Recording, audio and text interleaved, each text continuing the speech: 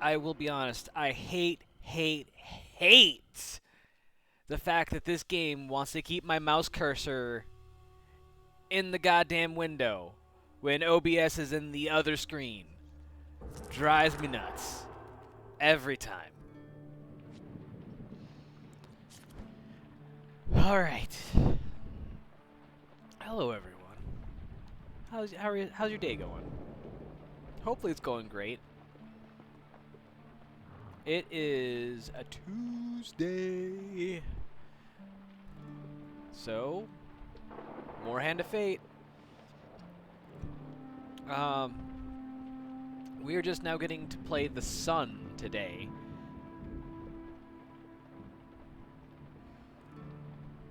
So there is this wonderful challenge.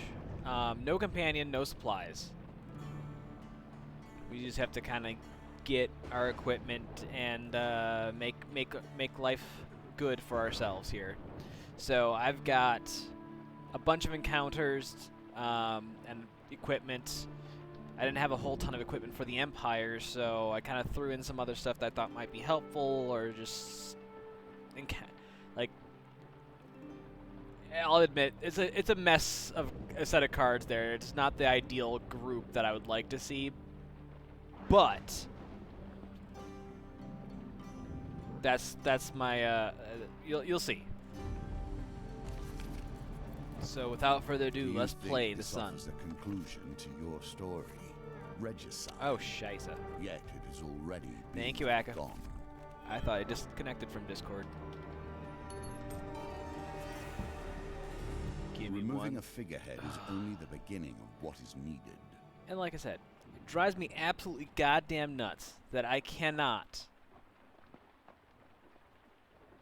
for the life of me, Alt-Tab worth a dick.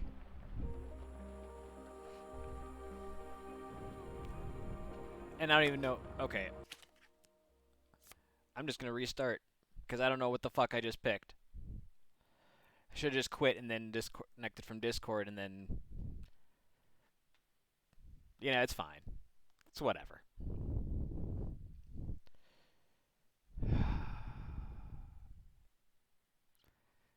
This game drives me nuts. If it wasn't for this goddamn mouse cursor being so fucking particular about staying within the window frame.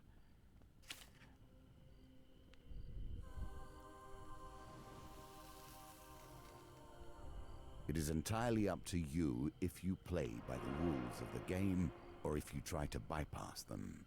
You only rob yourself.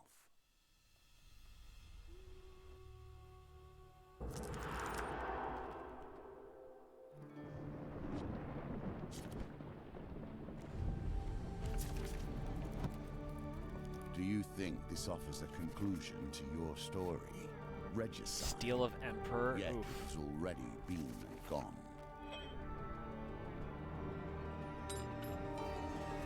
Ooh, that is a map. Removing a figurehead is only the beginning of what is needed. General Flint Hollow has provided you with the secret route into the Emperor's palace. Unfortunately, it takes you through the city's sewers.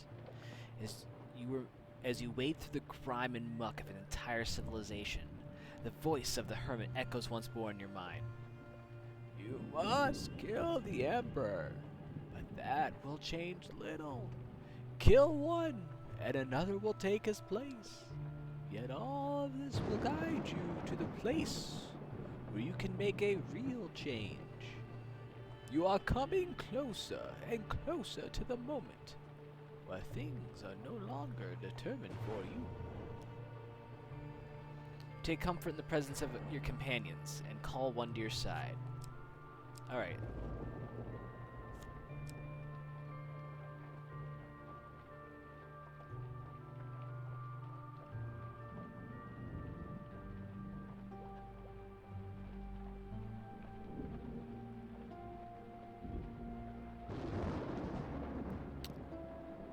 I think we'll take Ariad.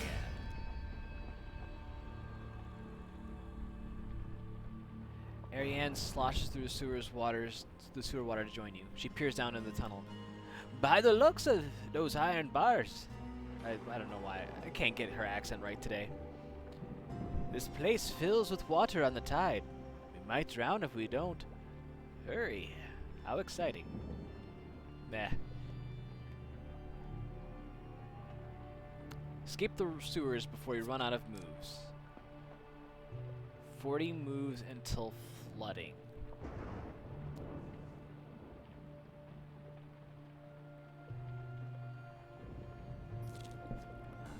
There are many who ventured down here who never return. At least until the flooding returns them to the surface. The dark confines of the sewers start to disorient you. Oh goody, it's a dice roll. Games within games within games. Yeah, like you haven't said that before. Victory, you are learning. You notice some construction markings scratched into the wall. You use them to keep your bearings. Hey, it's the Goblin Town. Green lanterns cast the streets in a murky light. Crowds of goblins go about their business while hooded figures lead rodent-like beasts of burden to market. In the distance, a mountain of gold glitters enticingly. Lines of goblins are arrayed around it like spokes of a wheel. You join one of the long queue of goblins waiting patiently for their gold. A dusty goblin wearing a pointy hat peers down at you from a tall bureau. His wrinkled hand clutches a quill over a scroll of paper so long that it cascades off his counter and onto the ground.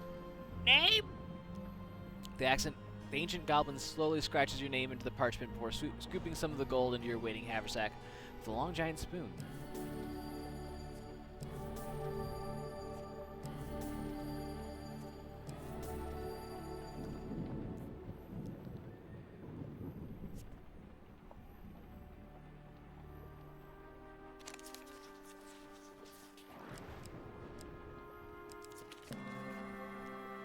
An ancient goblin wrinkled as a prune is selling an array of teas down by the bank of the pungent river that runs through the town. He places a bag in your hand, shakes his little head when you offer payment. I am happy knowing that this tea will either strengthen you greatly or kill you. Emergency horns blare in alarm throughout the city, reverberating off the cavern walls. You pack your things and hurry toward the nearest exit. You stop to assist an old, enfeebled goblin, lifting him over your shoulder for safety.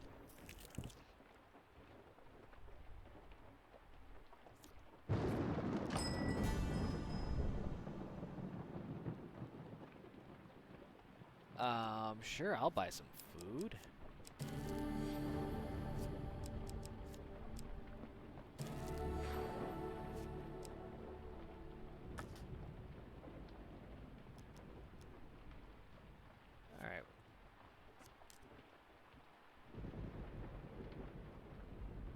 Okay.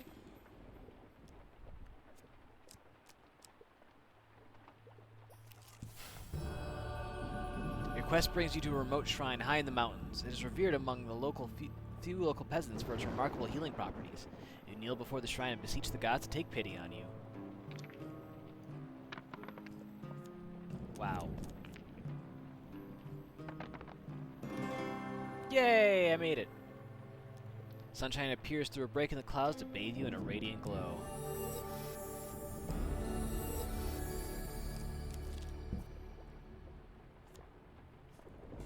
It is dark, unpleasant, and unkind here, yet so is your quest. The sewer tunnel is blocked by piles of refuse. You can break it down, but it will take time. You can ask your companion to help you.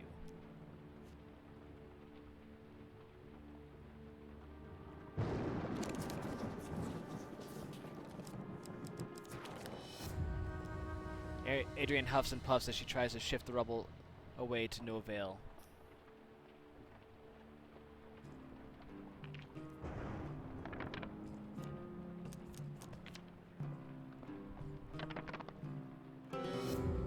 What? I didn't make an 18. You make very little progress on your own.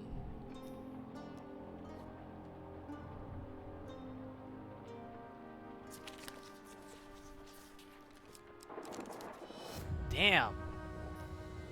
You just lose all your time right here.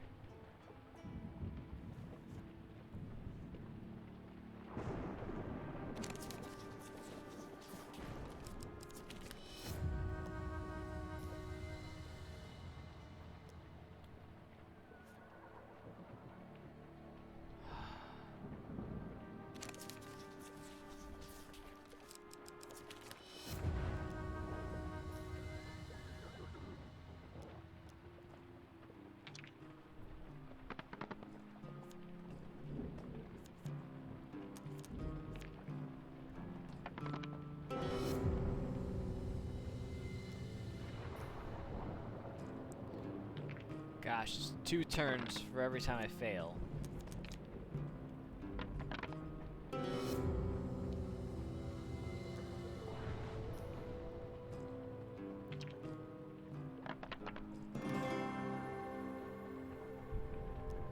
Clear the debris from the tunnel and are able to proceed. Death lurks beneath the waters. Corrupted horrors rise from the sludge to surround you, their approach masked by the nauseating gurgle of the sewer. The pendulum swings like a scythe, bearing hope or failure.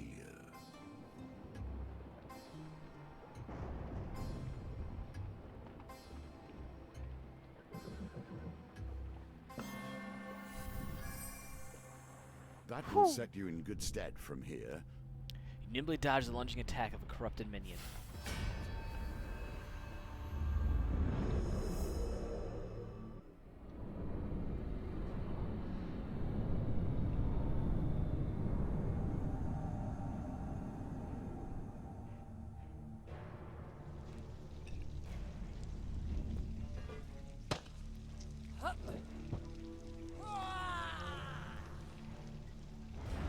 Ariad, Circus fortune teller, told her that she would die a hero, and die a hero she will. Ariane's gauntlet grants her much more health. Time to wreck this joint! Come on!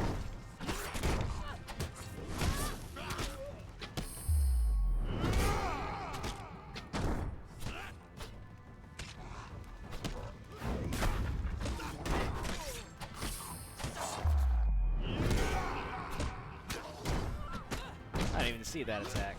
Damn.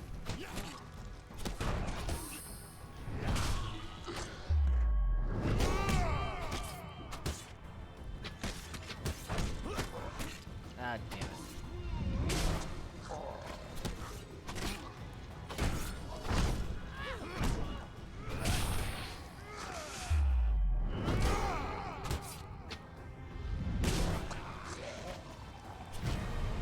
And boom goes the dynamite.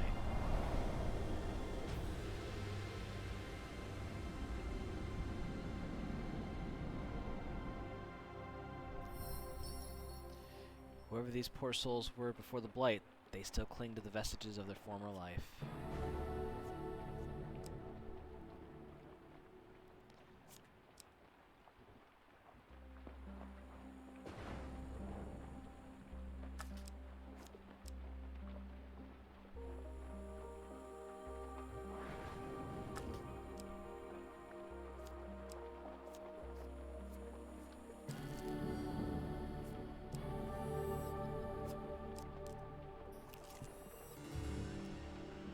Oh, that's not what I wanted to see.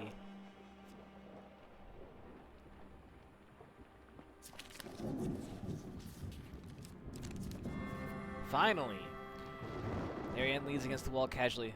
Well, how do you gonna shift this lot? As she says, the wall, the rubbish gives way, clearing your path.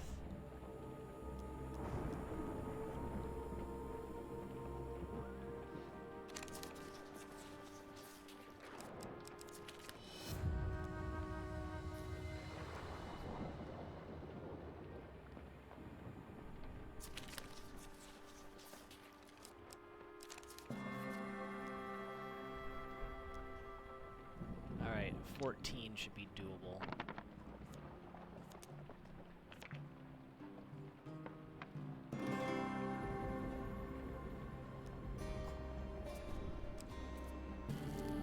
Thank you, chat.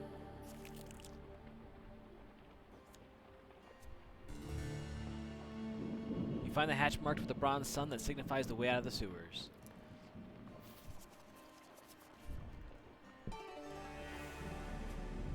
And so we reach out of the sewers and into the prisons, ascending one step at a time from the filth of the world with our eyes on the glory beyond. You emerge from the sewers into the cells of the palace prison. The land most I can't reviled? How's it sound? Yeah, the most reviled enemies rot here. The Emperor unwilling or perhaps unable to end their misery with execution. You survey your surroundings. The courtyard to the Emperor's chambers are just through that door.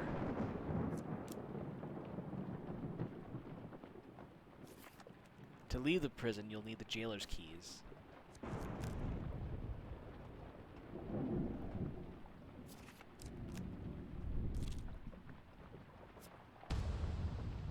You feel the cold stone against your cheek. Head pounding, you open your bleary eyes. The unmistakable scrape of metal wakes you fully from your slumber, and you slowly take stock of your surroundings. Thank you, Akka. I appreciate the encouragement. I will do you proud.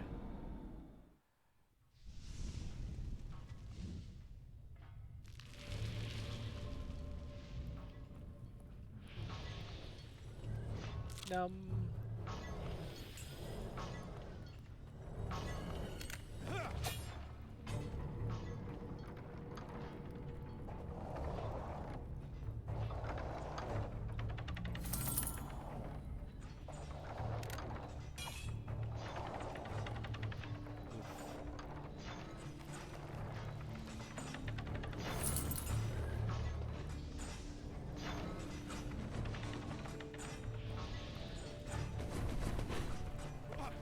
Easy peasy lemon squeezy. See if we can't nab that 5 gold up there too. Oh, come on. The trap hadn't even started yet.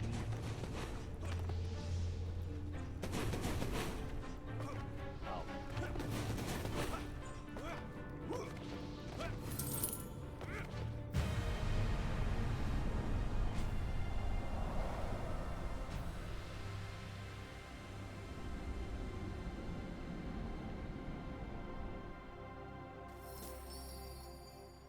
25 gold, 2 food, and 2 fame? Hell yeah.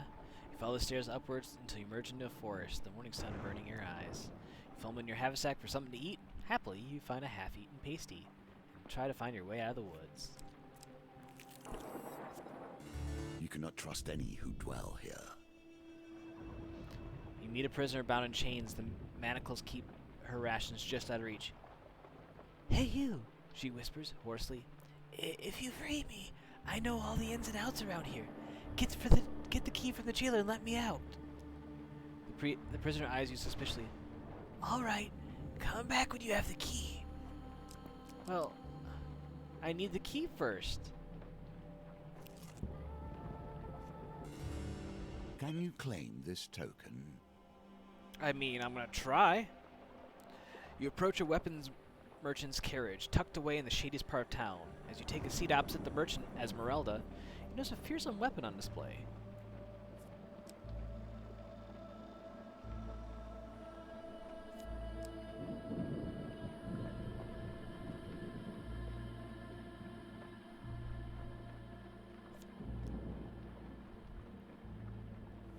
Ordinarily, that would cost you a pretty penny, but since it's been gathering dust a while and I'm in a generous mood, I'll sell it to you for 50 gold, she says. You take the merchant and step out into the alleyway.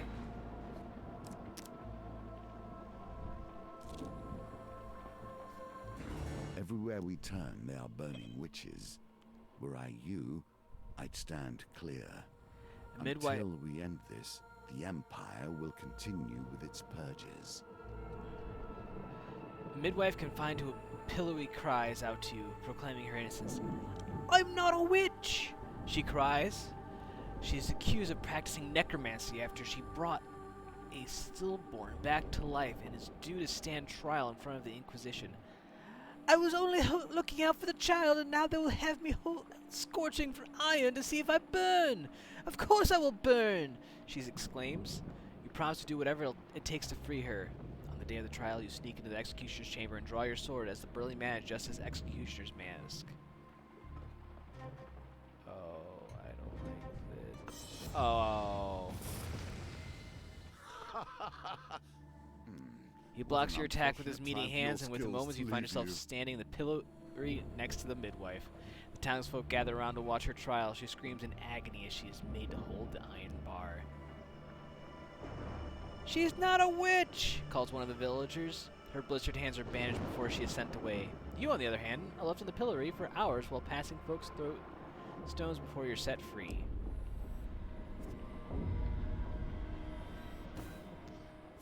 That could have gone better. Not the keys to the kingdom, perhaps, but enough. The jailer looks genuinely surprised to see you in his prison. "What in the Emperor's name are you doing down here?"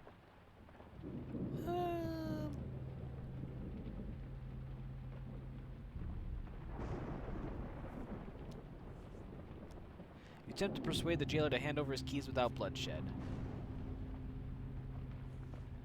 I'm gonna try and make this happen.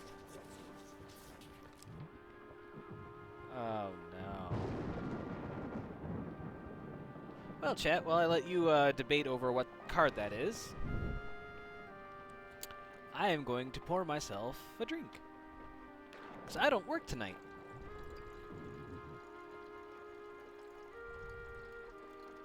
Which means all I have is time for all of you.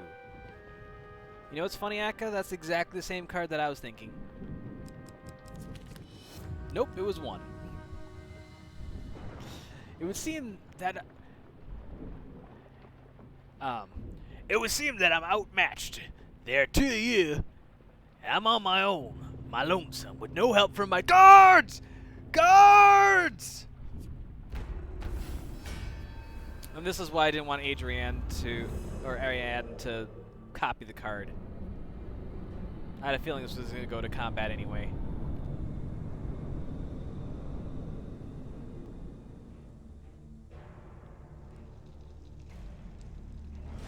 The jailer. To guard the worst Imperial prisoners is a job for the toughest of souls.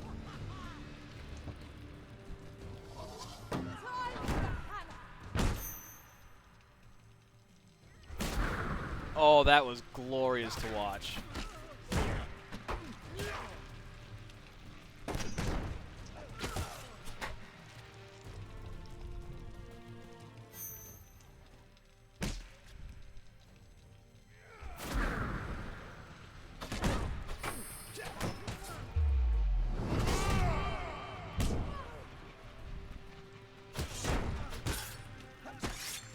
Oh, what?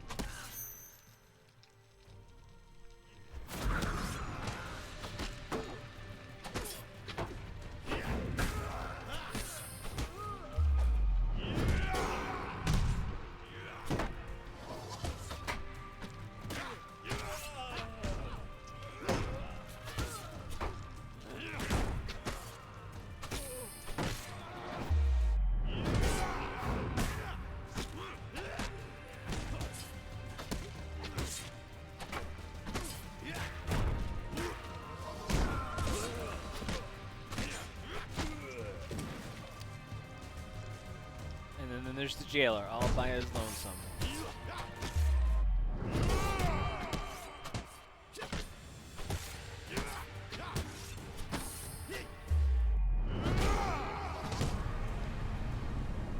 Gosh.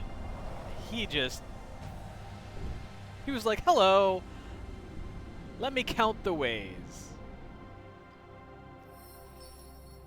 You take the large ring of keys from the jailer's corpse. You can now open the locked doors. He will not last. He lacks strength. By the time our tale is told, he's probably already lost. I'd like to point out something real quick. I don't know if y'all have been noticing, but if you look at the dealer's arm, like it almost looks like it's infected. And like he's definitely lost a lot of youth. You can even see like in his face, there's like deformation happening. So, methinks something's happening to the dealer here, and we're gonna find out some nasty stuff eventually here. A little devil with a broken horn slouches on a tree stump in a dark forest. While glum, he appears harmless, so you approach him with only a little caution. "My father banished me from an underworld because he thinks I'm not evil enough. Apparently my curses are just too weak," he sighs. "Do you know any curses?"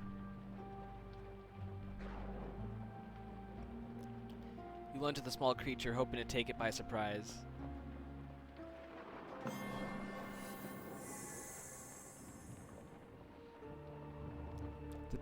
The devil leaps in surprise, but you can land a convincing blow on its head, sending it to the ground in a heap. Soon you have hacked the horn from his head. You depart before it wakes. Soon, you and I will allow mages to walk in peace once more. We are close.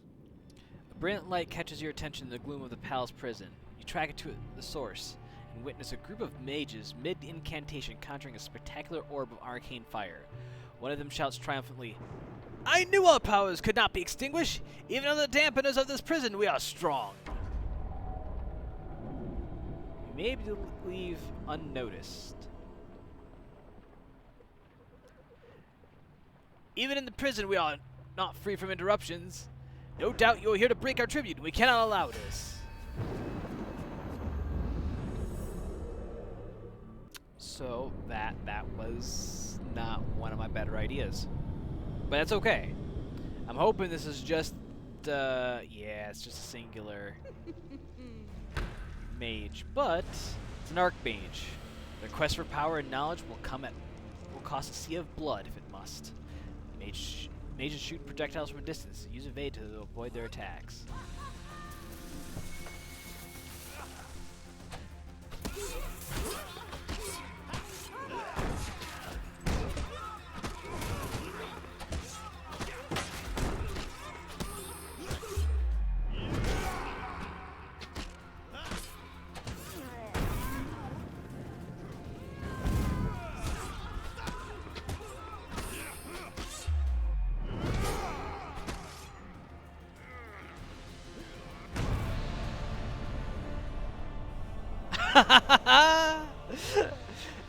Ariane hit the mage so hard it fell through the floor. You check the fallen for anything of value.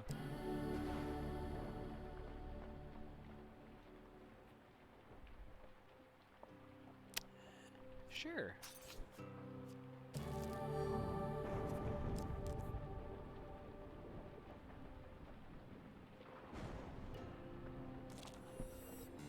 Do you know, in all my years, I have never set to sea.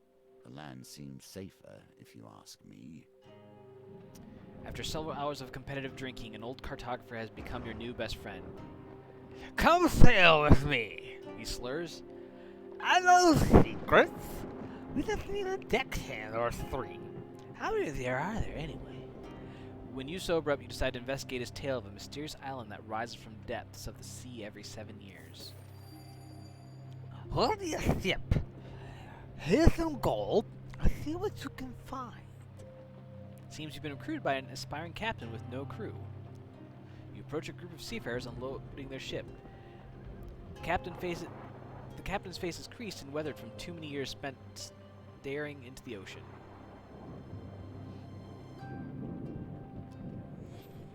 You convince them to set sail immediately. After a long voyage, you spy land on the horizon. I'm not a vain man. You must appreciate that this game, has been my focus for more years than I can count. I have a certain pride regarding its twists and turns. With little warning, a storm rolls in, engulfing the island. Your ship may seek shelter below deck. As you rush to do the same, a forceful gust slams your head against a swinging beam.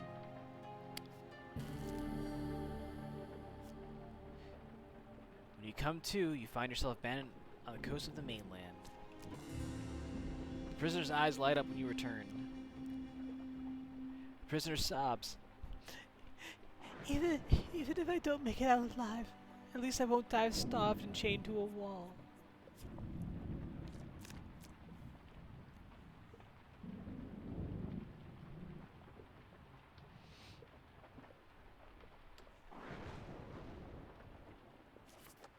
She points out an innocuous spot on the wall.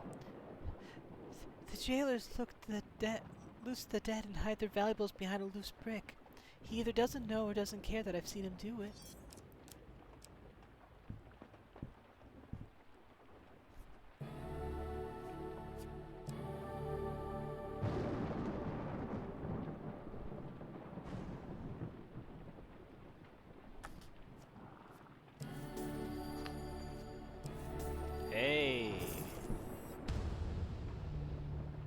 The town crier announces the Empire seeks mercenaries to battle against corruption.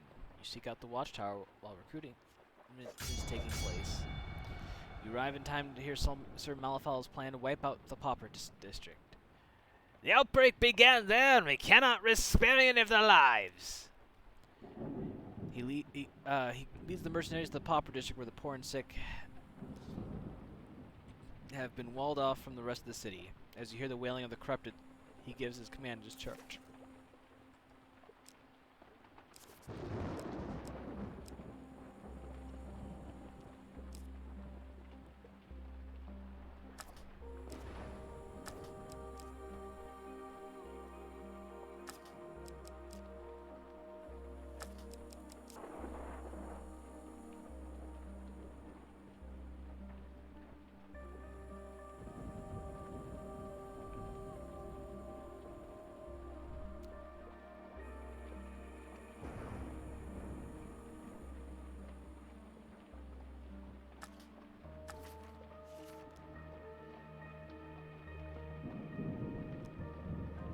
Your refusal does not sit well with the Imperial soldiers.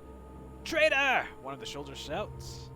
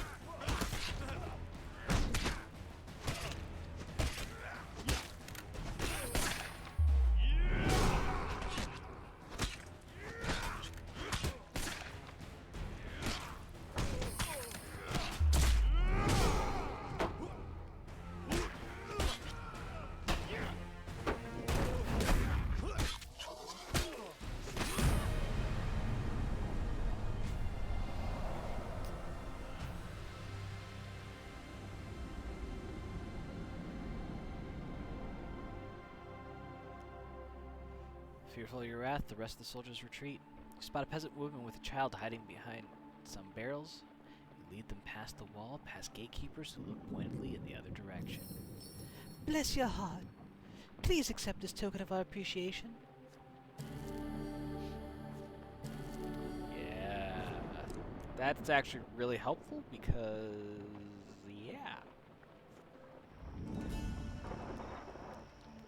What's for equipment? Gladiator Visage. I don't have anything, so that works. I won't buy the food just yet.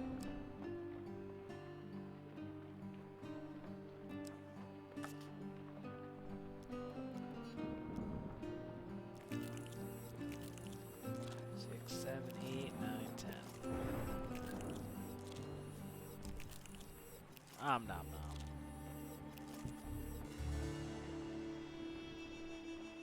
Few would blame you for avoiding Imperial taverns at this point, and yet you find yourself once more knuckling up to a bar crowded with soldiers. Yeah, I'll keep the axe. Before you can even order a drink, Sir Cassius has hurled his armored gauntlet onto the ground and issued a challenge. The Empire has no place for honorless swords. Coin slaves like you are little more than undisciplined thugs. Nobody cares for your outrageous claims of heroism. I know of this mercenary. They say they defeated the magical shaman of a northerner tribe. Irrelevant. You think you know how to handle that thing, do you? I am Cassius, the finest swordsman in my company. Would you like to prove your mettle against a real warrior? Or are goblins and the corrupted the limit of your talents?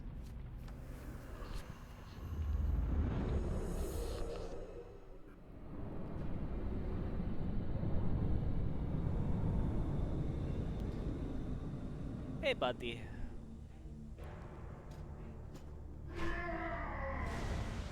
Very drunk, heavily armored.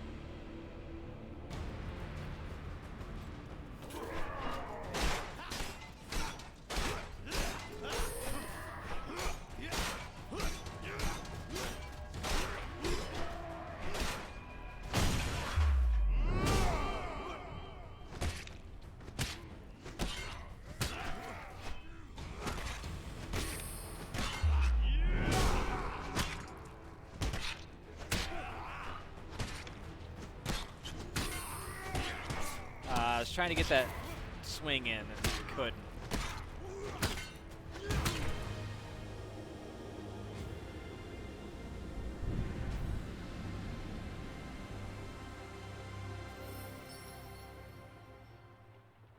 Enough! I don't have time for this nonsense. Tavern crowd cheers your victory, and the tales of your battle are told and retold. Your prowess growing with each telling. Death mages. They'll make a crypt out of anything. The feeder of decaying flesh assaults your nostrils and turns your stomach. You have entered the makeshift lair of the necromancer.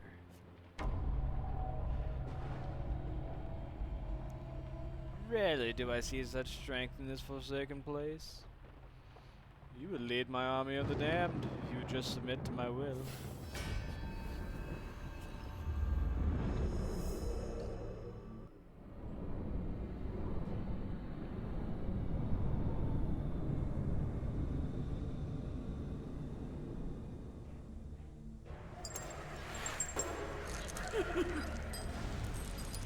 Necromancer. The Necromancer revels in the land, tipping ever more into chaos. Use bash to break through their gruesome armor. Whoa, that was weird. Working in the fort is hot and this is like a holiday.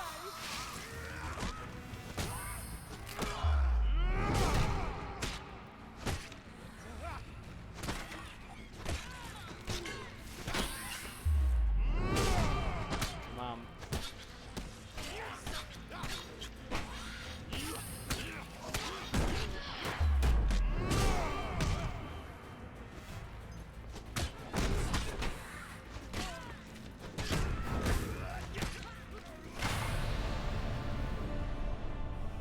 Whee! That actually worked out rather nicely.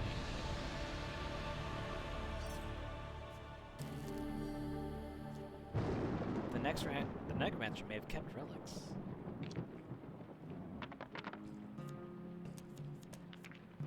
I just need to roll 5.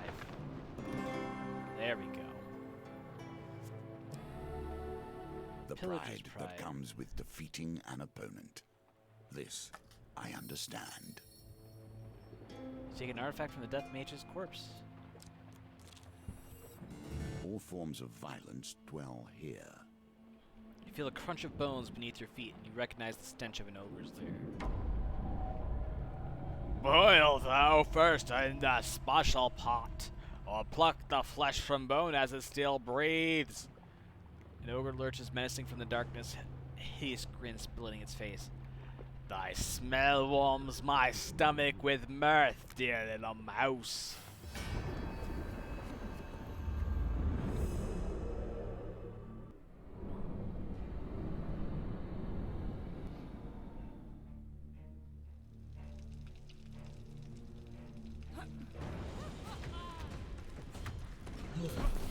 Come on!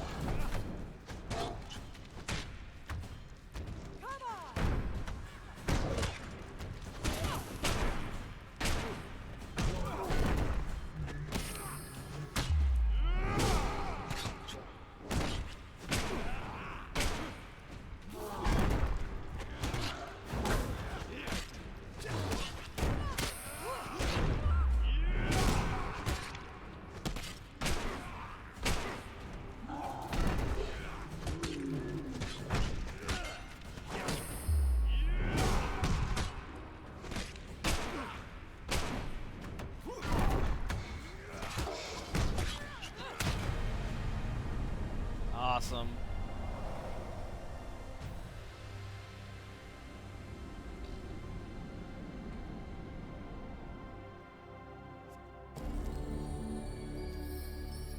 The bloody remains strewn about the ogre's lair may have something for value.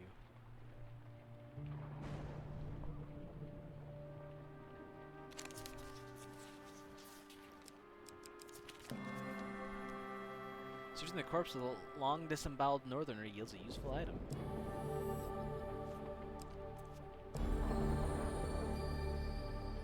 Your companion's ability cooldown charges 20% faster. Oh, hell yeah. Be careful. All debts come due in time. You arrange to meet with Badger, a shady business whose main line of work involves offering bad loans to people too desperate or foolish to say no. You decide that your current circumstances demand such drastic action as to undertake such a proposition. Well, you looking for a loan or a job? You look like a trustworthy sort. How much money would you like to borrow?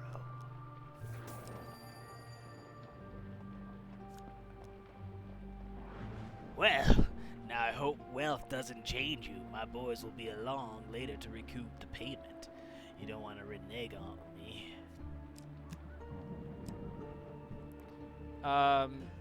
I can as soon as someone makes them, Kiwi.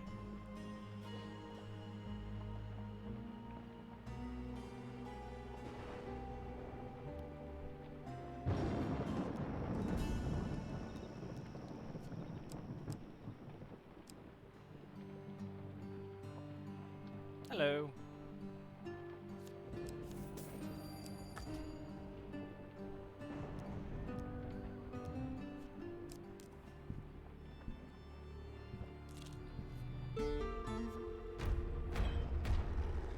Badger's goons soon catch up with you. Well, you either got it or you don't. Good. Say, you look like you can handle yourself in a fight. If you're ever looking for a job, I always have need of people who can persuade others to do what's right. As Badger and his goons leave, you notice a weapon glinting in the light. You wait until the area is clear before stooping to pick it up. One of Badger's goons must have dropped it, though his band of well-armed cutthroats may have more than enough implements of murder. Nicely done. Oh! It's Thomas! Ignore the farmers. Demand. And then we'll refuse to fight. And we'll play some games with Thomas.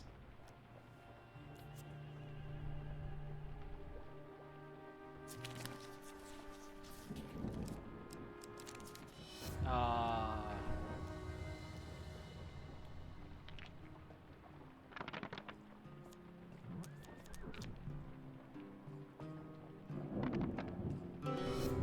13. Oh. No. Not having much luck at all.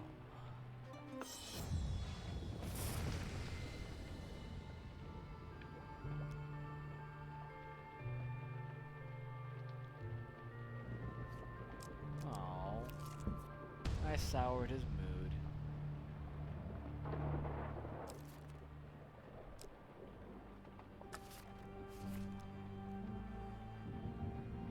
The tower's in chaos. Alarm bells will have the garrison soldiers in a panic. As you watch, a goblin with a hefty sack leaps from a window, dangling from a makeshift rope. He bounces painfully off the wall as he lowers himself to the ground. The castle doors fly open, guards assemble, armed and angered. The goblin blows his horn, discharging little more than a feeble hiss. I need a moment to recharge this. Help me and I'll split my takings. Before you can reply, he throws you an item from his sack. Here's your retainer, he says. The goblins rush forward. Arrest them! They're with the goblin!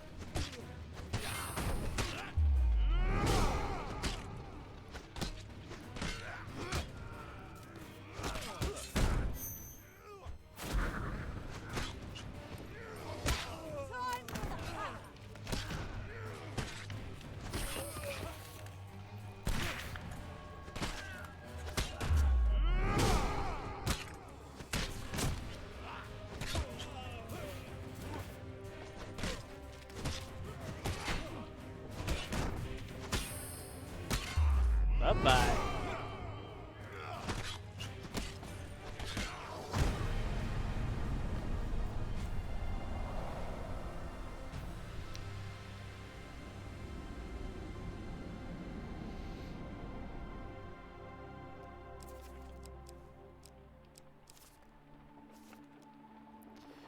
Hearing the shouts of additional guards, the goblin summons a portal and drags you in. The three of you fall through a seemingly endless tunnel of swirling stars. I can't tell what that card is, so I'm just gonna go for it. Oh, lost in the sand. Okay, well I'm glad I stopped there. You see Excellent. the goblin ahead? A The wise sack tears open as decision. loot tumbles toward you. After what seems like a lifetime, the portal releases you in a forest, depositing you over a small pond. You crawl out, soaked, to find Ariane double over with laughter. Your majestic disappearing act has become the talk of the town. So much death here. It leaves behind so much that is tainted and unclean. A sudden drop in temperature stops you in your path. You glance over at Ariane as your breath turns to fog. We're in the presence of a shade. Such vibrant souls. I will feast on your essence for years.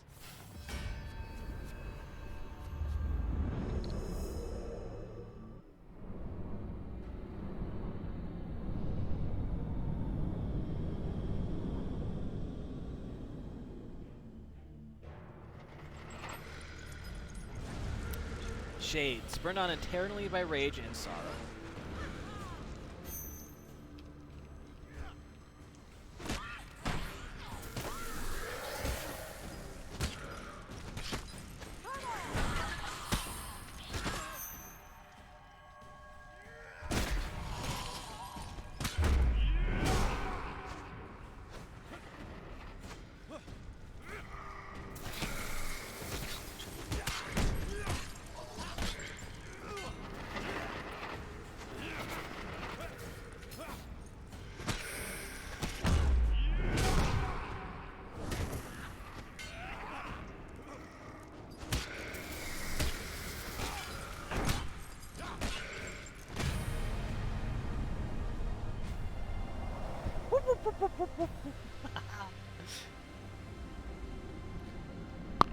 The shade is painfully easy. You just smack it so much it looks like you're dancing with it. Geez, I have a ton of food. You search the shade's previous victims for anything of value.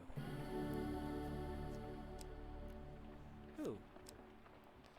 Draw a life gain card after every encounter in which you received a gain card. Excludes the camp encounter.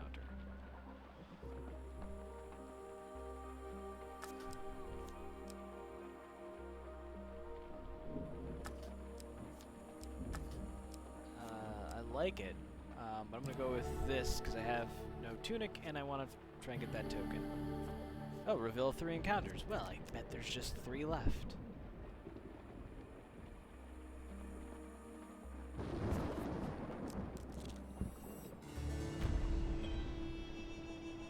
Alright. You enter a tavern one evening just as a gang of soldiers rise angrily from a card game, advancing on the man across the table. Save me and I'll pay you with gold! The merchant cries, leaping behind you. Hey, that's our gold, Hansel! We warned you, stranger! Hansel runs and hides behind the bench, his moneybags clinking loudly as the battle begins. I don't exactly know how I'm supposed to get this token. I think I've tried almost every way. And I think the way I need to do is I need to defend him and then catch him.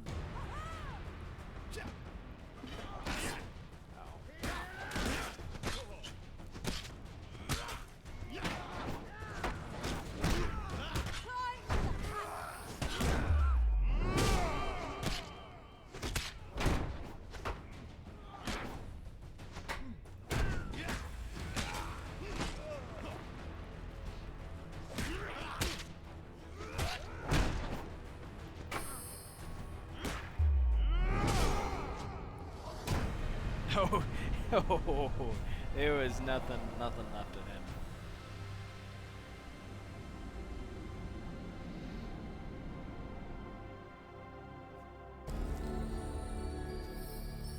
Having dealt with the threat of the vengeful soldiers, you turn to find Lucky Hansel lying still behind the bench, a northerner warrior crouched over him.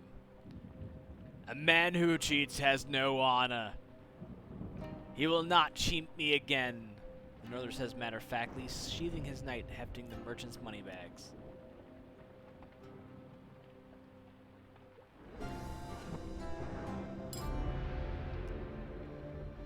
You discover Hansel to be wearing an item that might explain his recent run of good luck. Every game comes down to finding an edge. Nice. At the sound of more Empire soldiers approaching, you decide to follow the Northerners' example and exit discreetly. Ah, what secrets a simple chest may hold. The cell contains only a treasure chest, held shut by a sturdy lock. Fortunately, you already have the key. What do you do? That is at least one of the secrets. While you fuss with the lock, an eye blinks open on the chest. The lid yawns wide, revealing rows of razor-sharp teeth. The gaping maw latches onto Ariadne, who yelps in anguish. You wrestle them free, but not before they receive a nasty bite wound. The jailer's key fits the lock and the door swings open. On this day of penance and charity, you hear that a priestess will be blessing one and all for no cost at the Church of Fires. You find the flustered priestess at the church dealing with a huge crowd of peasants and nobles alike. You join the line, elbows are thrown and harsh words are exchanged, but you finally make it to the front.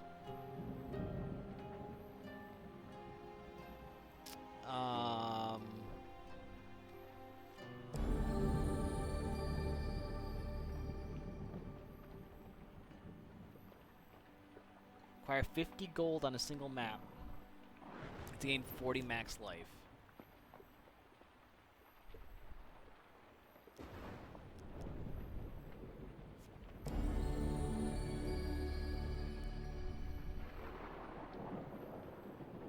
Wow. Nice. Next! The priestess shouts, a baby is thrust in her face, and somebody impatiently pulls you from the line. Good luck taking this token from me. May you have a long life.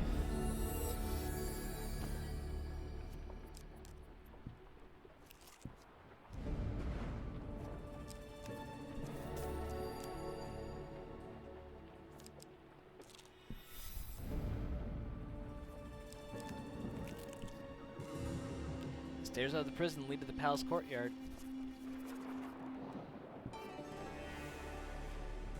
Here we are, at the very edge of the seat of power. The palace courtyard At least, stretches.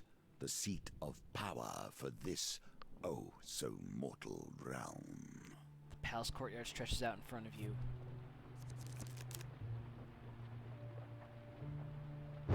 Hey, Topaz.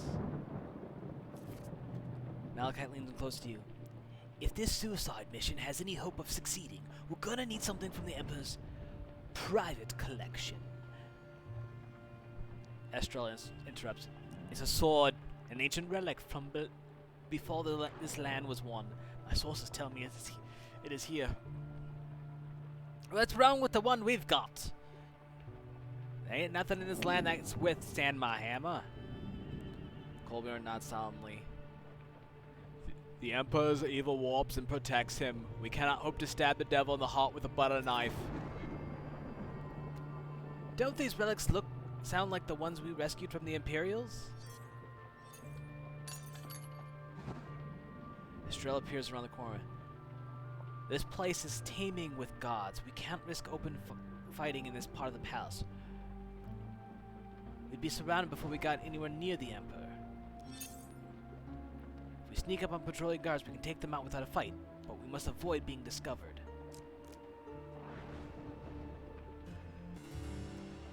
Catch a guard sleeping and slip past unnoticed.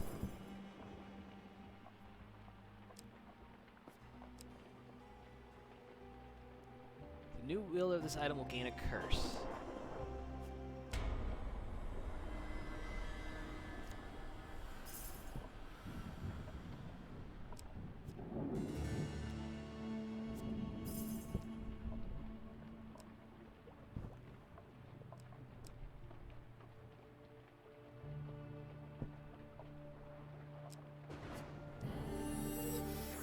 Hey, thanks, chat.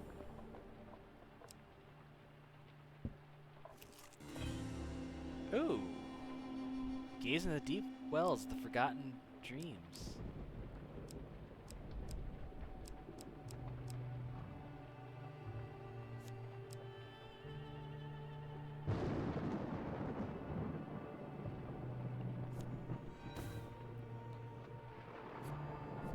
I mean, so far we're still on our first attempt on Sun, and it seems to be going well.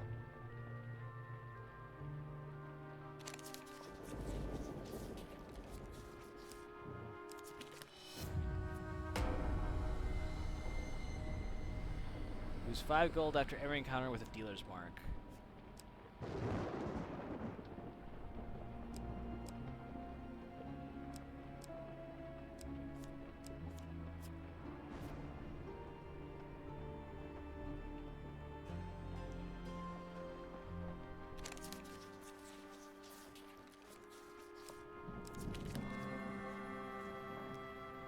You wake up sometime later with no idea how much time has passed. You know that these woods are deadly without the protection the forest guardians ring.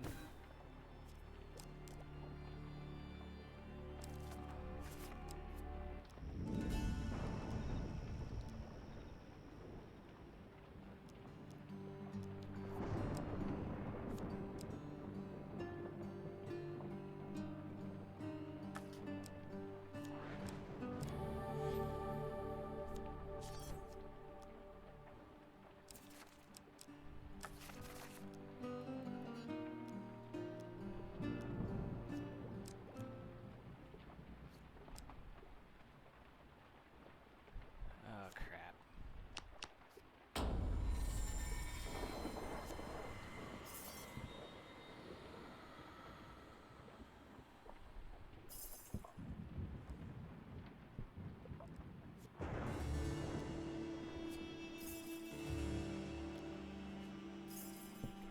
Nice. There goes all the guards.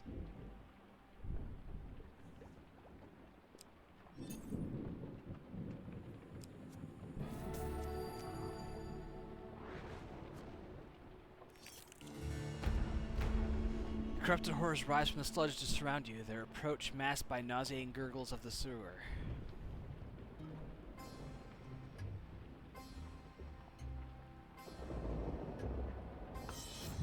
God damn it. Poorly done. You must harness your will and find the quiet stillness inside you. A corrupted many leaps from the shadows and pins you to the floor. God damn it.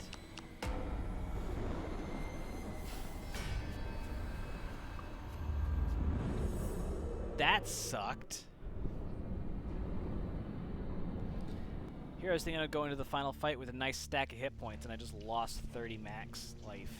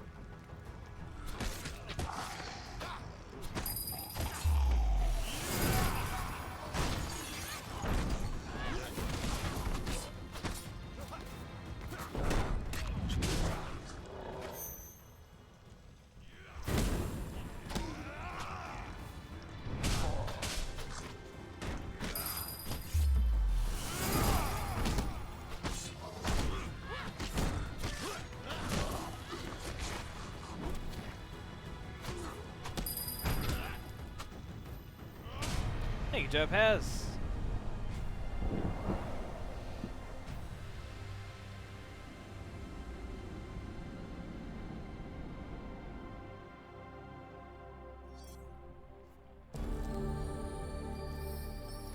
Whoever these poor souls were before the blight, they still cling to the vestiges of their former life. Hey, now we're talking.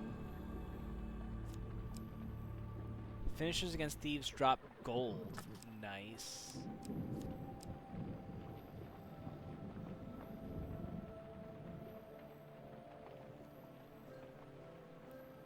Nice. Defeat 7 ogres with this item. People plunder the old secrets without a second thought to the power they lose along the way.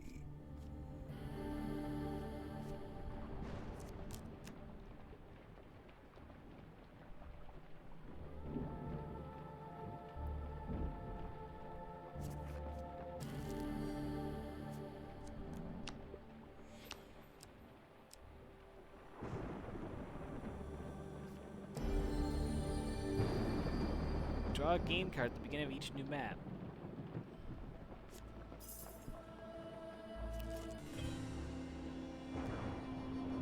A little devil with a broken horn slouches on a tree stump in a dark forest. While glum, he appears harmless, so you approach him with only a little caution.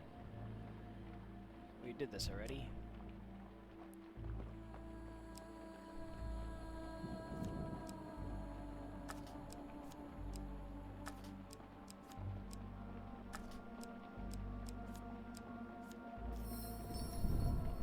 His face lights up whenever you give him your curse. That's one evil curse. Thank you, adventurer. Please take this small gift.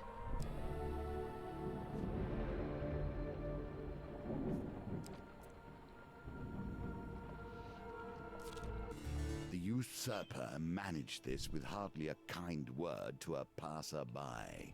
You seem to accumulate followers with every step. While passing through the smoggy streets of Iron Peak, a disheveled vagrant bumps into you with a jolt. Please, they're after me. He cries, pointing over his shoulder. Please, help me. They're after me, Lucky Charms. He opens his rucksack and gestures within. Take whichever one you want. Just stop them chasing me.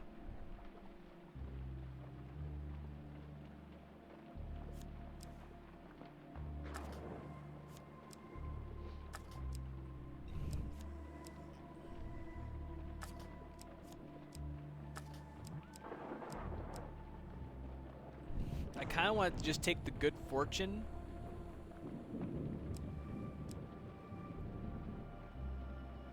At the same time, I know I don't have a decent shield.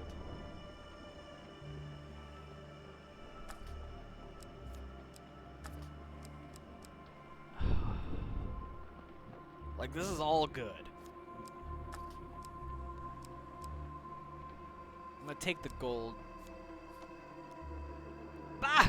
He scoffs, snatching the item back. Of course you picked the good stuff. No, you can have this. The young man looks at the helm, then back at you. You look like a sneaky sort. Let me just hold on to that until the job is done. He cowers in an alley and points wildly at the street behind you. I feel like... Do I have a helm? I have the gladiator's visage. You know what? I'm going to leave you to your troubles. Faced with skepticism, you decide to leave the vagrant to deal with his problems alone. Estrella leads you to an archives and whispers after the blade was stolen. They moved it down here. Oh. After the blade was stolen, they moved it down here. Such overconfidence! Searching so many fiendish ways they could have hidden it. Yet it's here among the dusty scripts and moth-eaten relics. It's almost as if they didn't expect a 5-person suicide mission to break in through the sewers and attempt an assassination of the Emperor himself. It's a fine blade.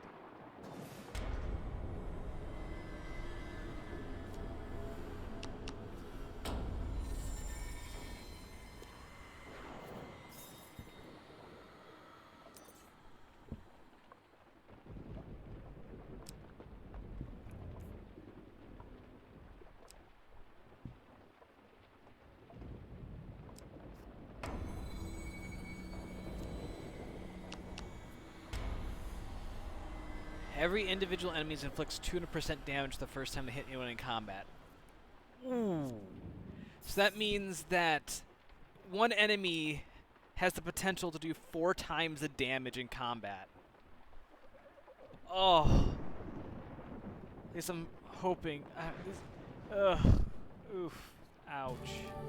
Thanks, chat. The extra food. I mean, I am sitting pretty on most of this stuff right now, so I'm not too worried. But, I don't have the ring I'm looking for, so. And so the final door between you and the Emperor is before you. You arrive at the door of the Emperor's chamber.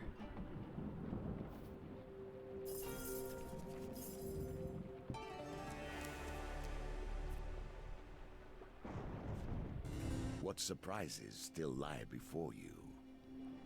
With all your might, you force the oversized metal doors apart. Air hisses into the room as you crack the stubborn seal. The chamber that awaits is vast, its outer reaches lost in the cold and gloom. You remind yourself that so long ago you stood in this room as the Empire's agent. Now you intend its execution. Malachite strides forward, purposely exclaiming, "Is this it? I was expecting a welcoming party of 100 armed guards. I've been working on a spell that could have blown them into 1,000 pieces. Or 1,000 frogs, who can remember?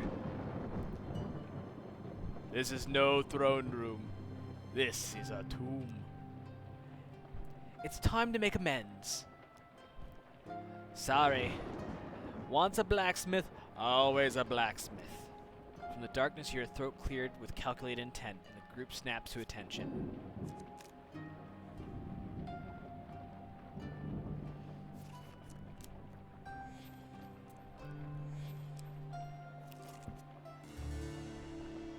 You enter the chamber in search of the noise's source. It has been so long since I last entertained guests. I feel obliged to tell you, many assassins have attempted what you are undertaking, and as my presence attests, none have prevailed. My body may lack the vigor of its youth, but that matters little. My guards will dispense with the lot of you. Ariane squints at the throne. It's awfully dark in here. Have you ever tried setting some lanterns? It would really brighten up the place. In the pitch black, you hear a ruffling as the Emperor strains to look for his royal guard.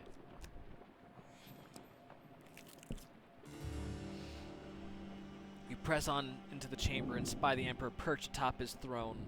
His frail body is clad in armor spoiled with faded majesty. While entertaining, your hubris has become tiresome. The geniality has left the Emperor's voice. His pale face rests lopsided on his shoulder, as if he lacks the strength to lift it. I am Emperor Alec, fourth of my line and sovereign protector of the realm. Among coarser company, I am Alec the Bloody, Scalebreaker, and Mage Scourge. After all that, you believe you could kill me?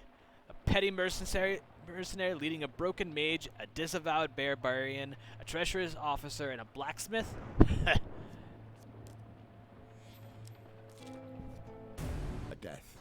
A death that sets in motion every moment to come. A death that leads you inevitably here. The Emperor's throne sits atop a massive marble dais. Your target waits patiently 5 steps away. Malachite climbs the first step and the rest of the party follows suit. Of course, Your Excellency will have protected oneself from mortal threats such as blades. Kolbjorn flings one of his blades at the Emperor, sharp and keening. It slices through the air and bounces off his armor with a sizzle that suggests magical protection. Malachite climbs the next step. And from gunfire. And of course, the petty tricks of a mage as his eye. Estrella raises her pistol and fires at the Emperor's heart. He flinches but remains unharmed. Malachite takes the third step and unleashes a volley of magic missiles. The sorcerer's bolts fizzle and dissipate against the Emperor, who heaves a deep, tired sigh. Enough of your nuisance! Malachite raises a finger to interrupt, stepping even closer. Of course, any blade powerful enough to wound you, you would have found and locked away, hidden and safe. In fact, you'd have kept it right here in the palace, would you not, to ensure no one could ever study it or understand its true power? Even if it was ever stolen by thieves, you'd have hired armies of mercenaries to scour the land for its return, surely. The party reaches the top of the stair and approaches the throne. Ariane draws the sacred sword and the Emperor's eyes grow wide with fear. The old man searches desperately for an escape as you and your 4 companions gather around him. Malachite presses the tip of the sword to the Emperor's heart.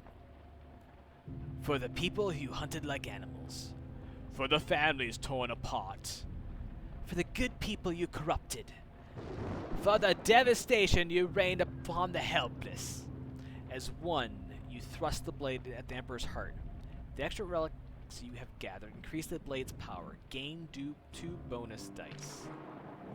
50?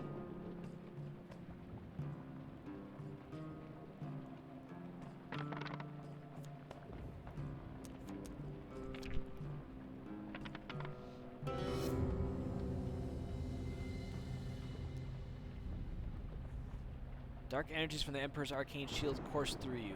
The dealer reduces the dice gambit target by 25.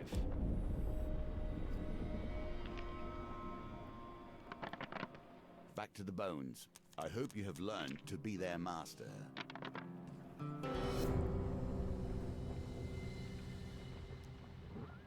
You grit your teeth and purple sparks fly from the sword's tip as you pierce the Emperor's protection.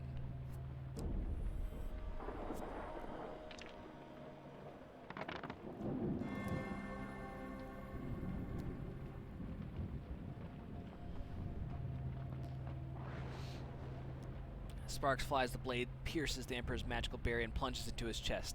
A burst of white light temporarily blinds you. A horrible screaming echoes around the throne room, and then it is all over. The white light fades.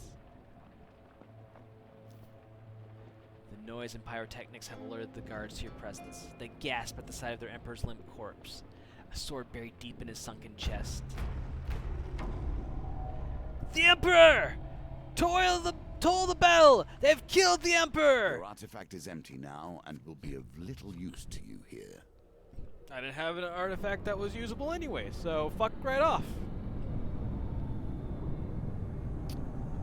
So we're just gonna go against the 4 knights here. Royal Guard, a wall of steel to protect the Emperor. Heavily armored, a knight can easily turn the tide of battle. Use bash to break their armor. The Empire never trained me for this.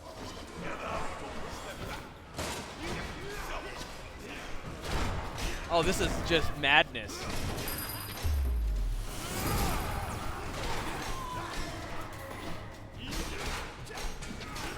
Estrella's already down.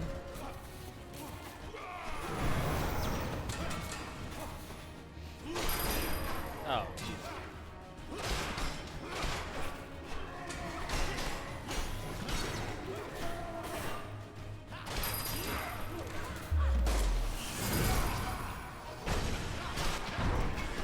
God damn. Oh, this is cool and chaotic and just a goddamn mess.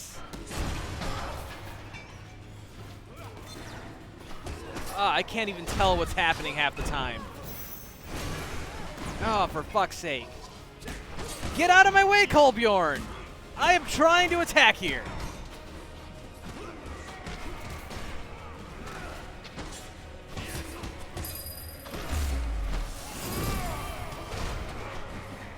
God damn it.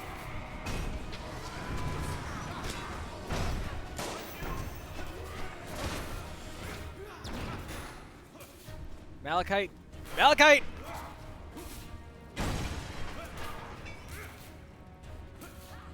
How many? There's still 3 enemies here? Jesus fucking Christ.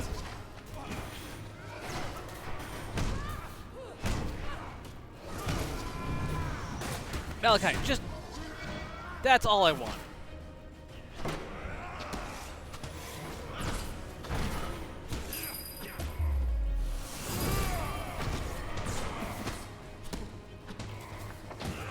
Alright. Malachite, you good for another charge? Ow!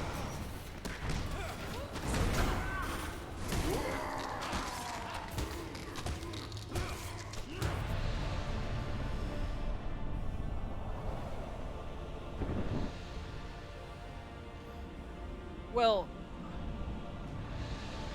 I don't know why I kept thinking there was there's 5 and not 4. With the Emperor dead, you expected to feel the triumphant, yet now you feel nothing but dread. You see the same realization dawning on your companion's face. Nothing will change. The voice of the hermit rings forth once more. These cards were played before your arrival. Your fate determined well in advance. Yet soon you will reach a place beyond even my ken. Find the dealer, learn his game, and you may yet change the course of this land. Now run!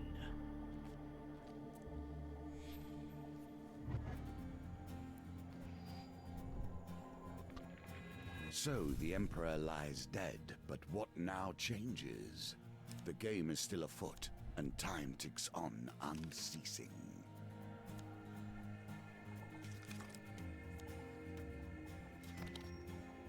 Woo! Gold token! Gain the strength of all 4 relics to defeat the Emperor. Knight's Helm. Plus, for successfully paying back your loan, Sapper's Bolt. And for trying to defend Hansel the Gambler, Ring of Concentration. Nice. Well, So your story winds to a close. The serpent meets his own tail, and we will soon come face to face with the usurper. Are you prepared? It almost matters not now.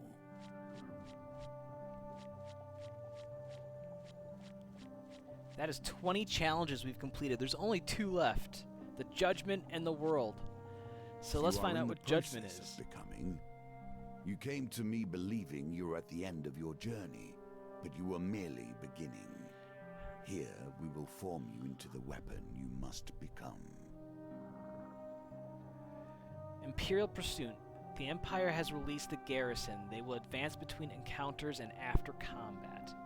Wanted. The price on your head will spur the most common foe to claim it. All basic enemies are brimstone.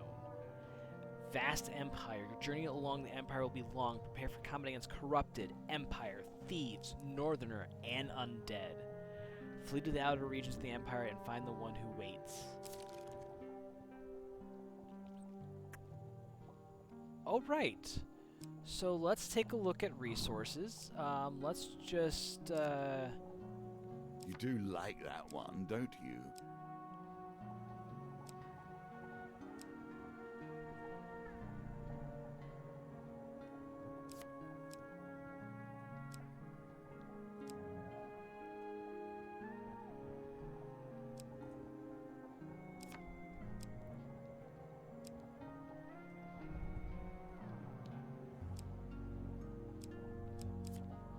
man, we are...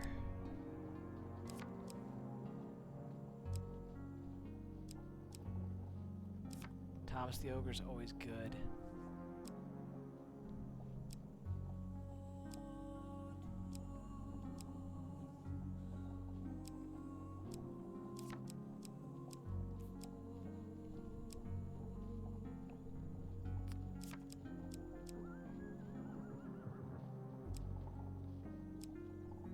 I'm saving arm wrestling for when I have a bunch of cards for dice. Because I'm on the last one, I have to roll 18. And I want to make sure that I get that. Goblin Town is just great for getting money.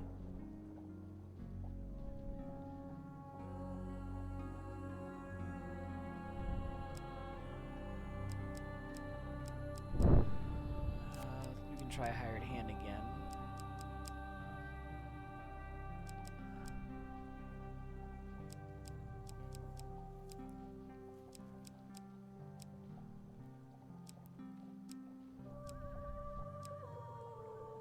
Goblin Retainer tends to be good. Care to the Departed is that's just easy money. I kind of want to take Alchemist, even though I know it's going to go terribly.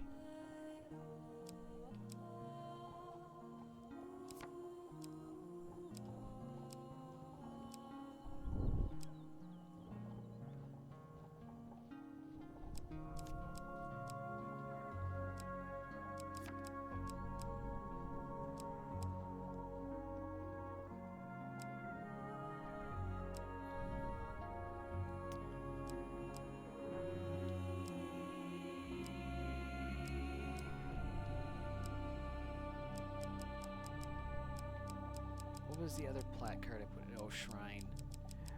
I can do without Elder's Gift. I'll take St. Tala's Day. That's way better.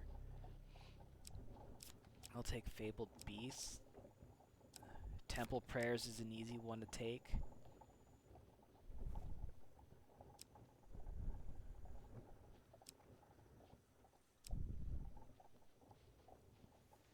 I'll take Help. Let's go back to food then. Resources, food.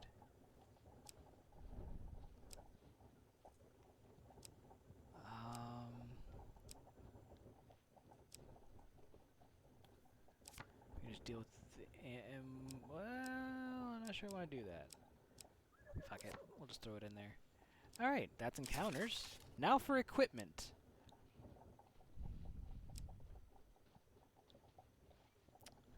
Alright, so let's start with resources.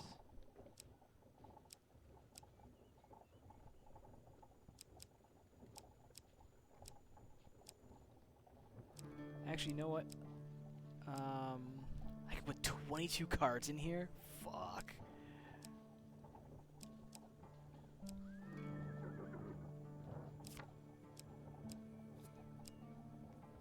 I get one.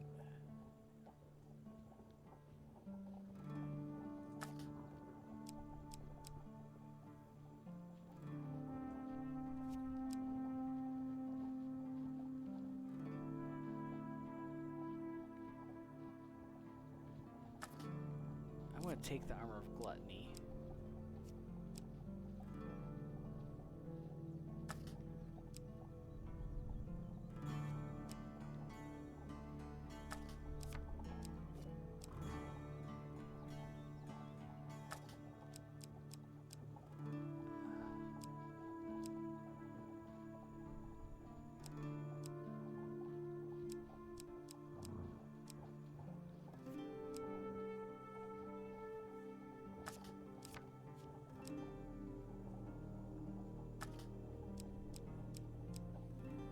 Berserker Creed.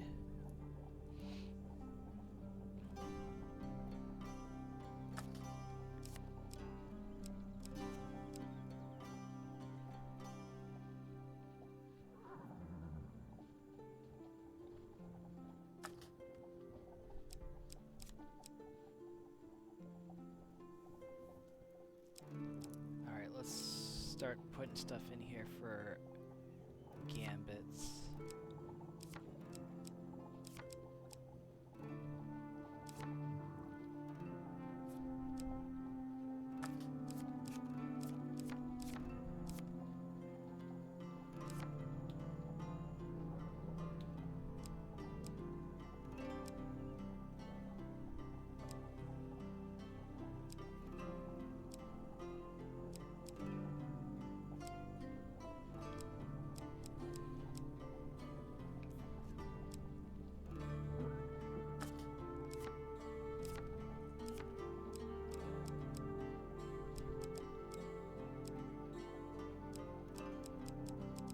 I should throw in some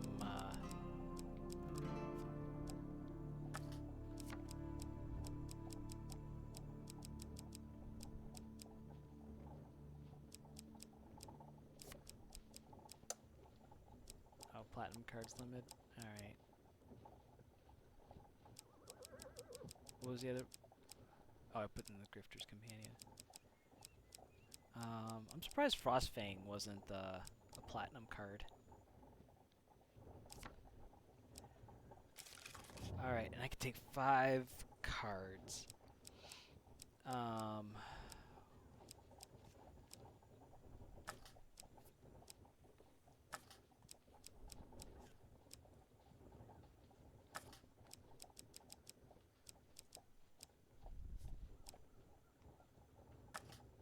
take the leather armor. I'll take the soul gem.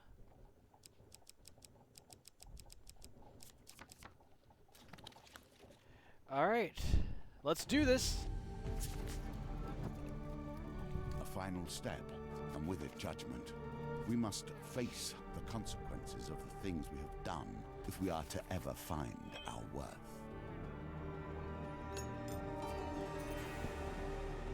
And so you come closer with every moment to the beginning of our story. Oh nice, I start with 15 fame. Warning bells ring out across the city. That was too easy, Strella says as you and your companion scramble down the spiraling staircase to the palace armory. Did nobody else hear that disembodied voice? Far from being unsettled, Ariadne looks excited. The caravan! We must get to the caravan. I know where it is. The marigold fields beyond the swamps and mountains, on the earth skirts of the Empire.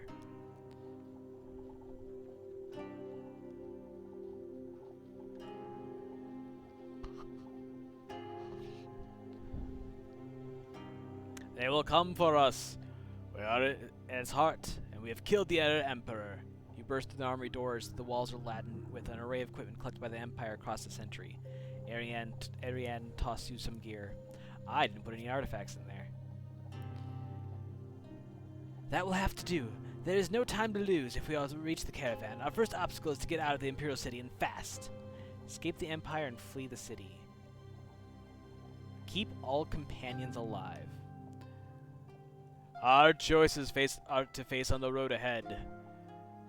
We may not all survive what we have started. We knew the risks. I, for one, stand by my choice. If we're to escape the city, we're going to have to rough the borough. The city's rotten back streets, and we'd best split up. Who would you like to have by your side?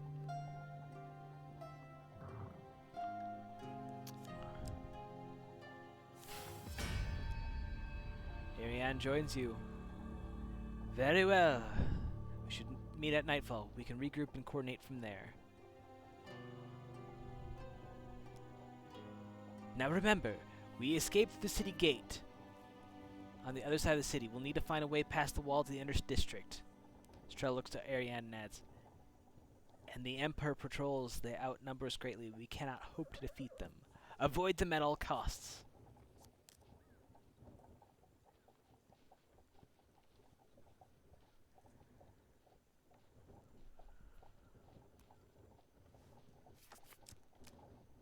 Alright, so let's take an actual look at this map here. So it looks like there's just a shit ton of city streets. And we don't want to deal with the city wall. And we have to get to the city limits. So basically we just kind of have to... So, let's... Your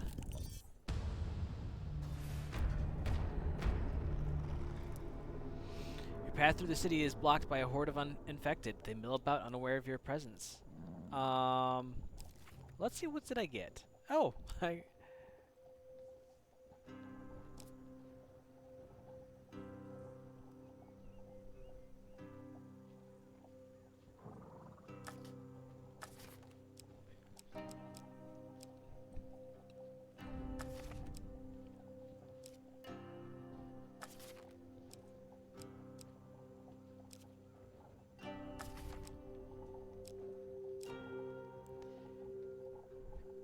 oh, nice. Soul Gem was a good, good card to take.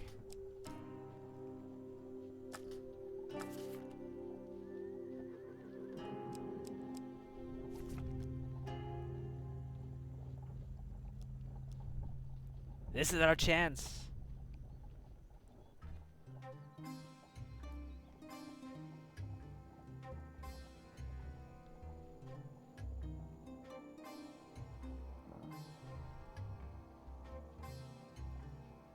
Oh, I don't like that.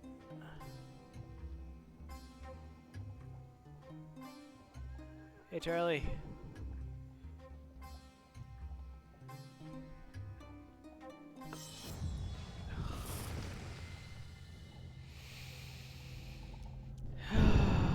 Before you can land your first blow, Ariane lets out a scream. The rest of the infected turn and stumbles toward you.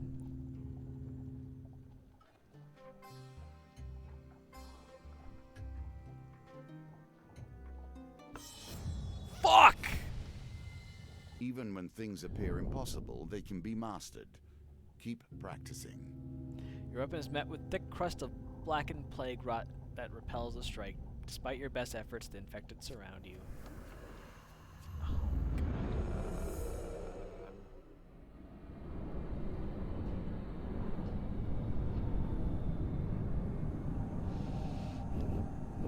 We could lose right here.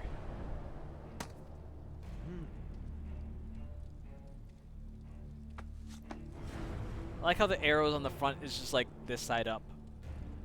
The peeler. Weapons of this design left the knights of the tracks shattered and dispersed. Oh god, look at them all.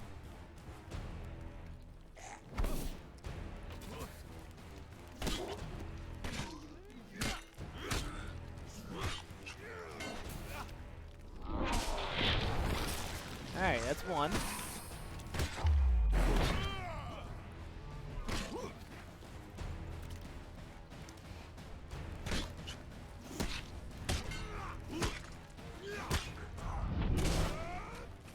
Yep.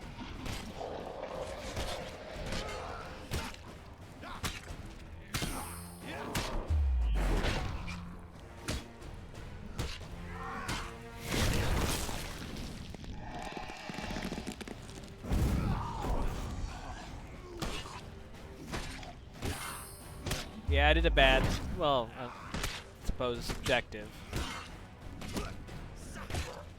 I did a not popular thing.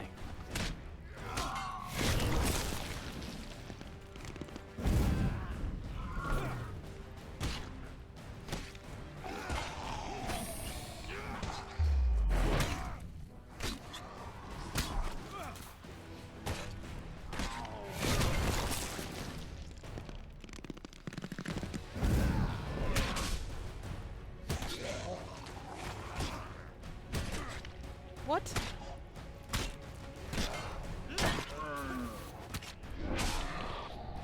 God damn it.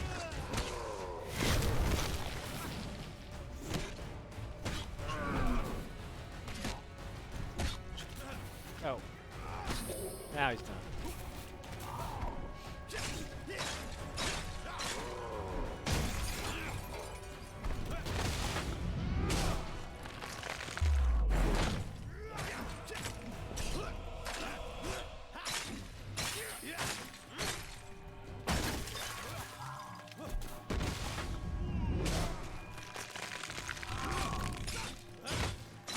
Bangs.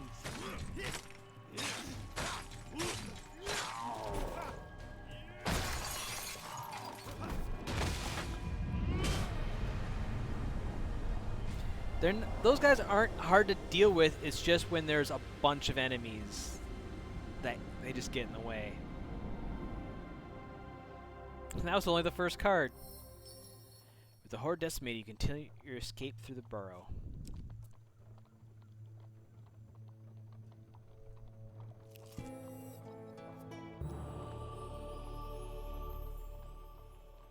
You meet a wandering priest who greets you in a friendly manner. For a small share of your provisions, I will bless you in the name of the old gods.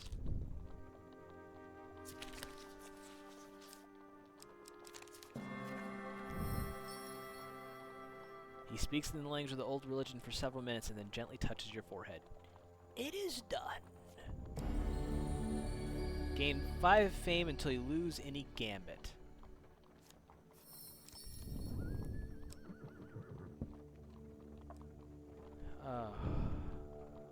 I kind of want to explore the rest of these cards, but, hey, thanks, chat. Every step before you is filled with enemies. If you are to reach me, you must shake them all free. You find your companions taking cover in an alley across from the gate to the outer district. It's the infected. The commotion of the god has incited them. They've gathered here, blocking the gateway to the outer district. It is the only way out of the city. You peek around the corner. What the fuck?!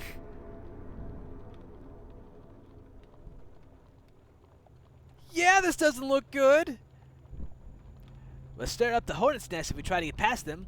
I say we run like cowards. We should head forward. It's only a matter of time before we're found by the Empire, and that is the only way beyond the wall.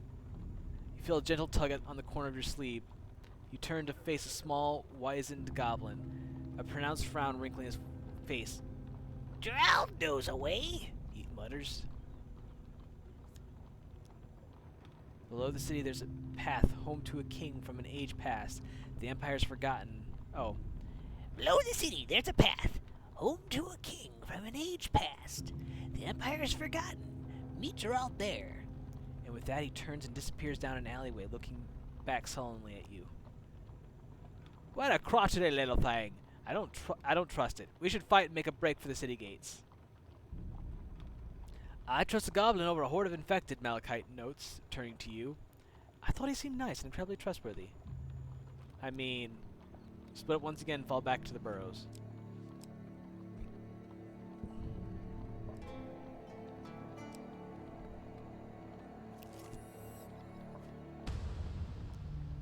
A Wounded peasant runs stumbling down the street, chased by a horde of corrupted.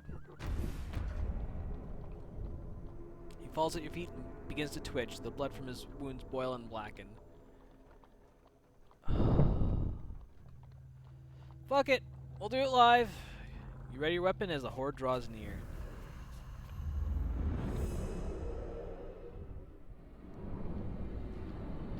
Still early in the quests.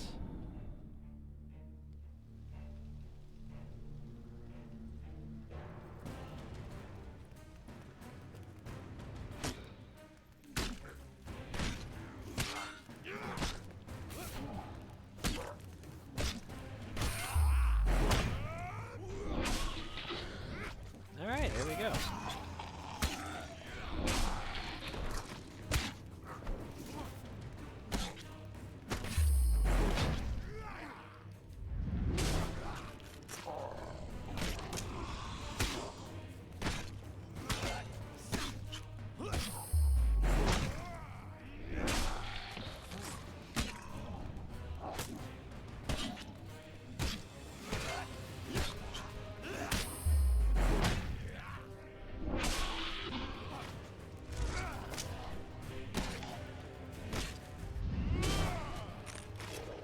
Seems to be going okay.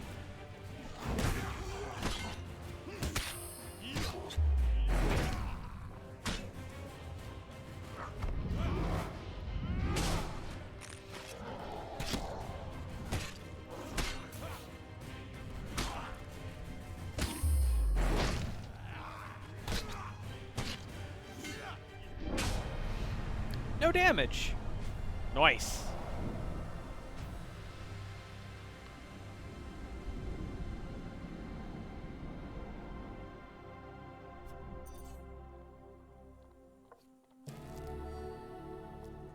With the horde defeated, the townsfolk rush to attend to the peasants.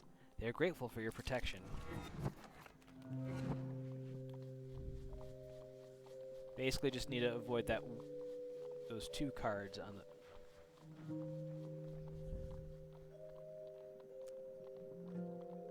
Oh, I can go one left or right. I will take food. The farmer offers you fruit from his stall and thanks.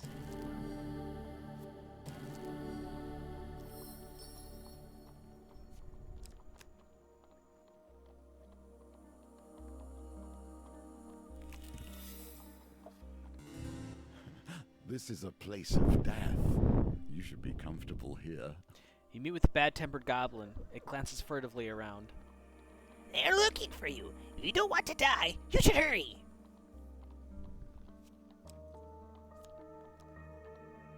The catacombs lead under the wall of the inner bailey.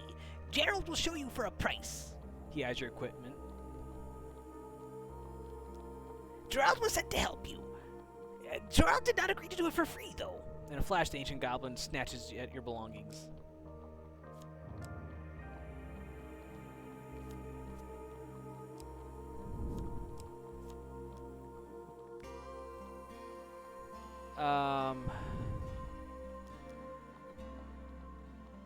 They will do.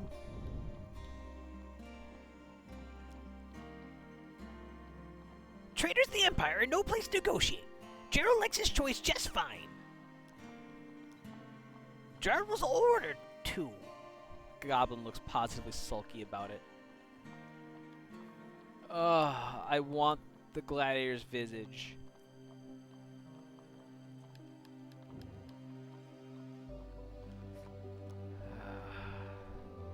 You follow Gerard to an open sewer gate by an abandoned hospice. Then, quite out of nowhere, he presses a flaming torch into your hands before pointing into darkness. The torchlight flickers on the wet stone as you crouch and crawl through the tunnel. Then, quite out of nowhere, the tunnel opens up and you can breathe again. Light filters in weakly from cracks in the ceiling to reveal a cavern with the smell of old death. The catacombs. Suddenly, there's a rattle and the sound of metal in the darkness coming towards you.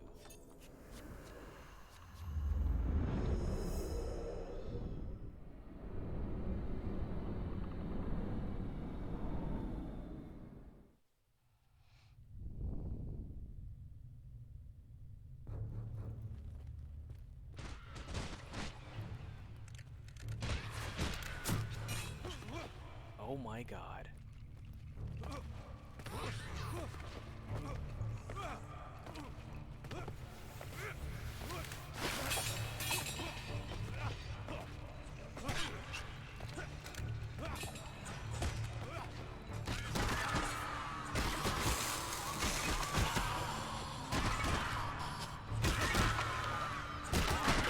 That worked out almost as beautifully as I hoped.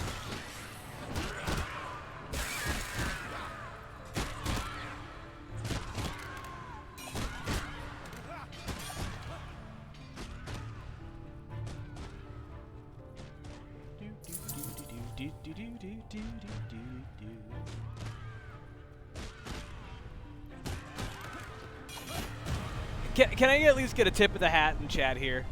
That was pretty good thinking, right?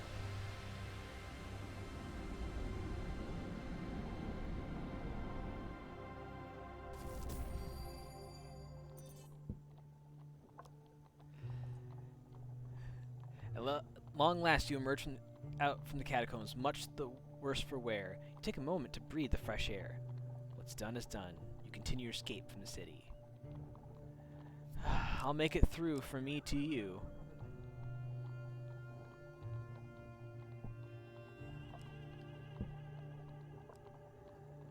Do I want to take 2 unknown cards or just the one?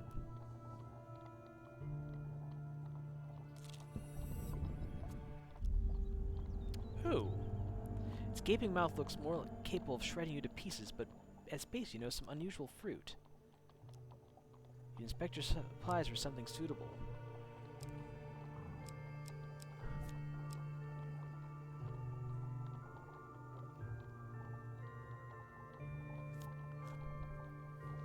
Do you throw your equipment at the plant? I do. You launch the Wanderer's Bounty at the creature. With a snap of its jaws, the item disappears. You pluck one of the fruits while it's distracted. The fruit is especially delicious, leaving you feeling refreshed and vigorous. The creature curls up to protect the remaining fruit as you leave the area. Charity always brings its just reward. While passing through the smoggy streets of Iron Peak, we've already done this card earlier today. I want the Armor of Gluttony.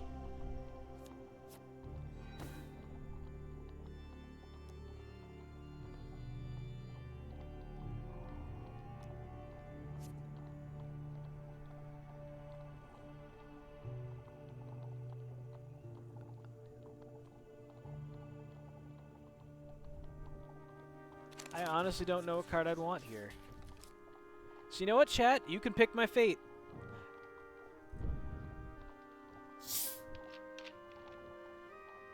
Because I don't understand how a failure would even work.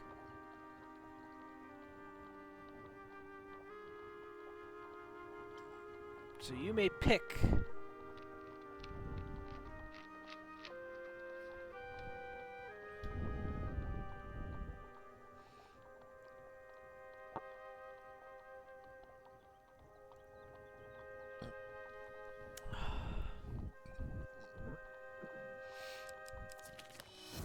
Ah, you picked the failure. Draw your weapon as a gang of thieves moving to attack.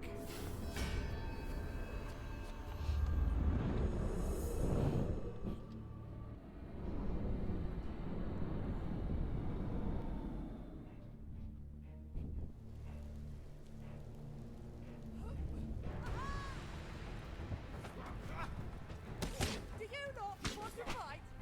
Good.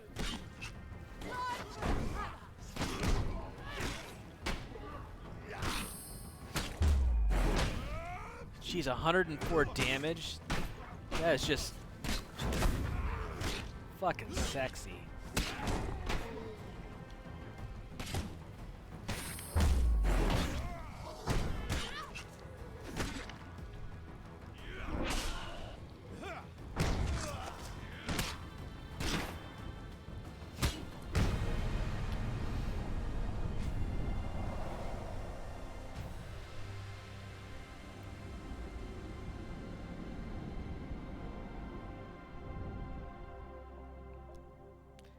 With your enemies to do, you turn to the vagabond. You find him cowering behind a barrel, crunching an apple. That was too easy. You tricked me. He looks at the armor, then back at you. He scowls and tosses it to you. Here. I guess you earned this.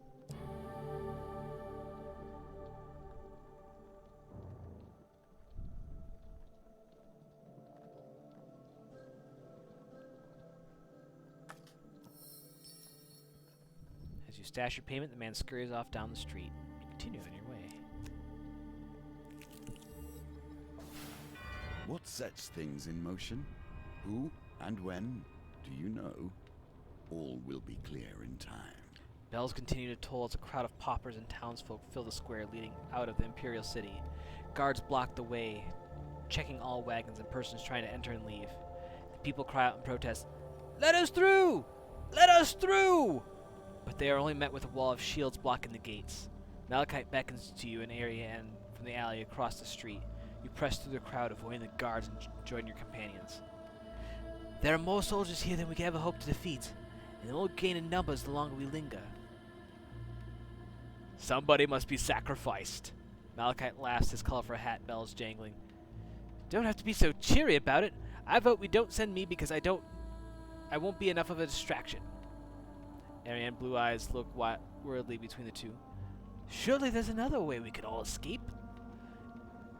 No, Colbion is right. It is the only way. Some will have to draw the guards' attention for the others to escape. There's precious little time. Who will it be?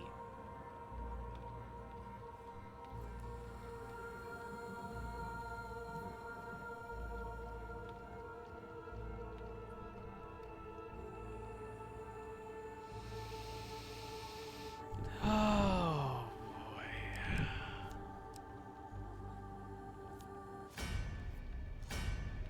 Colbion waits for all of you to get in front of the crowd near the gate, then clambers aloft a merchant's wagon in the center of the square. His great mass is enough to cause the square to fall silent, but for the ringing of the bells in the distance, the northerners blink at the sunlight in his eyes. I am Colbion of Clan Eyebright. I have slain your emperor.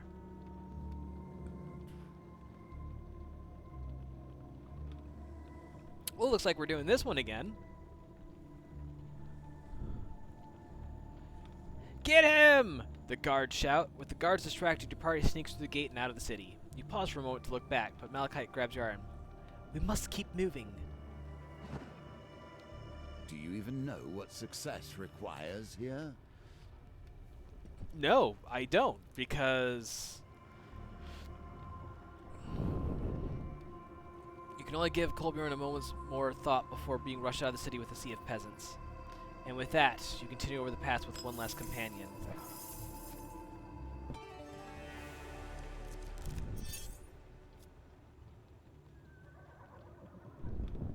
The mood is somber as you set up camp at the edge of the marshes.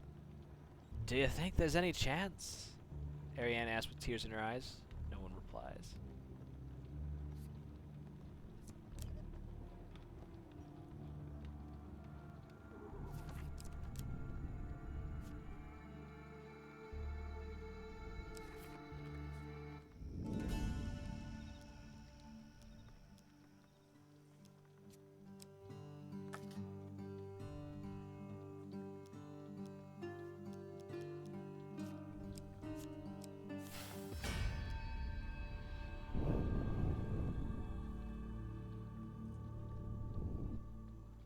I have a theory right now as to how I was supposed to get past that.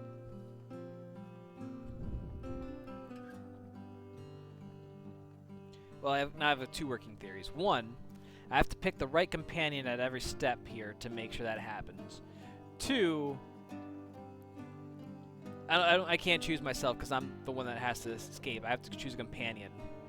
But my guess is that if I platinum all of the companion cards, it gives them like a second chance type of deal.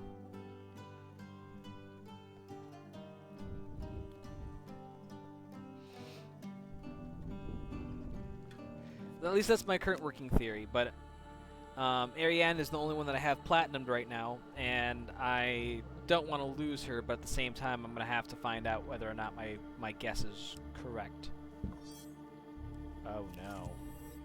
Shit. Did you not consider that the Empire would stop at nothing to ensure you are found? The Imperial soldiers surround you. Traitors of the Empire! Their leader yells as they rush to attack. I mean...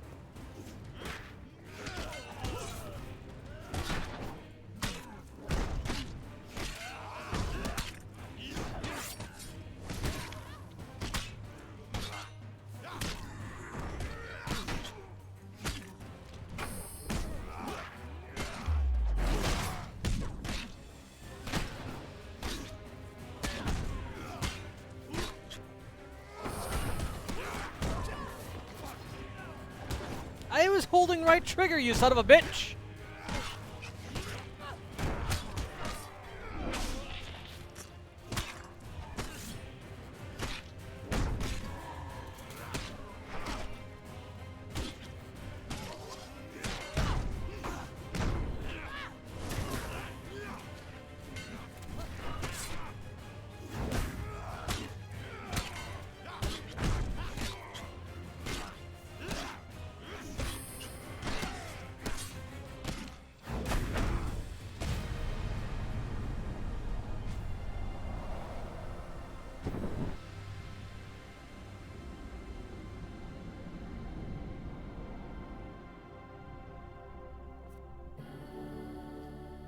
Oh good, I get equipment. Hey!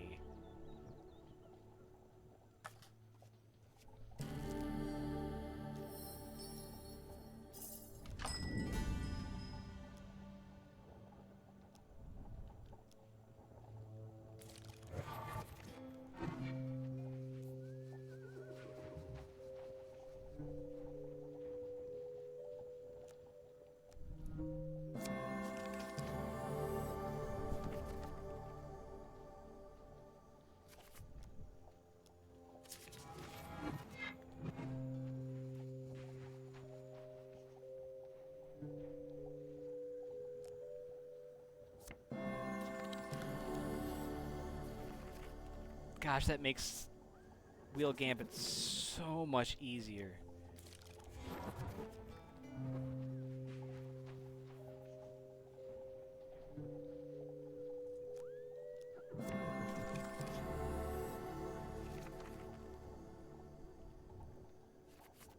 That should help.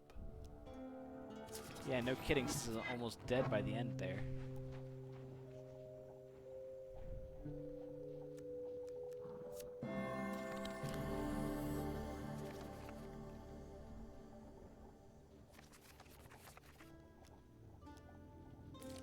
Gosh, Friendly Innkeeper's such a great card.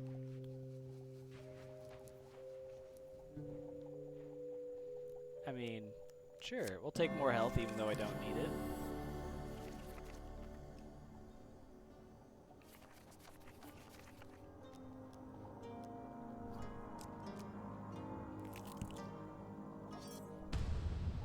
Sweet. I love the One Drunken Knight card. It is definitely my favorite.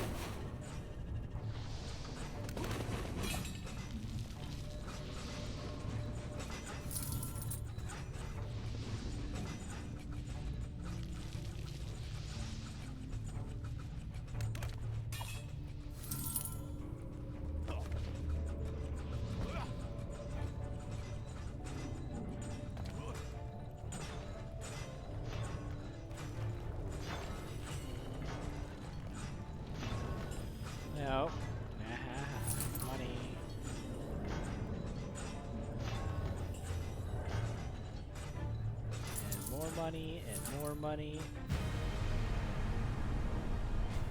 So 5 hit points for what? Crap ton of gold and some food.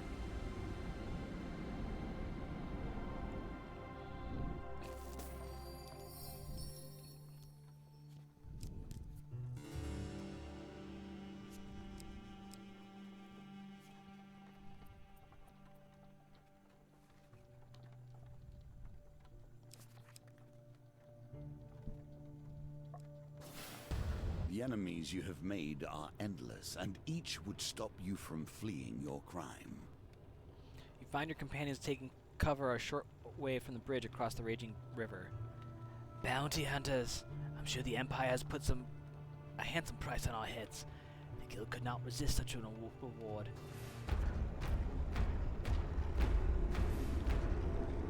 This does not look good. We have no other option this time. What should we do? From out of nowhere, a familiar cantankerous goblin appears, frowning at all of you. Gerald has been sent to help. There's a boat upstream that you can take across the river. You'll have to battle the current, or you could find yourself right back here with these thugs. Gerald looks delighted at the prospect. He turns and disappears back into the bushes.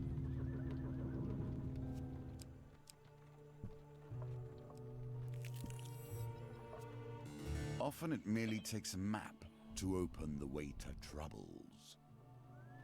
After several hours of competitive drinking, an old cartographer has become your new best friend. Come sail with me. I know secrets. We just need a deckhand or 3.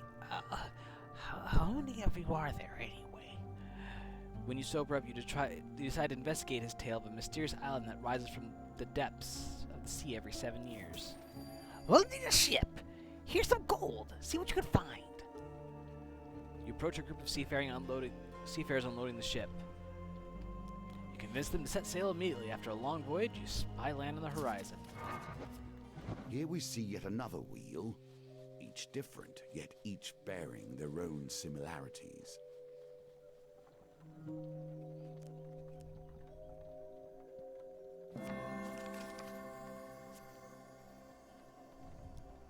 You drop anchor and wade to shore. The island is a paradise. Vast groves of tropical fruits ripen in the sun, filling the air with their inviting fragrances. In the distance, you spy a mist-shrouded mountain.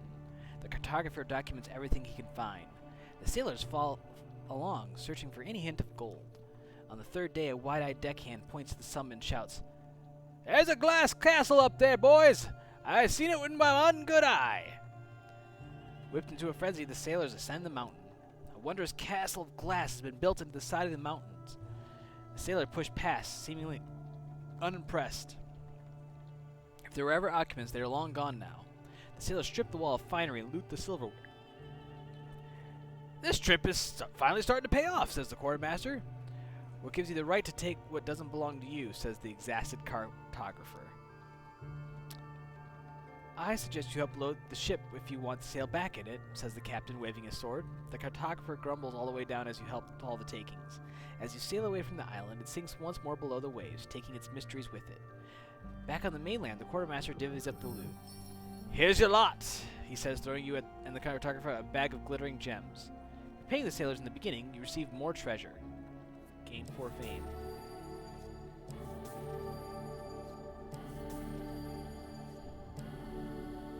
Nice.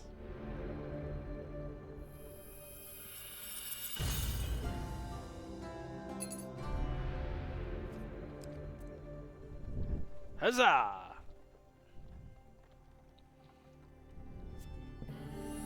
Thank you, chat. We have rivers that run through us, that divide us into heart and head, body and soul. Sure enough, you find the goblin by the side of the river. He points to a small wooden raft moored by the bank. Here. The goblin gives an evil smile. The current is strong. You may sink. Malachite makes a strangled croak. That thing's merely a raft. How can we hope to make it to the other side? You will soon have few cards to play. Gerald must get something shiny while he still can.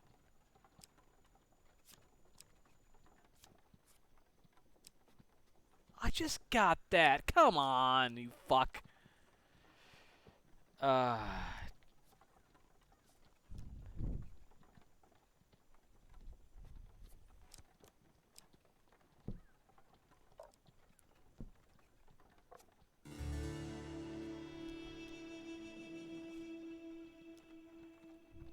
Alright.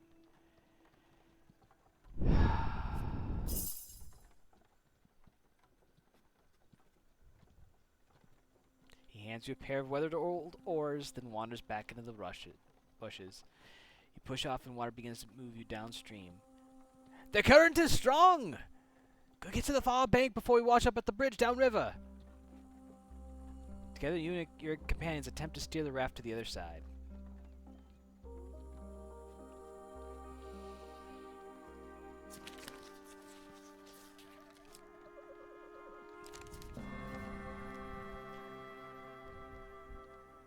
The current is strong, but you row hard. The dealer moves you one space downstream. The current proves no match for your efforts, and before you know it, you're on the far bank, ready to continue your escape.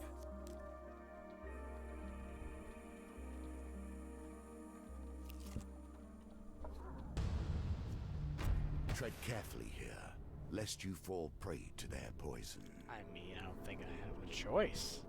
The Empire is offering a pretty price for your head, adventurer. Nothing personal. Damn it. Alright, here we go.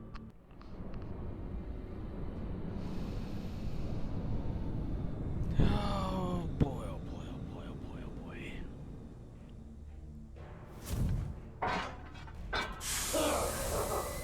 Poisoner.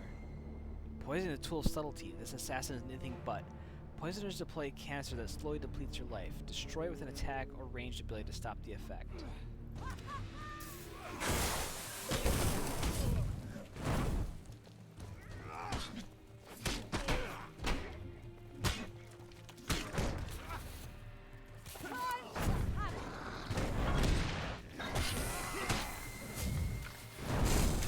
What the heck?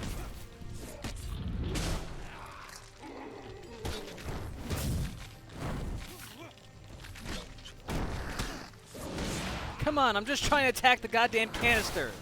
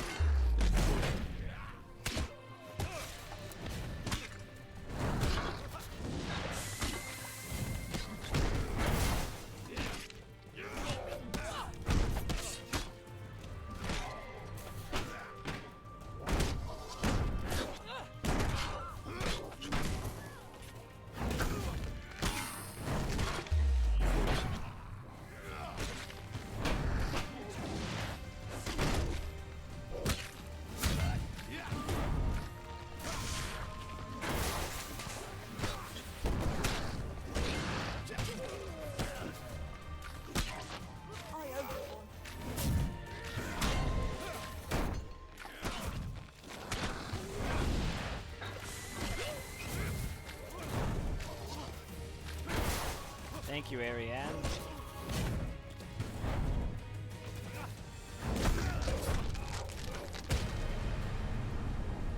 Man, fuck that.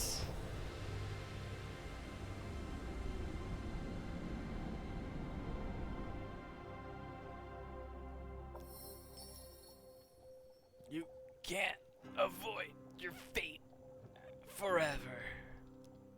Spend a little time searching the fallen before leaving discreetly.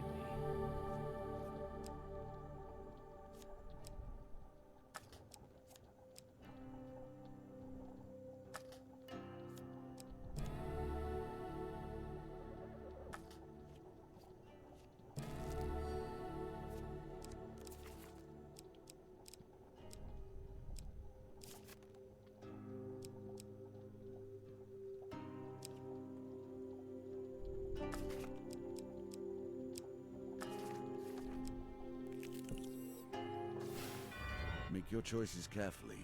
Your friends have served you well, but they must serve you a final time. You find your companions huddled around a small fire at the beginning of the foothills, at the edge of the marshlands. Without a word, Charlotte throws a pot of water on the fire with a hiss. Then with a tired nod, you all begin your climb. Together you scramble up the slippery banks to the drier lands of the foothills. As dusk falls, As dusk falls, you look back over the marshlands. There you see the torchlights of the Empire search parties hot on your trail. Suddenly, Ariane stops. She puts her arm in front of you, blocking your way. You look up the path ahead. Bounty hunters. She searched. Sure enough, up ahead in the shadows of the rocky outcrops, you see them. A gang of countless thieves waiting to claim you all as their bounty. One hooded figure steps forward. Well, if all our paydays haven't come at once, there's a pretty price on your heads, and we tend to claim it. Ariane brandishes her hammer excitedly.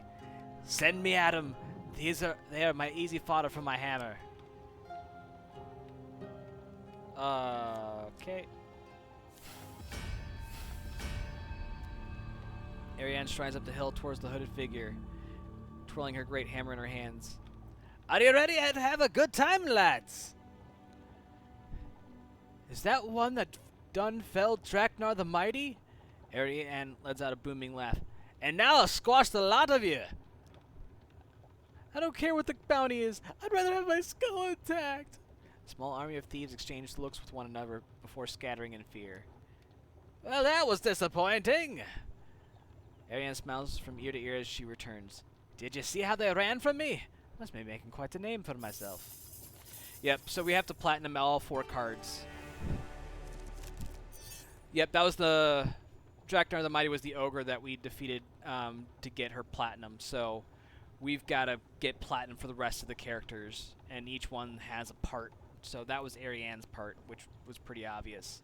So my guess is Malachite's part was the first part, because he was the one who spoke up there. But since we haven't completed the other 3 quest lines, we have some stuff to do. So assuming we get through this mission, because I'm assuming you guys are enjoying watching me play this game, right? Would you like me to get the gold token next time on stream?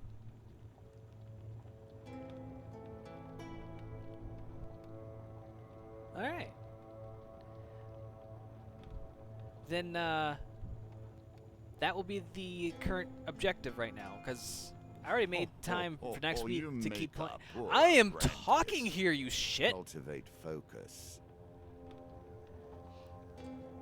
So that's what I'll do then, is that once we clear the quest, just to see what it's like, we'll continue to get tokens and things like that. We'll go back and revisit some of the other quests just for funsies. And heck, might do just a marathon, one of the endless campaigns or something like that. We'll see. Beyond this range, you find yourselves in the snowy hinterland to the northwest of the Empire. I'd expect in these parts we'd best head west between those 2 mountains to the pass beyond where the marigold fields and the caravan awaits.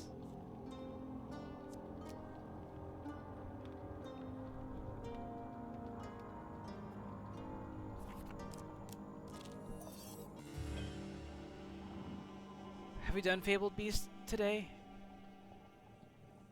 I don't think so.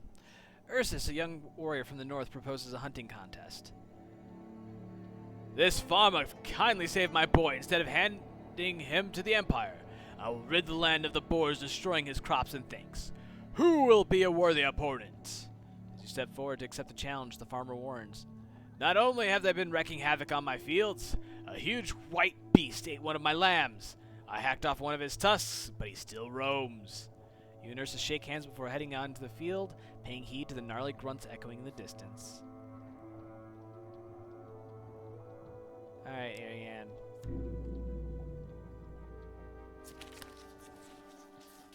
God damn it. Chad, help.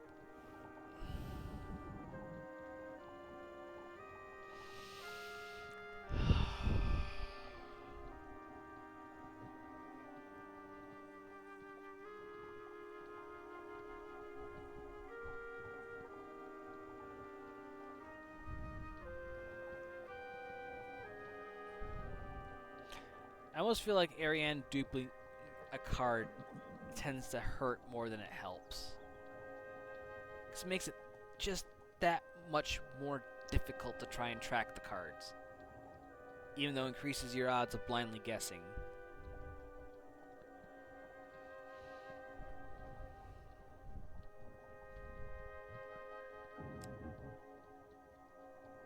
Chad, anybody got an idea out there, or like even just a shot in the dark?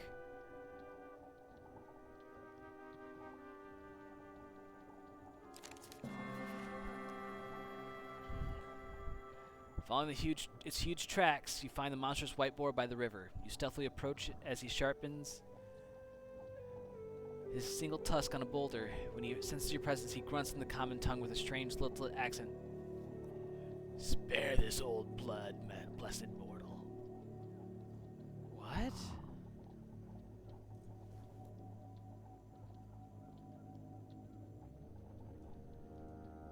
Oh. That was not what I was expecting.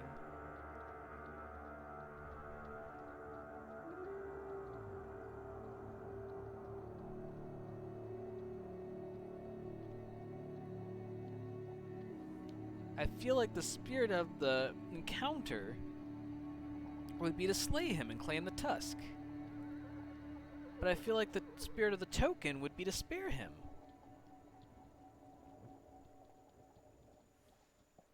Oh, that's interesting.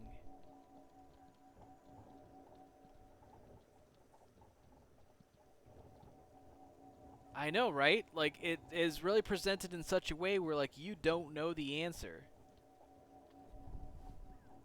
And it was bad enough I had to play a card gambit to just fucking figure out which card was the right card, but now I have to figure out... So, this is what I'm going to theorize. If I had gotten a success, I would slay him, claim the tusk, and I'd get whatever benefit reward at the end of the encounter. I'm going to assume that because we have a huge success, we end up in this situation where it creates this part of the encounter. So I'm going to say to spare him. You lower your sword. The boar watches you with sad red eyes before bowing cautiously. First hit in combat against thieves, deal 50 bonus damage. That's a shit blessing, but that's okay. You continue hunting until the sun begins to set, then haul your kills back to the farmhouse. Ursus paces in front of a pile of dead beasts as the farmer tallies her kills.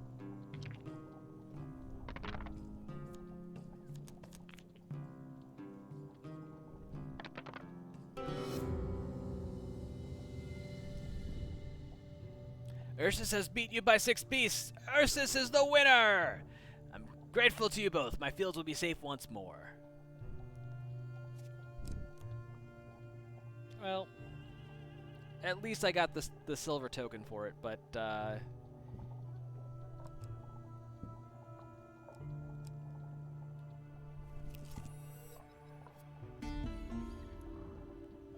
you see an adventurer leaving a farm with a large basket of fresh vegetables and sweet pies. He grins at you as he passes, looking terribly pleased with himself. An elderly farmer flaps his hand at you as you near the farm. Ho, adventurer! Be you a small potato or an acclaimed hero? Come closer so my eyes can see you. He squints at you and cries out, clapping his leathery hands. Why, it's you! I'm honored, adventurer. Simply honored. He insists on giving you a basket overflowing with freshly baked bread and fruits.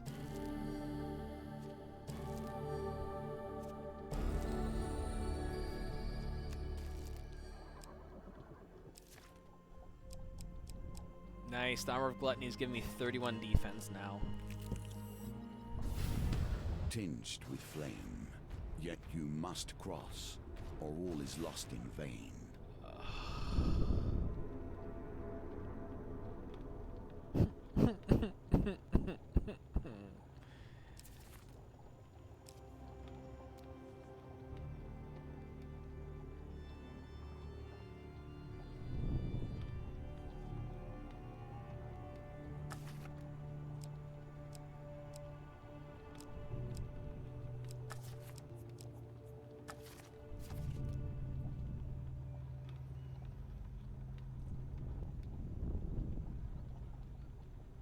Gosh, that would be a shit fucking encounter. There are many warriors here, and And another group further down the pass, I'd wager. They'll attack on sight. Gerald can offer you another way. North is a cave. The passage leads through the mountains to the woodlands in the west. He then wanders down the gully and out of sight.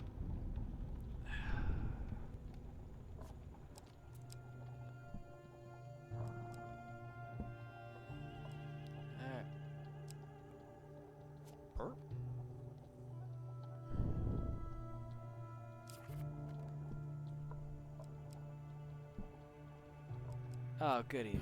The card glitched. Alright. Well, that sucks. Looks like we're dealing with this.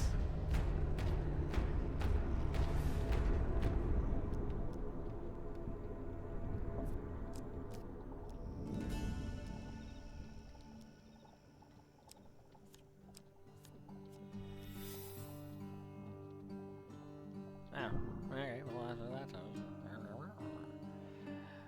alright.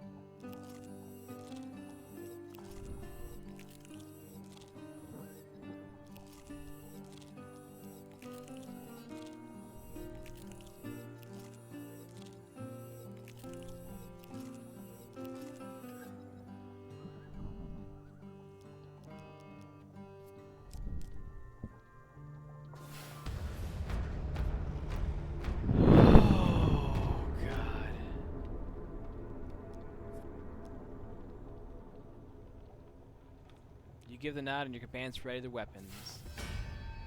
Ariane winds her hammer above her head and she rushes toward the enemy.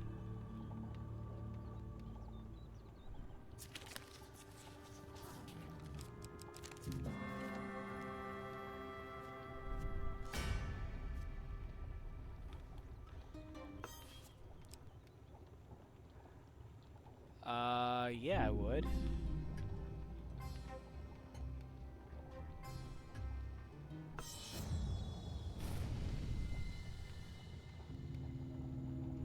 Overwhelmed by the sheer number of enemies, Estrella falls to the ground injured.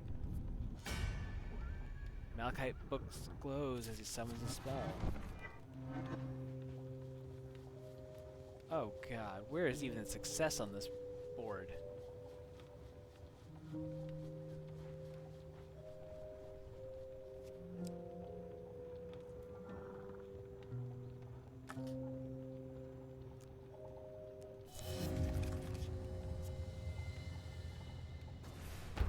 Oh dear.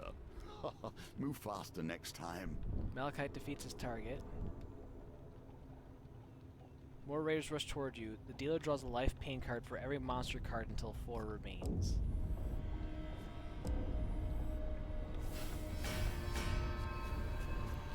Jesus titty fucking Christ!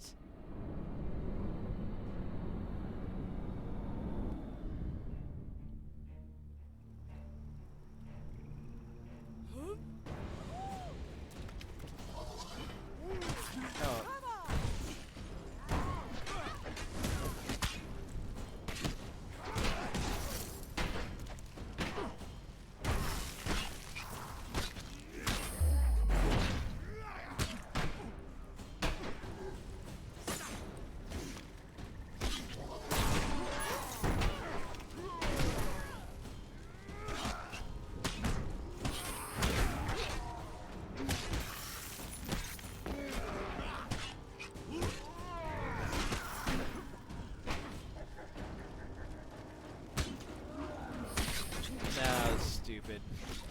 I'm gonna die here. This is a stupid combat to be in.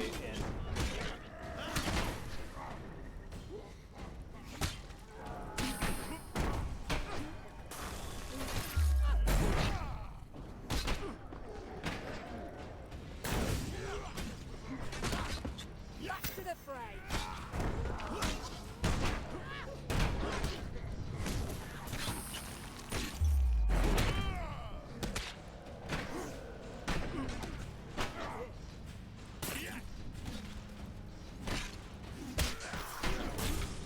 Fuck.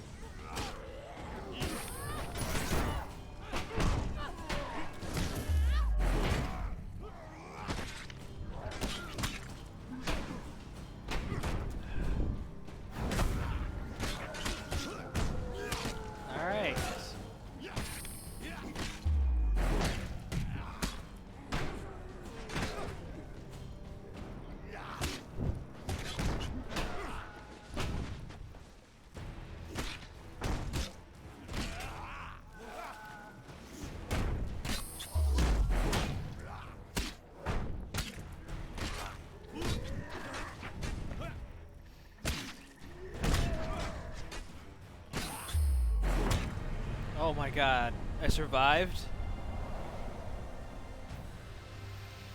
That should have been death.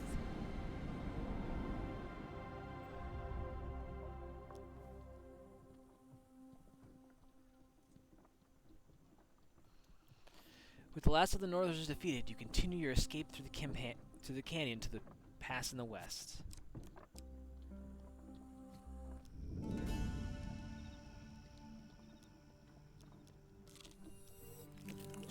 5, 6, 7, 8, 9, 10.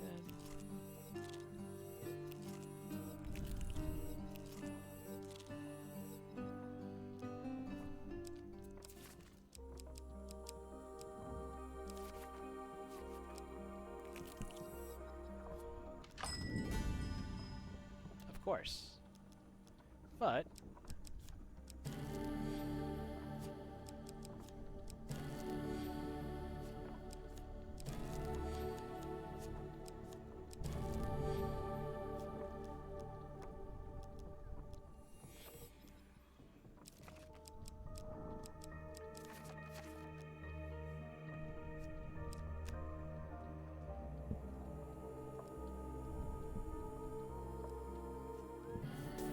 yay! Thanks, chat.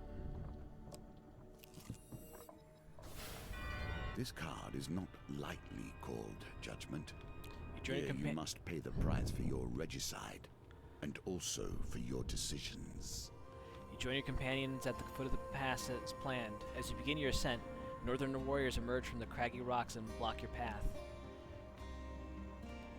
Colbjorn of Clan Eyebright, Roger, their colossal leader, says from behind their armor of ice. What business do you seek in these lands, coward? What business do you have leading the Empire here?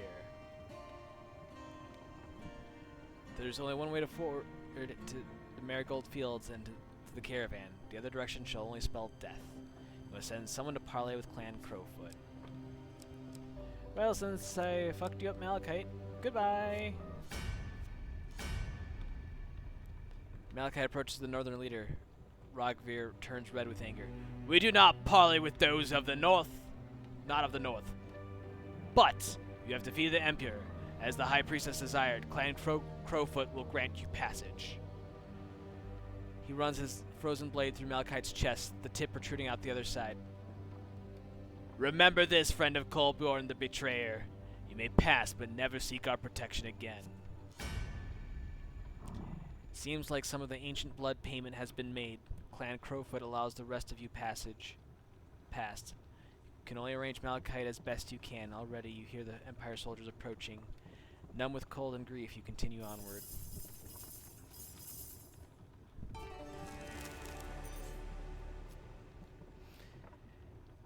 You descend the mountain pass and enter a forest dotted with blooms of red flowers.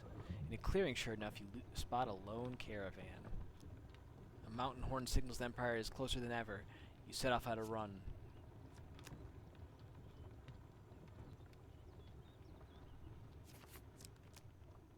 Alright, so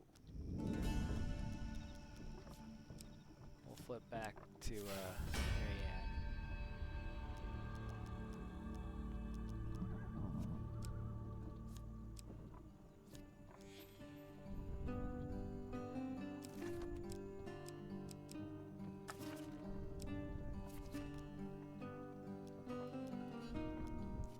Alright.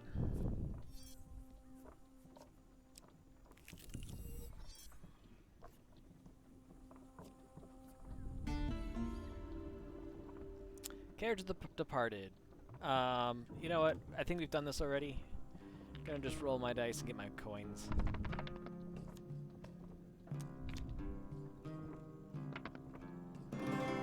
Nice!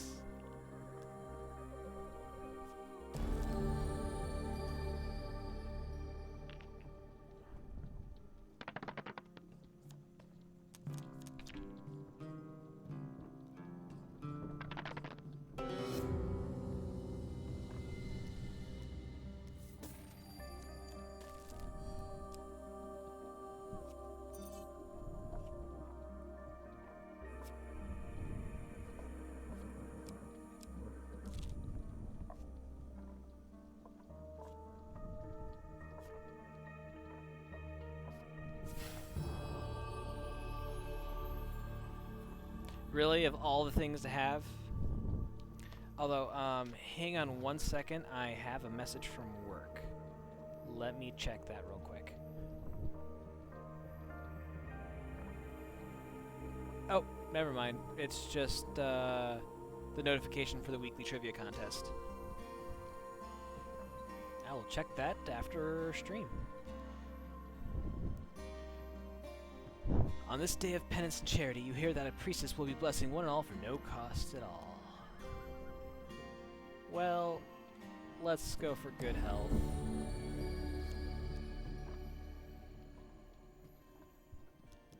And let's go for luck.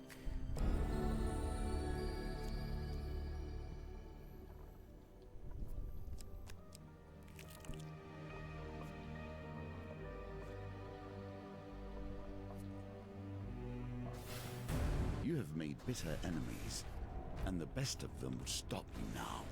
One step closer, and you will reach my threshold.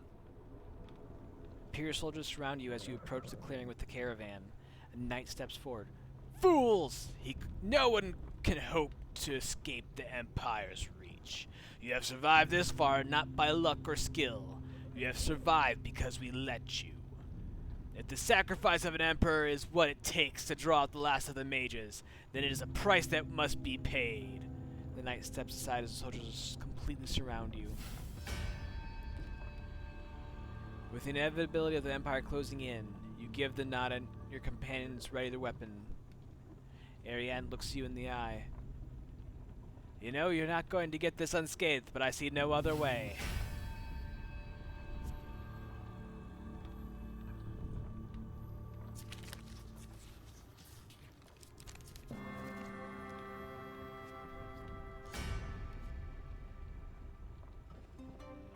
Oh, thank God. The pendulum is ever changing, and the challenges it presents change too. I like to pick which card goes away. Ooh. I want to get rid of the Seven of Steel.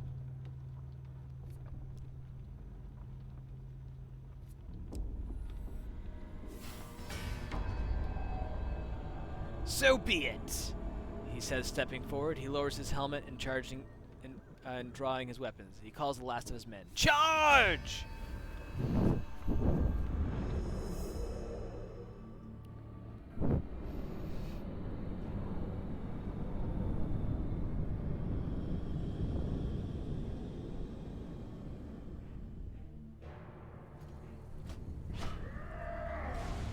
Traitorous Knight. At the front lines of grey upheaval, there are always men who flounder anywhere but in the midst of battle. Heavily armored, a knight can easily turn the tide of battle. Use bash to break their armor.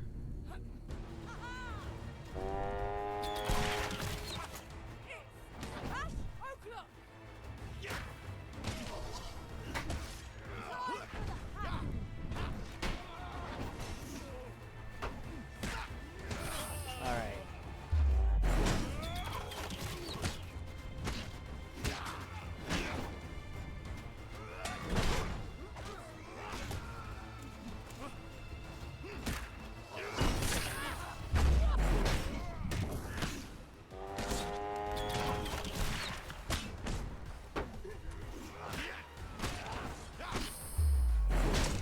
Ooh, that was sexy. Oh, he is just getting gains. He is roasty toasty.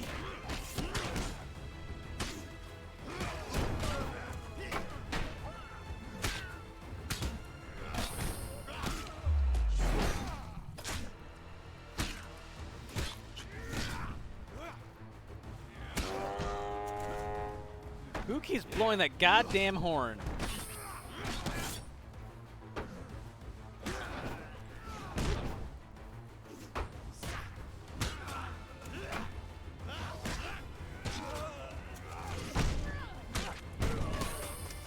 Alright, see you, Topaz.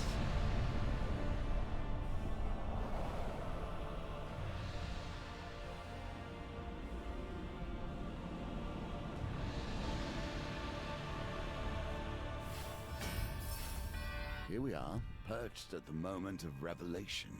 One more must fall.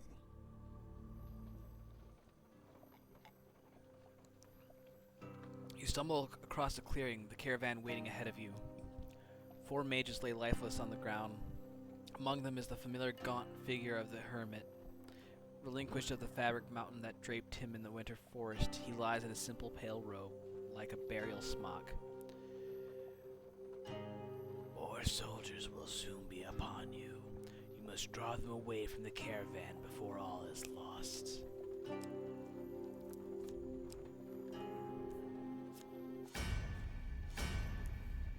I know how the Empire thinks. I know how to draw them away. They'll take the bait.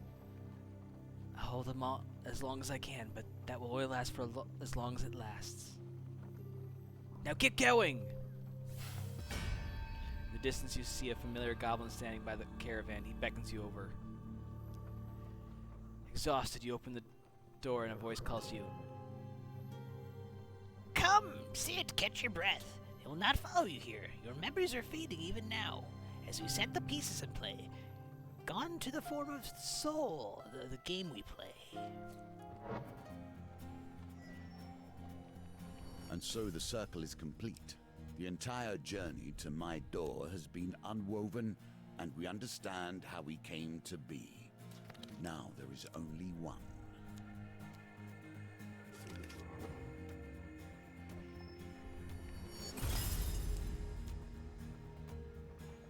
Nice.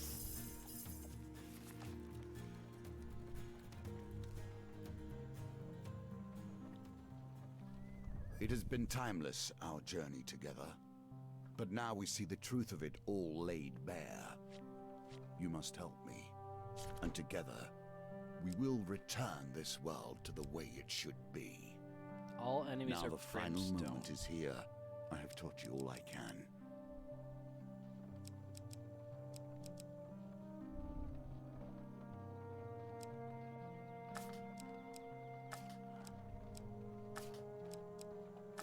Oh, you just get to straight up pick your equipment. That's kind of cool. Alright, with that in mind, let's go back to some of our previous encounters. Does anyone have a suggestion on what encounter they'd like me to redo?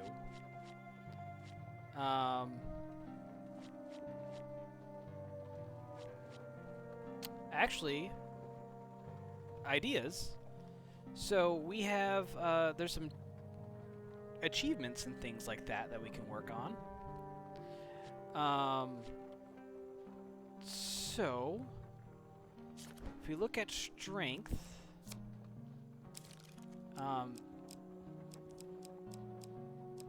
there's a couple pieces of equipment here that I want.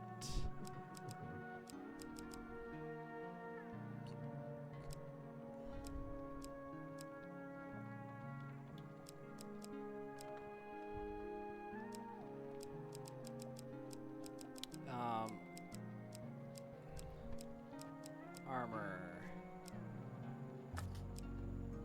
Jousting armor. So that increases the difficulty of the strength. So let's...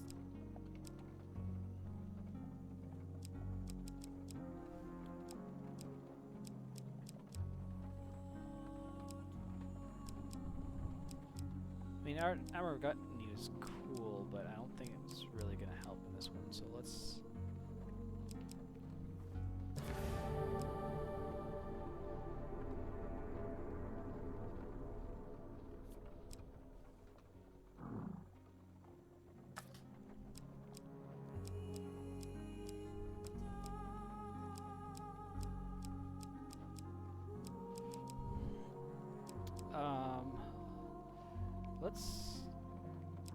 Let's just throw out all of it. So I want to put in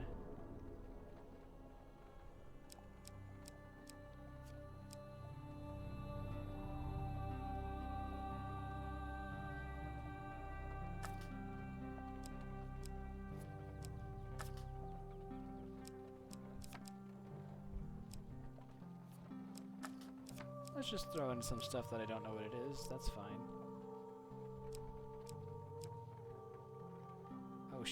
Wasn't there an armor though that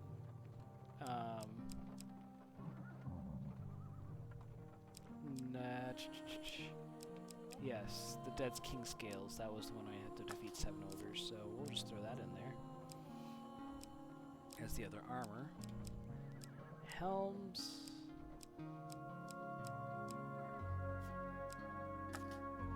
Just throw that in there, right? And King's Crown. Let's throw in some rings. Let's throw...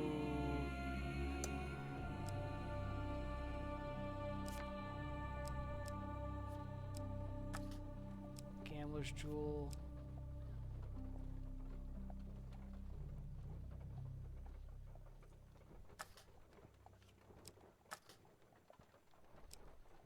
I think thieves are everywhere in this one, if I remember correctly, so that's actually a good one. Ring of Defense is not a bad idea.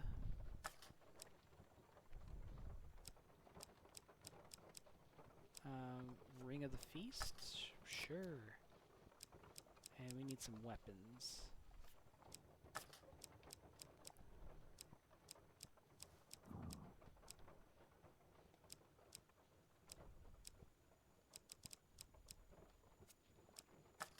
I just want to know what that does. I'd want the Holy Mace. I can wait. Let's do Scorchblade, Winter's Bane.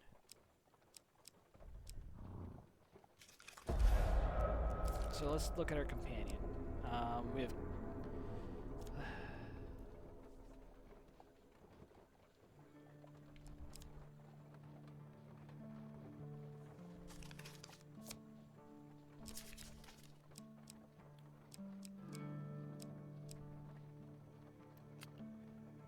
I'm going to remove arm wrestling.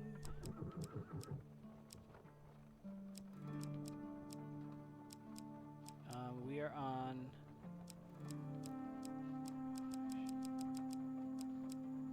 Where is Kolbjorn's event? Shouldn't be that far away. Should be...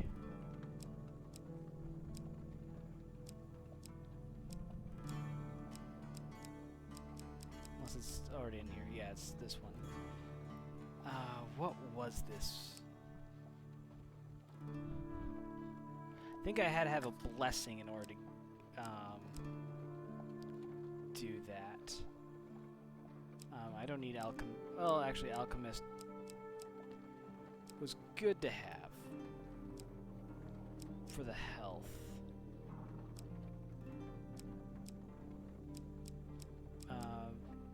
That's good. That's good.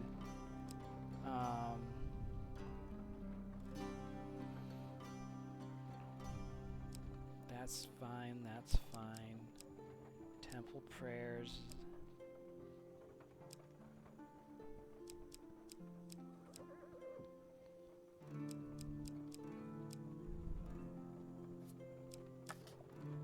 I'm gonna ditch that.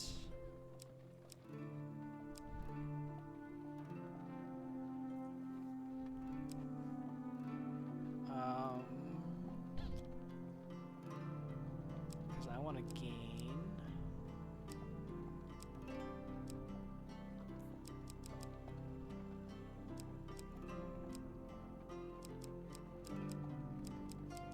Goblin Town, Elder's Gift, and Shrine. I can do that. I think that works better.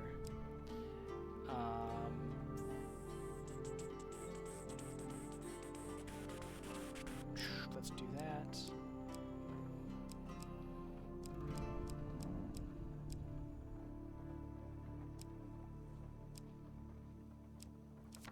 Forgotten Dreams is a good one. I don't know what Forgotten Dreams is supposed to pair with. Let's look for something with a shard then.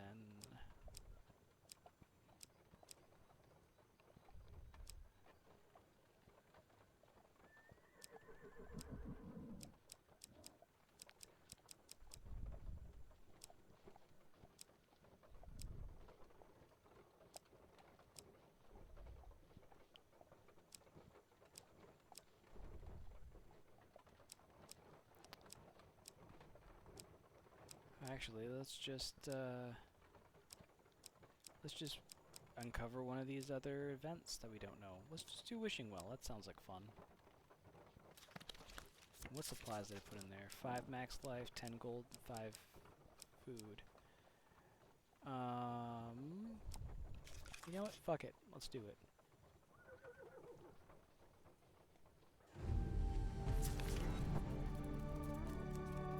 Perhaps I should have more equipment cards in there.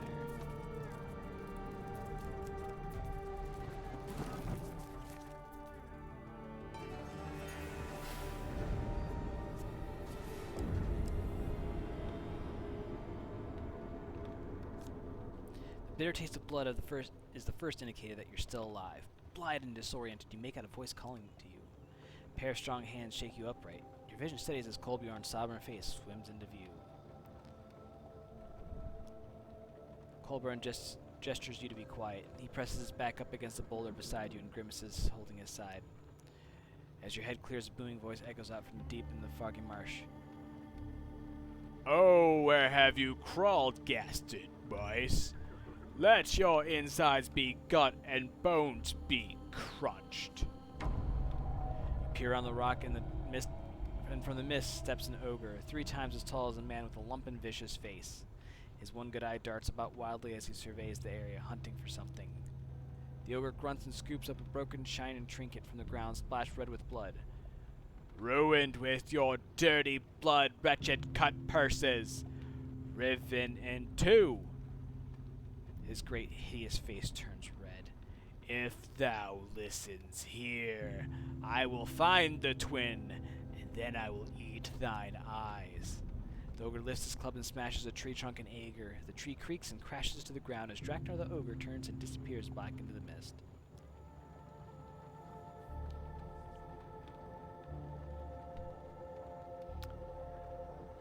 It seems your armor did little to protect the beast.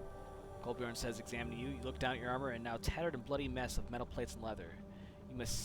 You must seek out a smith and get it repaired. Because jousting armor is in the deck, strength will be harder. Jousting armor defense is reduced to 0. Kolbjorn grimaces as he holds his side, attempting to hide the severity of his injuries. Here, you eat.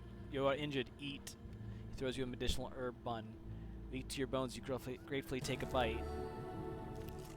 The bread turns to ash in your mouth.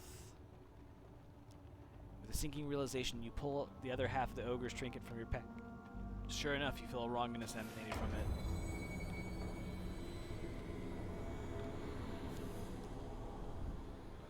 A stab of hunger hits your stomach. There's only one thing from it, for you must steal back the other half of the ogre that almost killed you. The closest town is Dreiper. You cannot hope and defeat an ogre now.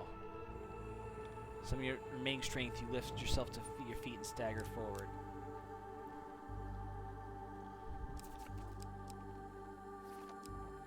I'm gonna forfeit, because I just realized there was a card I wanted, because there's another card I have that has a token to it that requires to be upgraded, and I think I have to upgrade here at strength.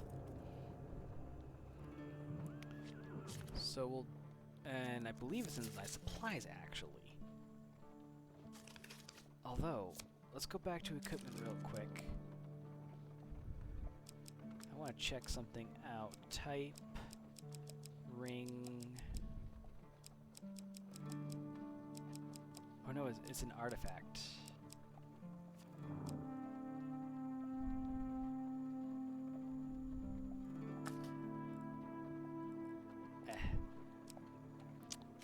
But in supplies, I will give up my 10 gold. Because there's just a battered helm, but upgrade at the blacksmith to unlock this token.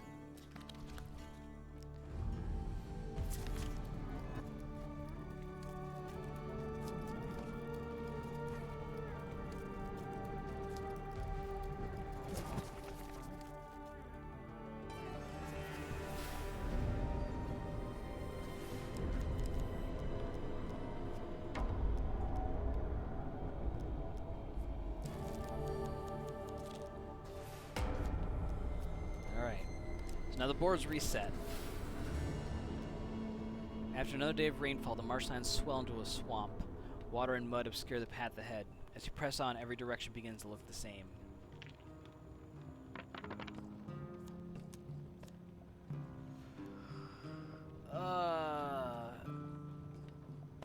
Rerolling 1 die for 6 is a 16% chance. Rerolling 2 dies for 10, there's 6 results. It's the same odds.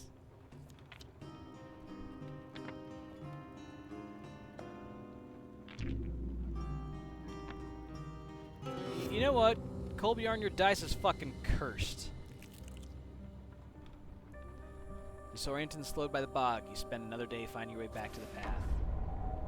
As you scramble up the path, a booming voice echoes out over the marshlands. It is Draknar. Hazel thy very little mouse, I can smell thy blood.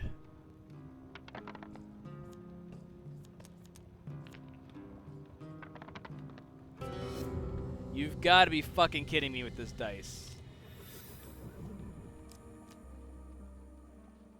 So I spent another day trying to avoid the ogre and consume 2 more food.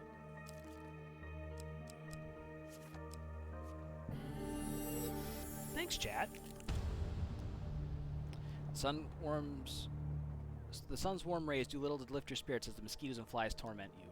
To avoid the swelling bogs, you press onto higher ground and happen upon an old road through the marshland. To the left, you see a group of cloaked thieves. And to the right, you see northerners.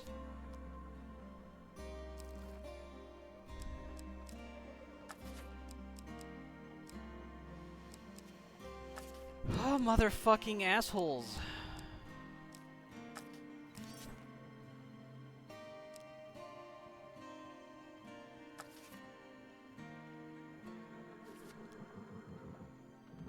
I suppose I'll fight the bandit thieves.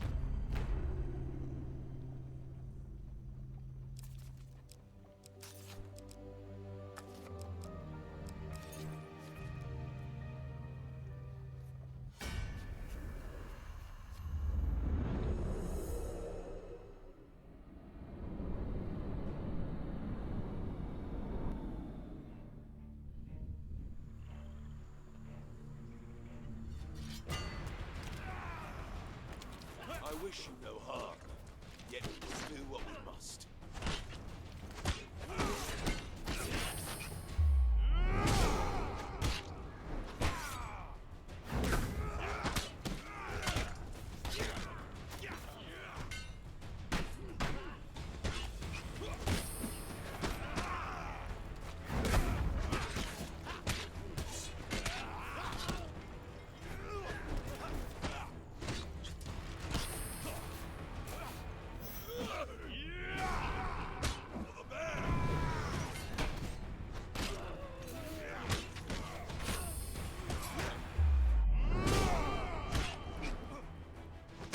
Come on, baby.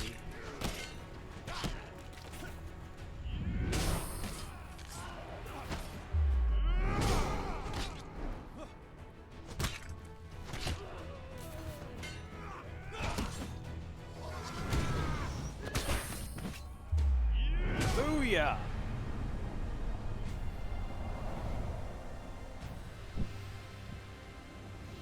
I know what weapon I should have put in here. I should have put in the frost, that frost weapon. That would have been a good idea.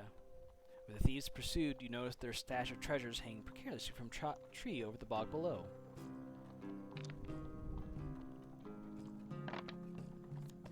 Oh god.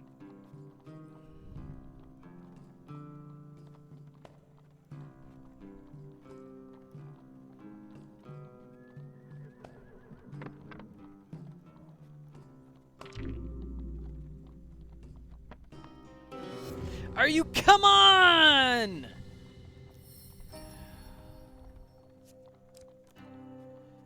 Can't get a fucking thing.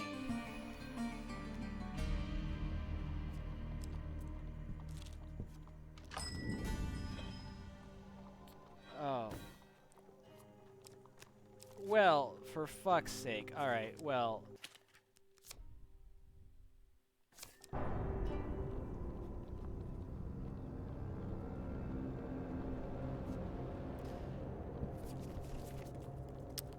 That just sucks a bag of dicks.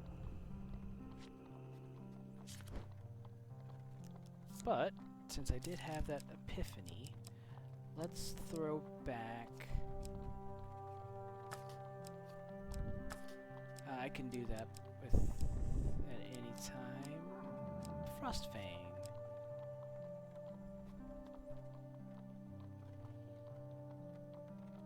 Yep.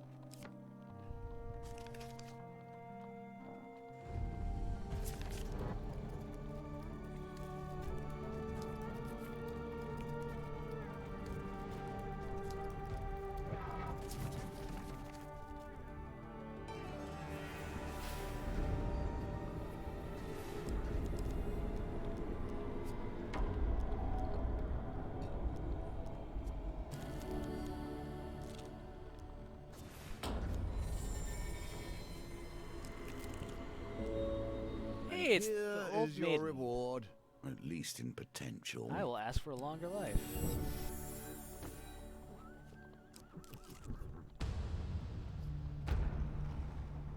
You've been ambushed.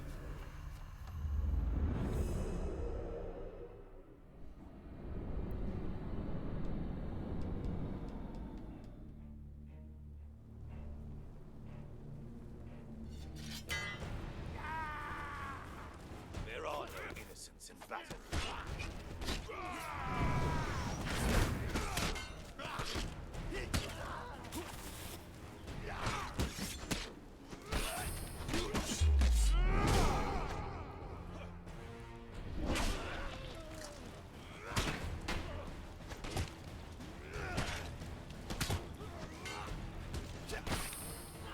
Ah, come on!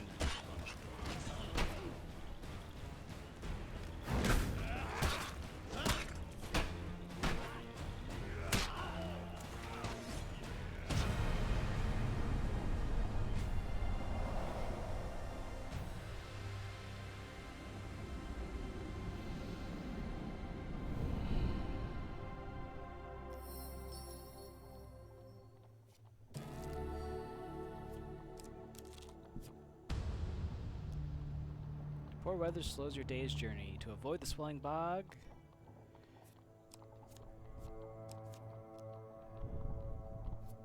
I can either deal with...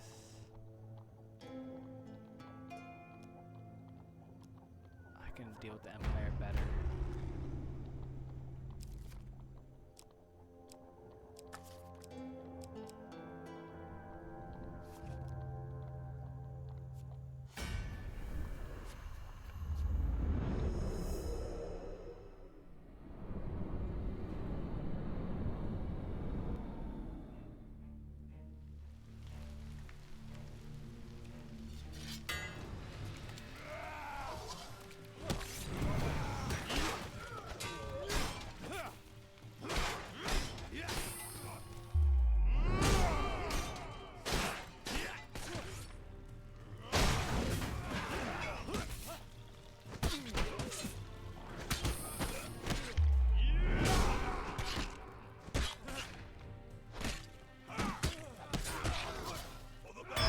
God damn it.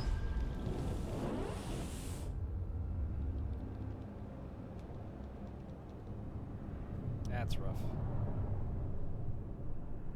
An end to your life and to your struggle.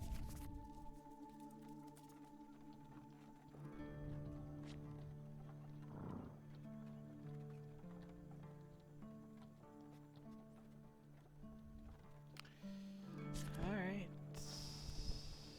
Don't think there's really much else I could have done there.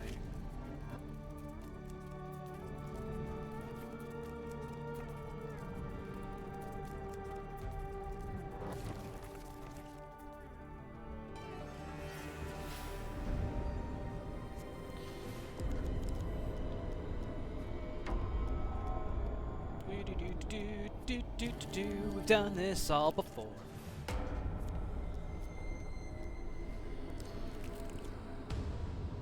Alright. Would you like to deal with...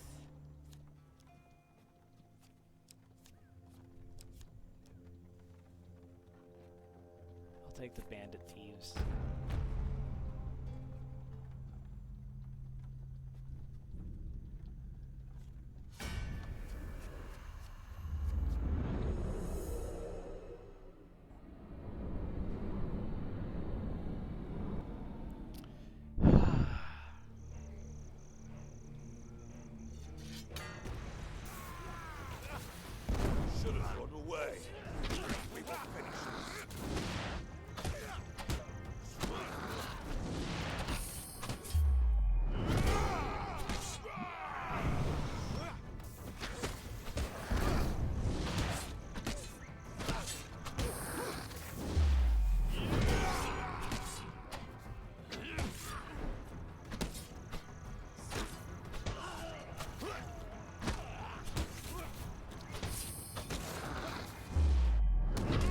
been getting pretty lucky because a lot of these double attacks.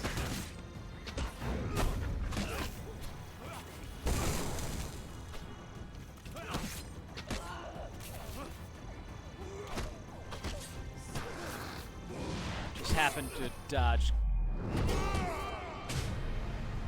correct way.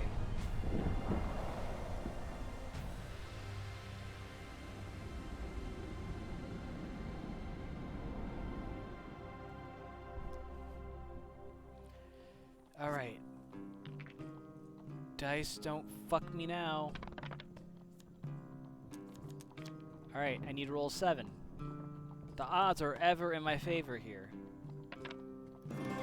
Thank you. Consider your actions carefully, if you would be worthy.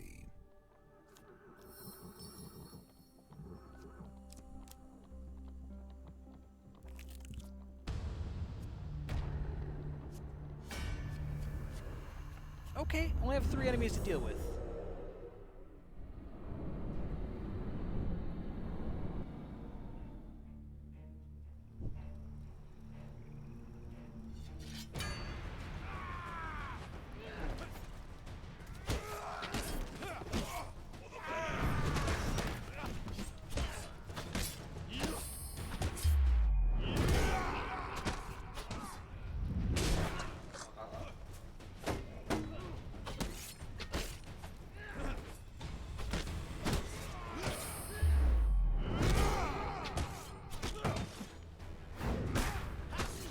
No, come on! I blocked you, motherfucker!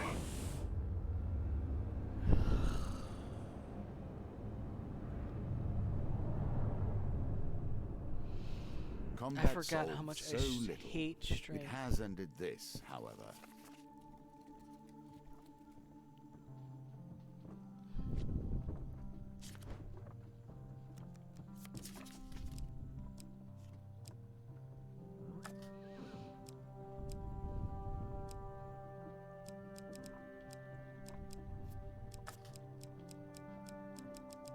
That was the worst time to work on that card.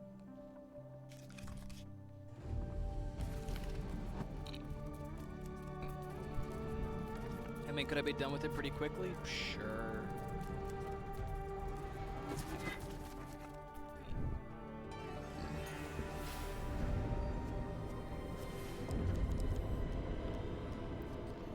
Here we go again on my own.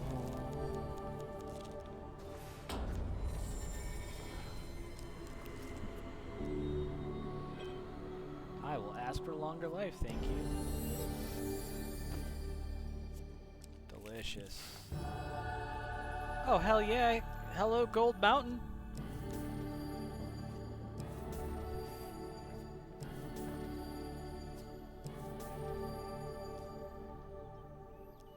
I'll explore Goblin Town.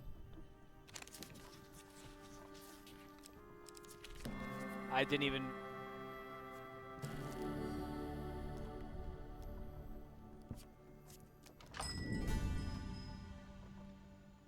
Hell yes.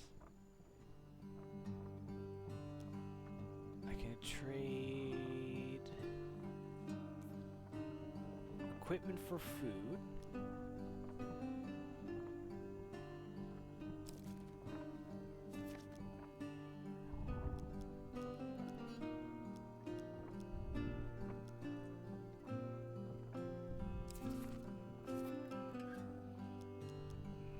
I don't think there's anything I can do here.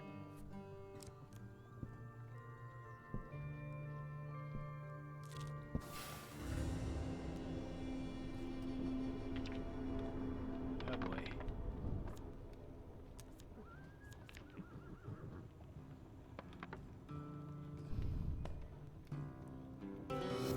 Just accept the shit dice roll.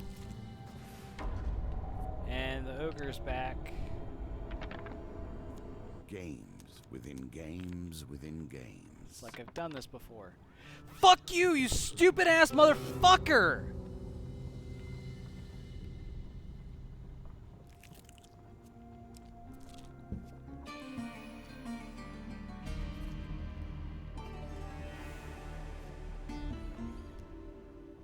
Alright. The woman rushes forward and embraces you, bearing you in her chest. The gods be praised! I thought you'd surely be dead! She releases you and looks you up and down. Look at you! That foul beast didn't hold back, now did it? Kolbjorn, I thought I told you to keep him out of trouble, and warned you about Draknar, and look what's happened. You should know better than steal from an ogre. Well, I'll be, if it isn't the jousting armor. I dare say it's seen better days. You should take it to Anders.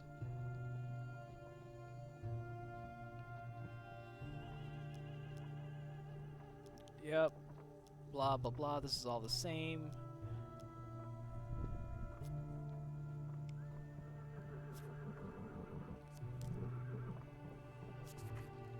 Come see us, and I'll bring that tattered armor with you. I'm sure Anders will be keen to see it.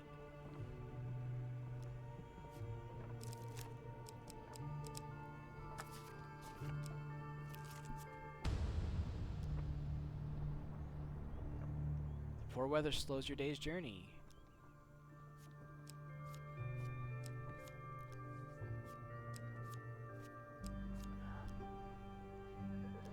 I'll fight the Empire. I can handle the Empire every day over the fucking bullshit of the...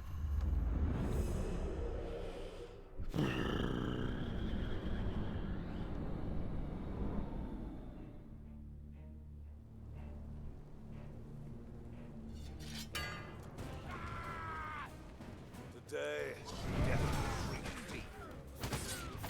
Oh, why do I have twin weapon? Oh, god damn it! This is the worst timeline.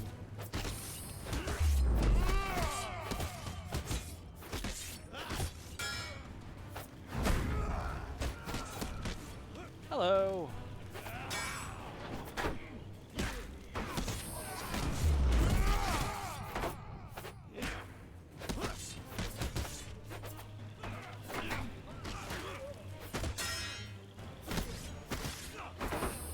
Ah, damn it.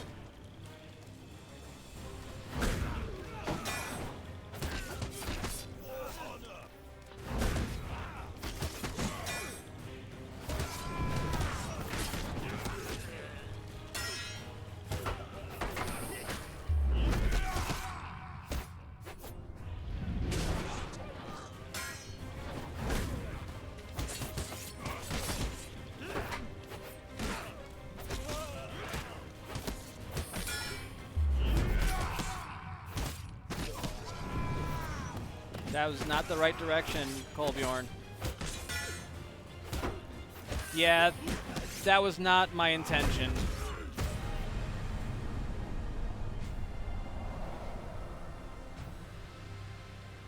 But apparently I switched it at some point and didn't realize I switched it, so yeah. That encounter went a lot worse than I had planned it.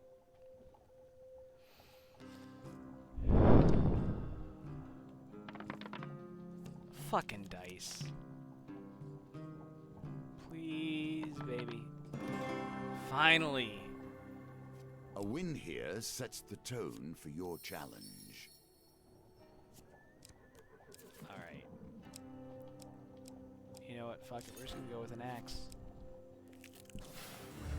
No! Ugh.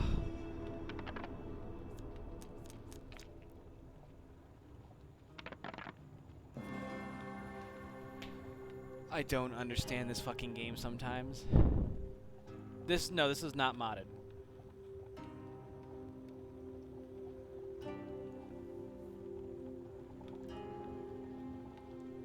Well,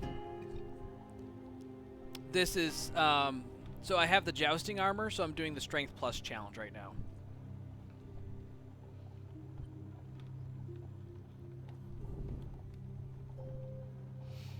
With some luck, you find your way to higher and drier ground.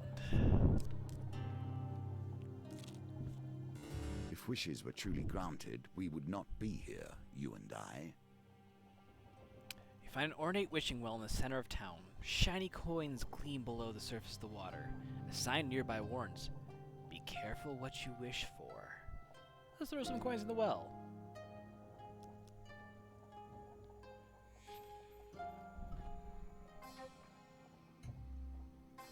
Oh. That's okay. I'll Nicely take a success timed. over a...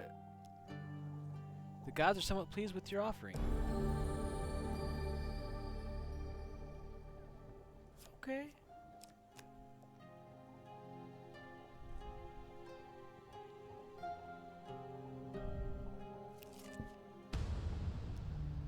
Oh, God. This is not what I wanted to see. Goody. Frost? Oh. You know what? We're just gonna fight the raiders.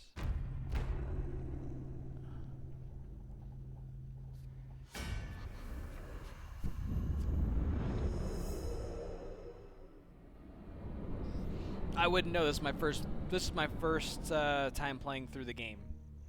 Yeah. Well, maybe not on stream, but I'm trying to get all the gold tokens at the very least, and.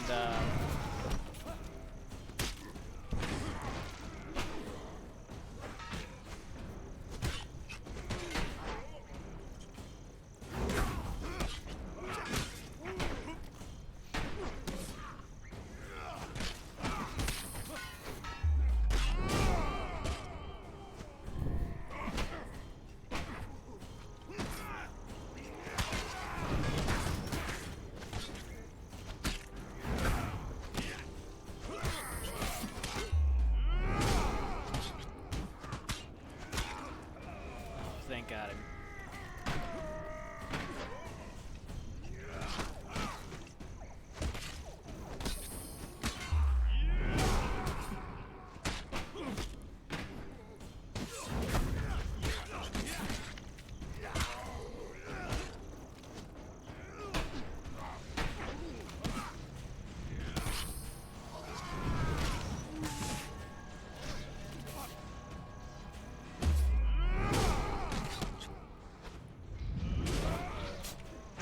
Oh, come on.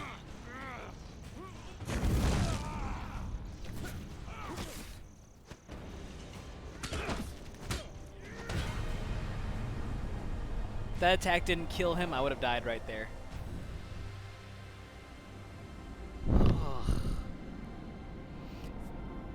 Oh, damn it. I just realized I have an armor that allows you to get life gain. Oh, I'm an idiot.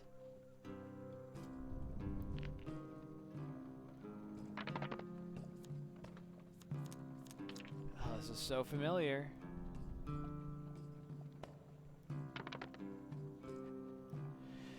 Why can't I roll a goddamn thing on these stupid fucking dice?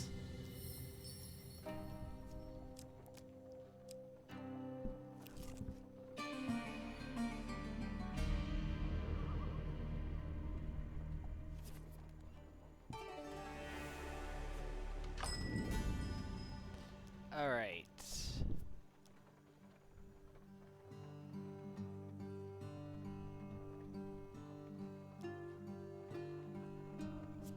Oh, so you're just gonna automatically upgrade the jousting armor. So I just need to get to... Yes, please. I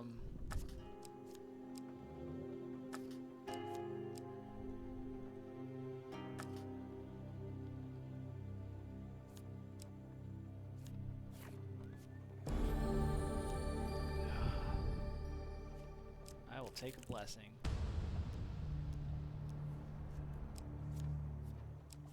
Nope.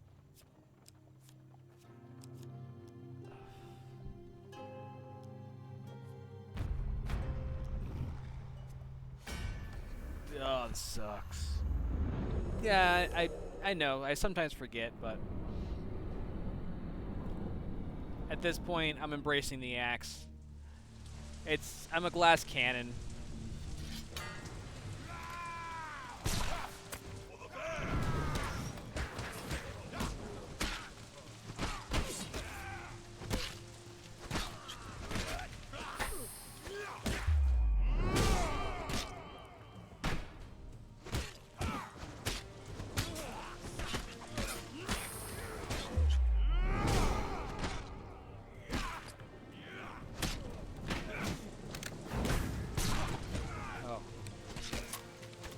I did the...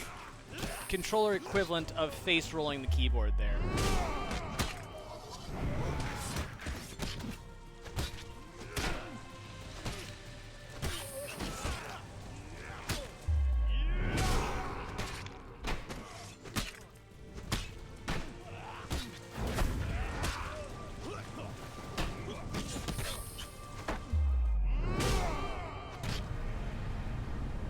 Oh man.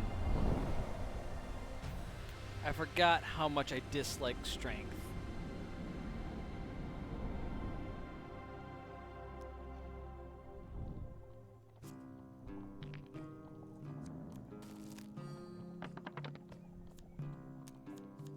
I'll just re-roll the one die, because how bad could that be? Fucking dicks.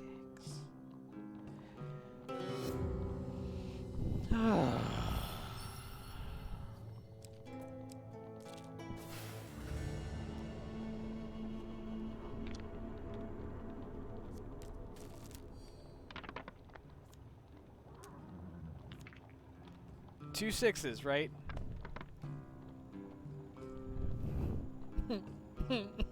Damn it! Nope, I'll just accept my terrible fate.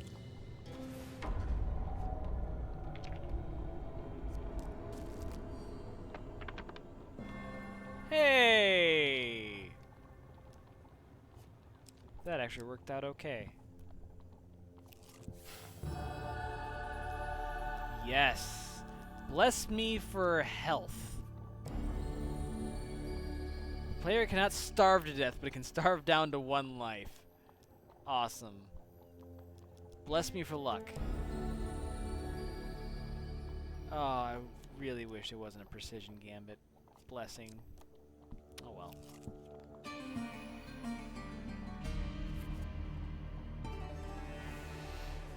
You find the forge at the gates of the town of Cottonmore. Calm smoke bellows from the stack and you hear the familiar clang of metal. Andrews greets you as you approach.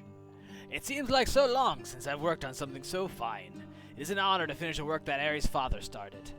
He belts an armored plate with a hammer, but Imperius still is fickle. You have to get the furnace just right. The plate drops into a trough of metal with a hiss. I'm heading to Evergreen in a few days. Meet me there and I'll have an update. So I don't upgrade shit. It's just the Imperial armor gets, or the jousting armor gets upgraded the entire time. Well, 3 directions, one of them has to be the way I want to go. Of course, stirring in the mire. Because why wouldn't I want to deal with more shit when I'm at 6 hit points? I will take the I'll take the raiders.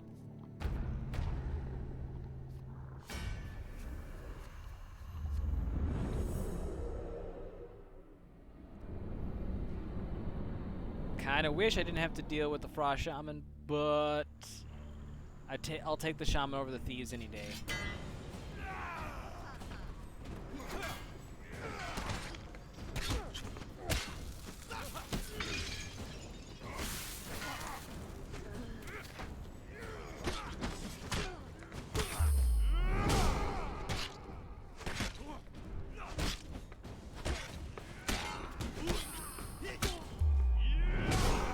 Perfect. That's what Daddy likes to see. Oh God. No,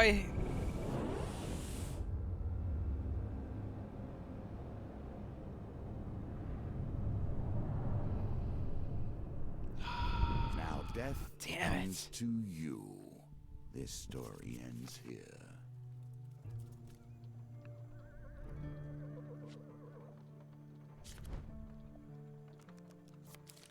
Alright, I will have to upgrade that doing normal strength. Which means might as well do the Brigand Blades while I'm here.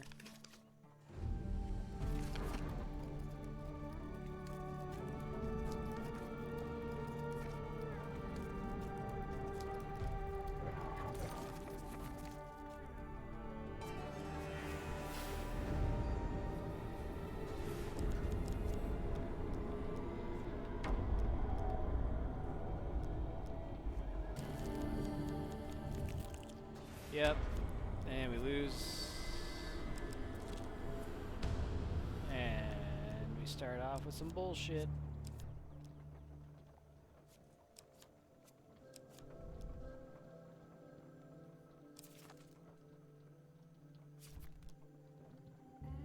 Fuck it. We'll do thieves.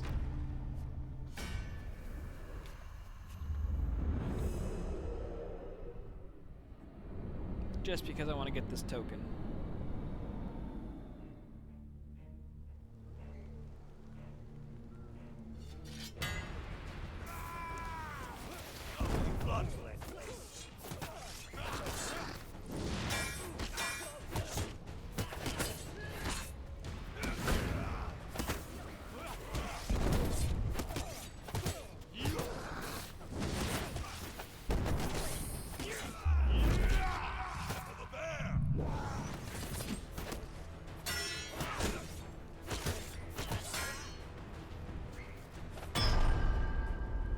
Well, that lasted a long time. I hate thieves. Perhaps different arms would find you faring better, or more skills.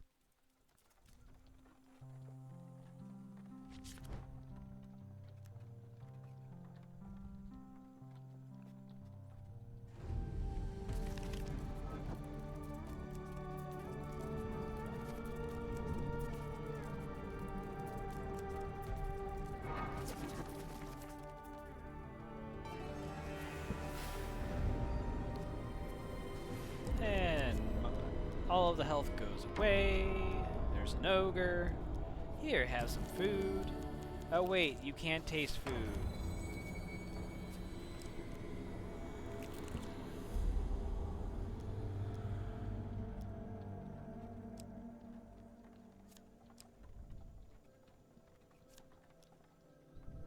Fuck it.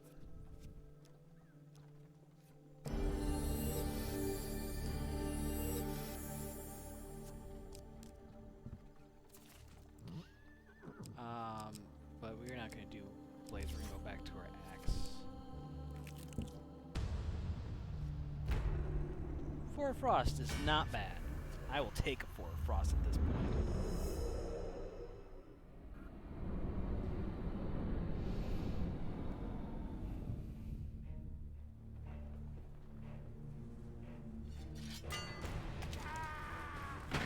I wish you an honorable death.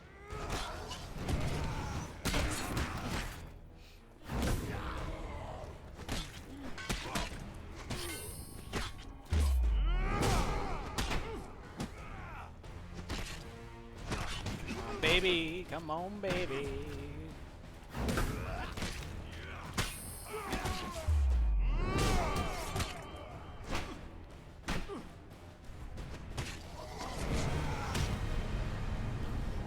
It's very much I play well from the front, I don't play well from behind.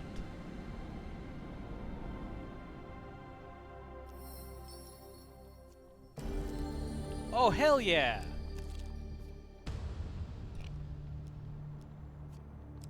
Five of steel, 3 of muskets, 4 of frost, berserkers. Now we'll take on the Empire.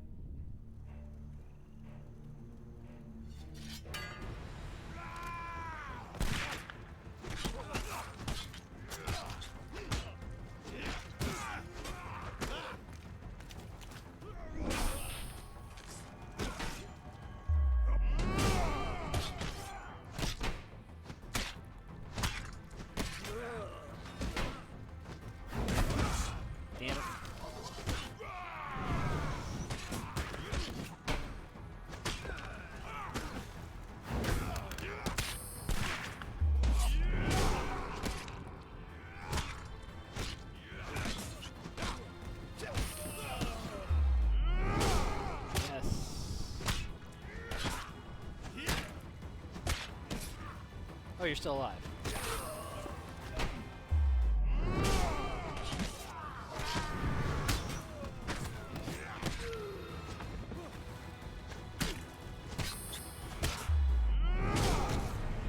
Excellent.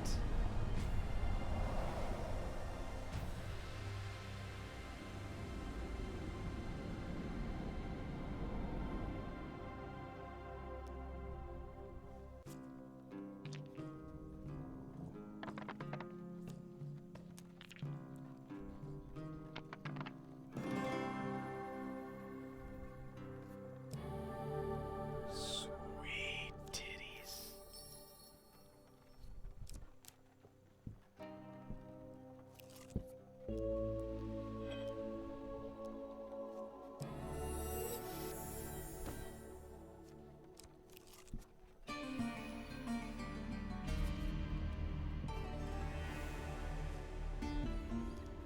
Approaching Draper's Gate, you notice a woman with an enormous statue dressed in a blue tunic.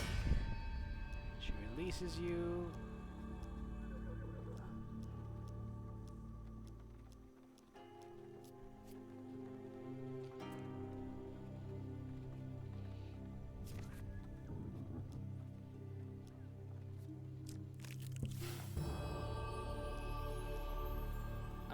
Good health. And luck.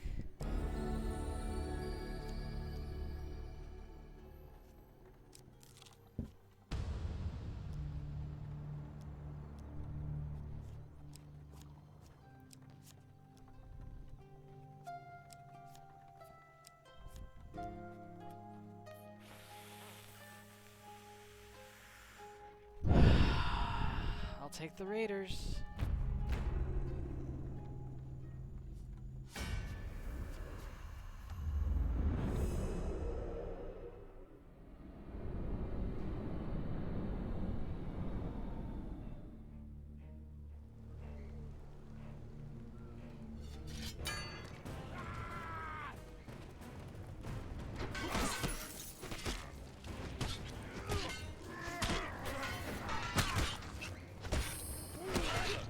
God damn it.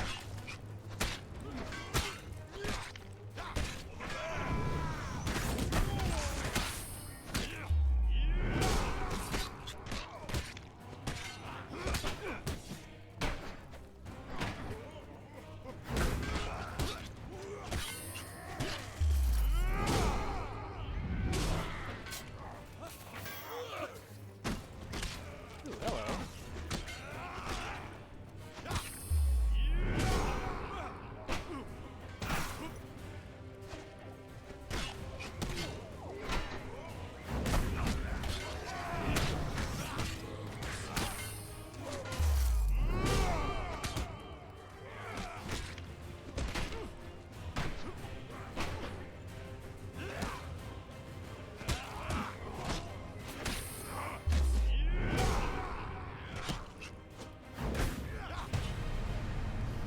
Whew.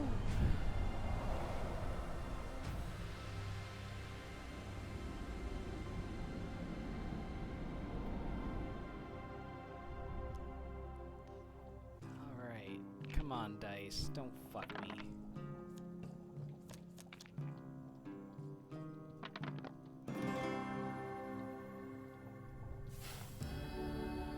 Perhaps you can master the honor Each that piece of comes with a headdress. equipped equipment that offers defense gains +2 defense. Gain +1 fame if your weapon or artifact ability is used 3+ times in a single combat. Nice.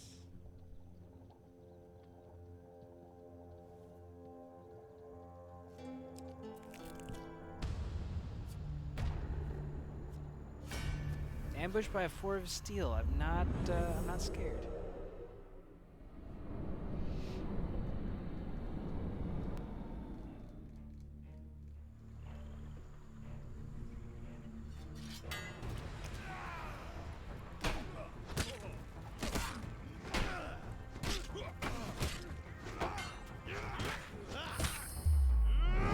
Alright, that's one.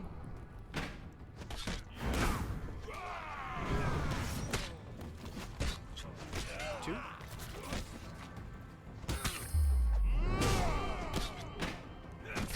Oh, he fell off the bridge. Oh.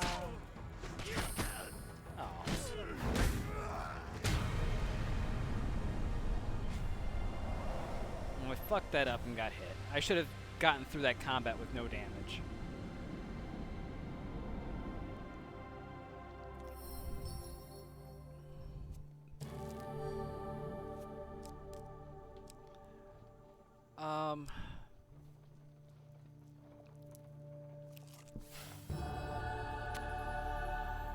Best card, or one of my favorite cards.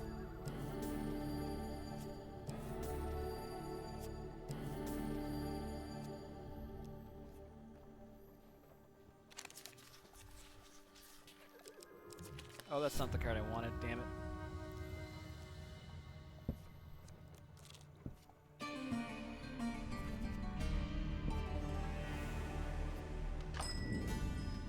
Column of smoke and clang of the metal are the first signs that you're in the right place. As you round the bend, you see the forge outside the gates of Blackwater. You spy your new acquaintance Ariane assisting a blacksmith on the bellows. Ah! There you are! Ariane stares with a smile. She removes her gloves to wipe her brow. These are the two I was telling you about, Anders, she says to the blacksmith. I almost broke this one's wrist in an arm wrestle. Show Anders your armor, she insists. You lay the remains of the jousting armor on the bench. It's barely holding together. The plating is dented and joinery frayed. I must admit, it's normally only horseshoes and farming equipment I mend these days. It's quite an honor to be working on the jousting armor. Ari's father made this suit, you know. We're heading to Cottonmore. Perhaps you should meet us there and see how it's coming along. Draknar will be hunting for your half of the Odysseus charms. You should try to find what gear you can.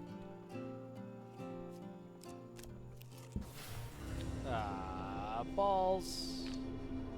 Balls and wieners. Balls and wieners. This sucks.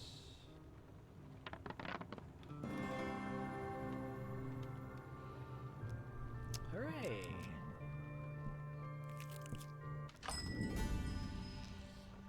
Yes, please. Give me that heals, baby. Oh, that feels good.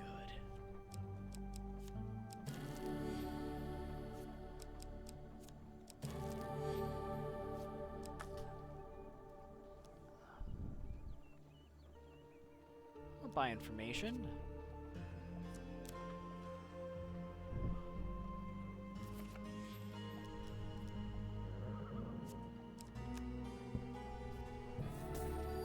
Thank you, chat.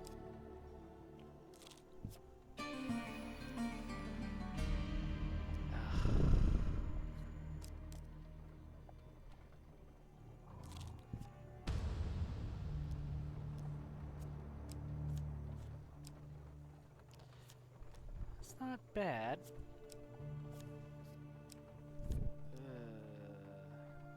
4 bandits or 6 empire. I think I'm gonna go for the 6 empire. Captain of Seal is gonna suck, sure, but the bandits I'm gonna just royally screw up.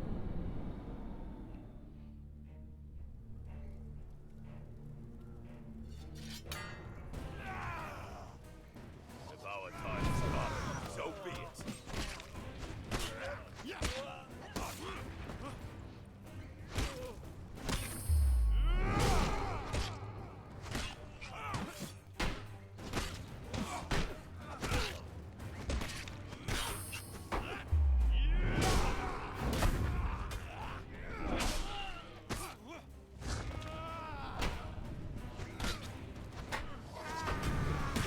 Ah, damn it.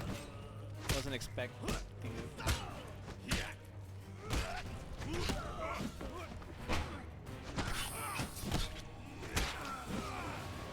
Ah, god damn it.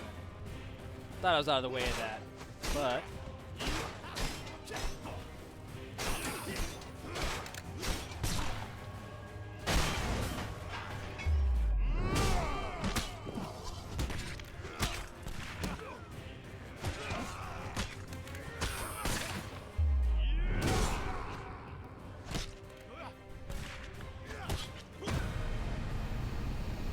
Welcome back, Topaz.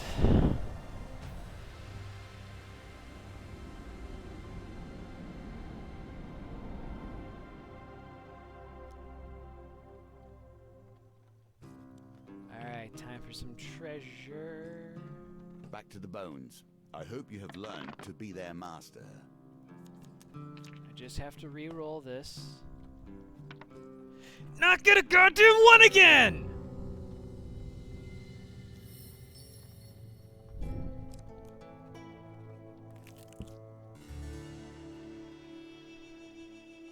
Ooh, it's Fabled Beast time.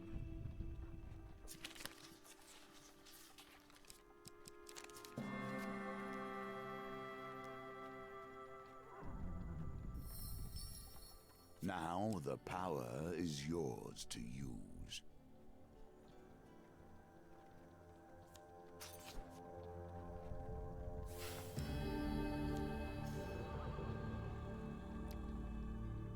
You lower your sword, the boar watches you and gives you...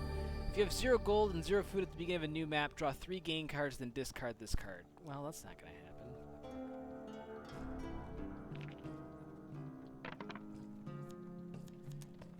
Just need to roll a 5 or better. Nope, it's the goddamn one again.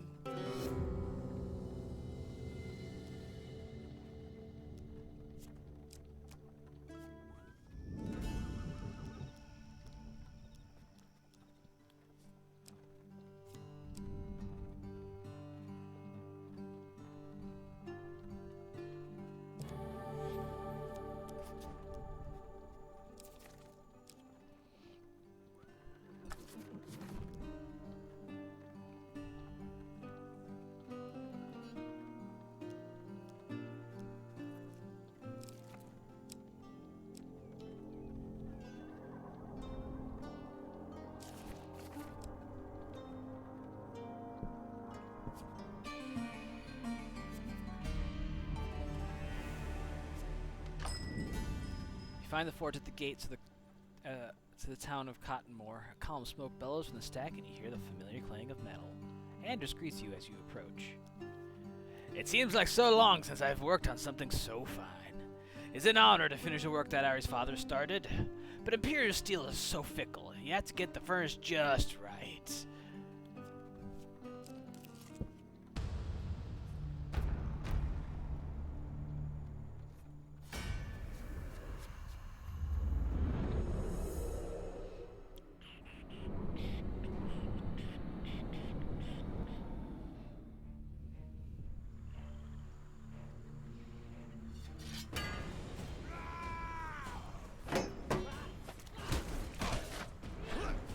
I didn't even see that.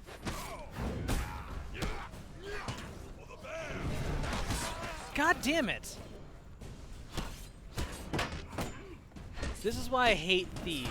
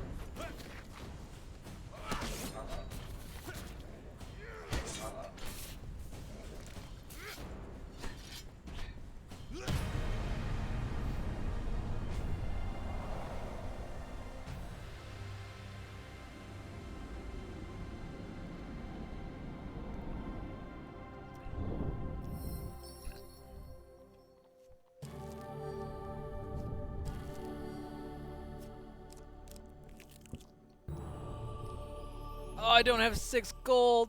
No!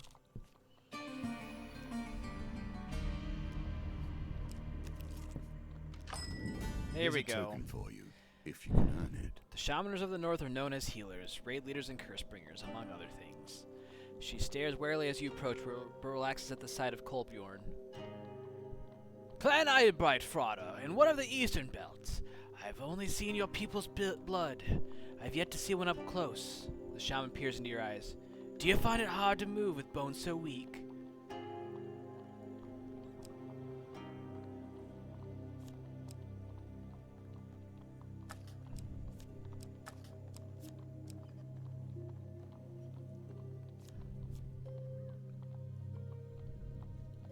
The Well, the walls of the cabin are adorned with curiosities and keepsakes.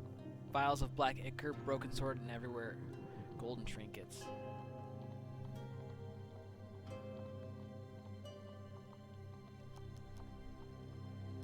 She nods. Yes, I know why you've come all this way. Rogvar, Skald of Clan Crowfoot, was the one who led the burning. Rogvar. He slumped onto a wooden stool and creaks beneath his weight. He's deep in thought. Seems like I'll have to ask the question for him.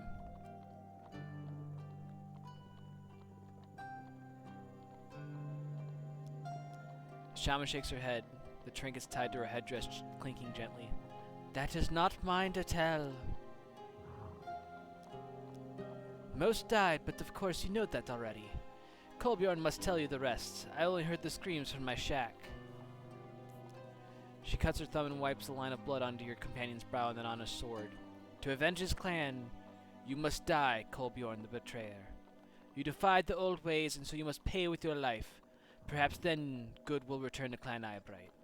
The shaman rearranged the row of skulls on her windowsill. Or perhaps it won't.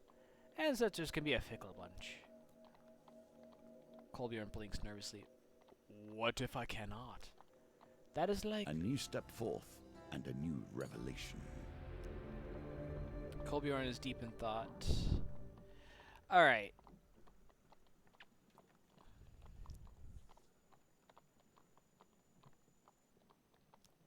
As payment, the shaman eagerly stabs you with a curved dagger. Surprisingly, you feel no pain, but intense lethargy washes over you instead. No wound remains when she withdraws the blade.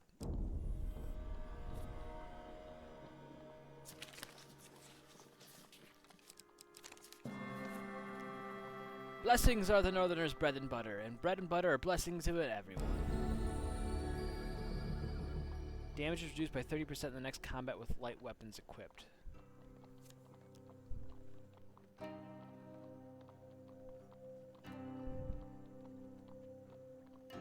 That's kind of a shit blessing.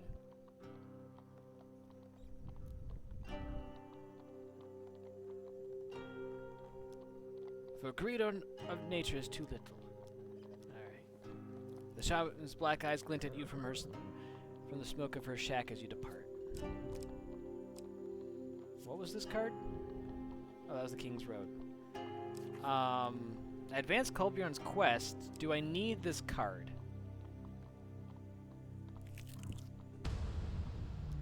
No. The answer is no.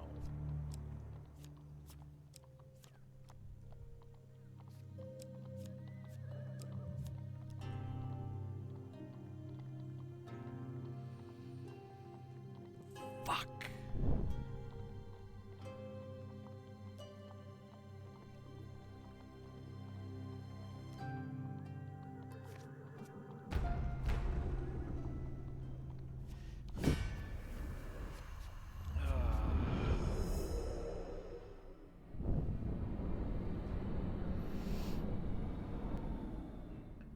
I'm hoping that because a lot of the bandits are squishy, that I might be able to get some heals out of this.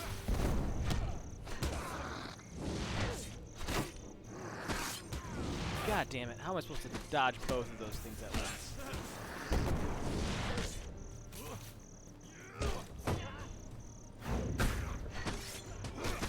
Damn it! Motherfucker! God damn it!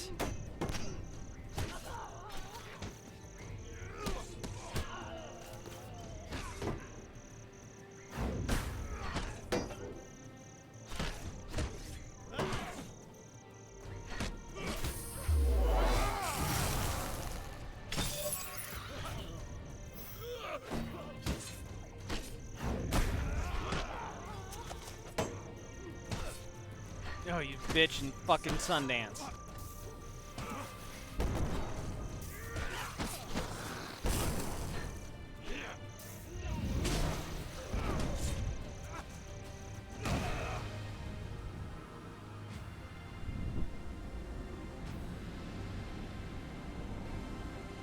God damn it. Just fuck thieves.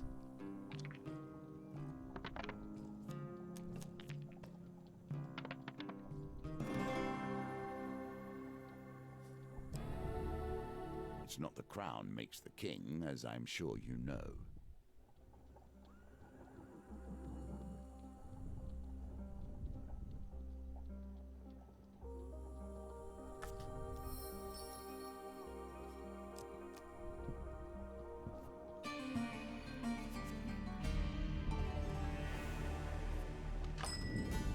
You find the forge at the gate to the town of Evergreen. Calm smoke bellows from the stack, and you hear the familiar clang of metal. Andrews greets you as you approach. The armor is almost complete. Andrew says, trying to hold the pride of his joy. I don't suppose Ari told you this, but the jousting arm was the last thing her father worked on before. He shakes his head. It does not do well to talk of such things. Meet me at Braden in a few days and armor will be complete. That's the card I was hoping for.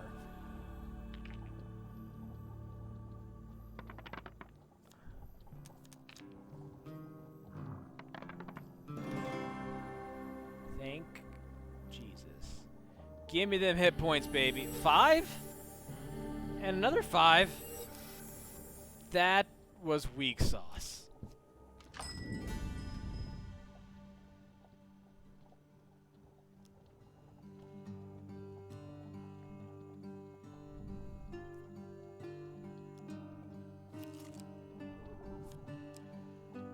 Bash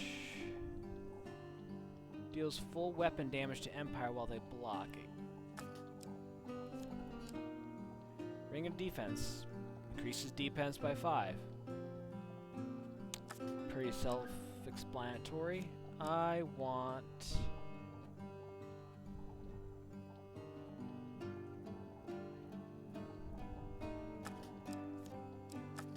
both, really.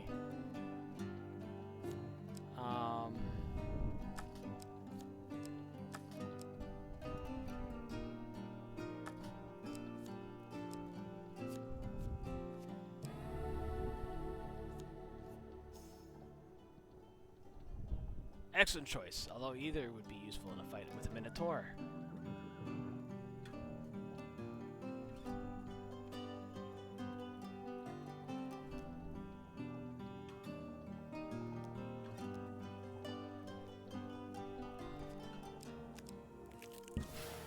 No.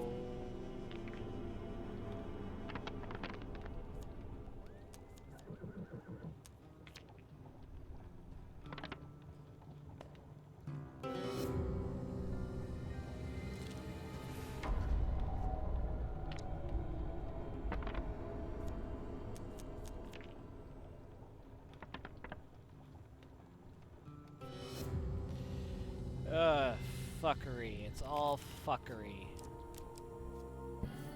Hey, thanks chat for the 10 gold, although health would have been a lot more useful in this circumstance.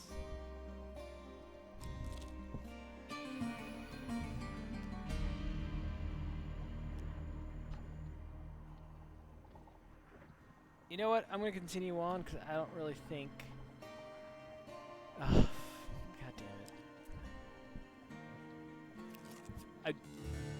Topaz, this is the map where I need health, all of the health, any health I can get. I can't heal from eating food. Let's throw some coins in the well. We'll throw 10 coins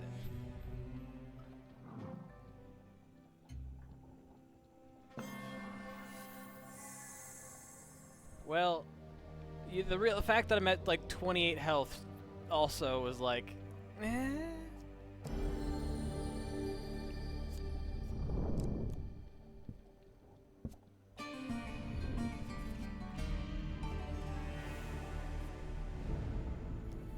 You spy a column of smoke in the distance. Wreckage strewn across the road alerts you to the fate of the traveling forge.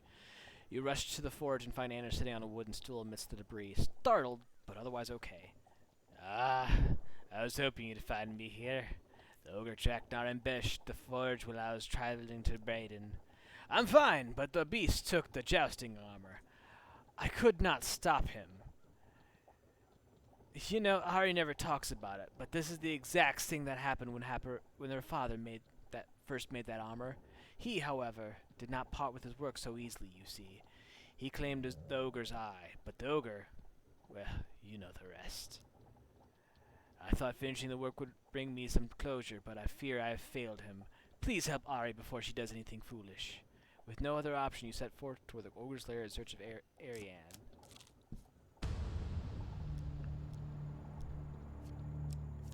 Steel flanks.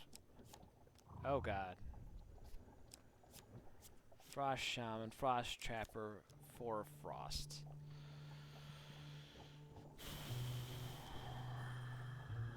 I'll take the Raiders.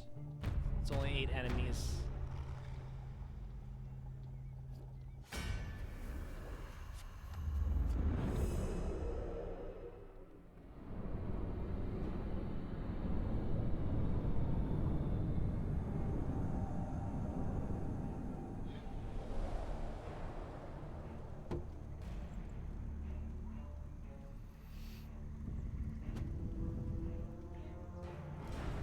Shadow of the Empire. Even as the rat men fell away from the Empire, driven to the deep places, they crafted tools against its rise.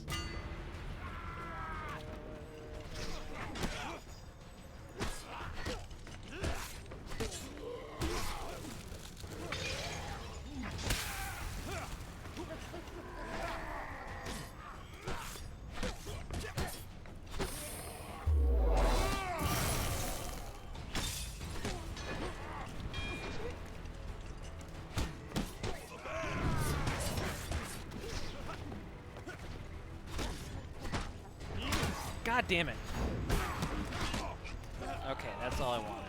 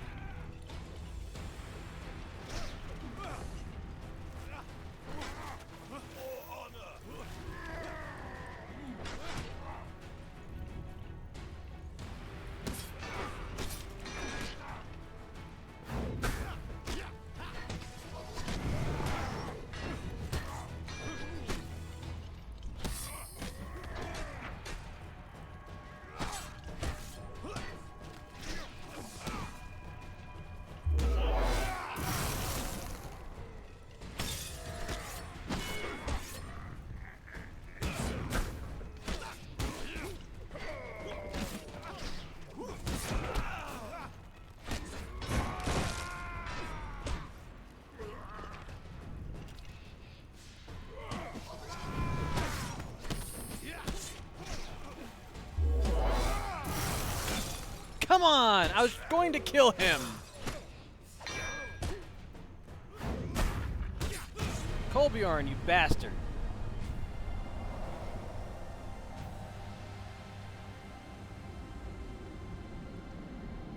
How can I lifesteal if you kill steal?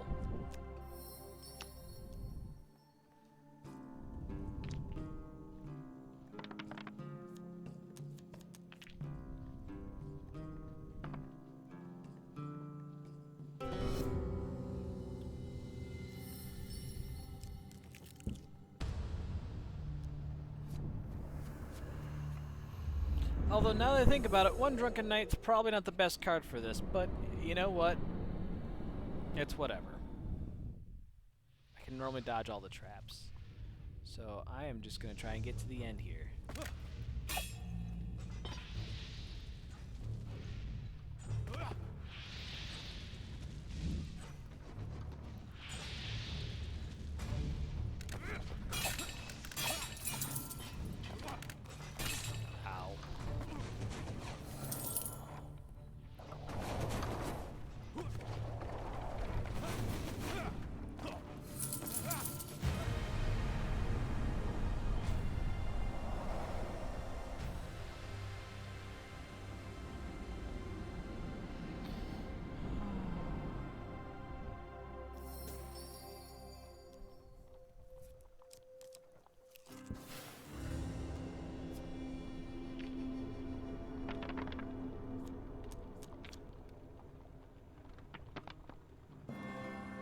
Hallelujah.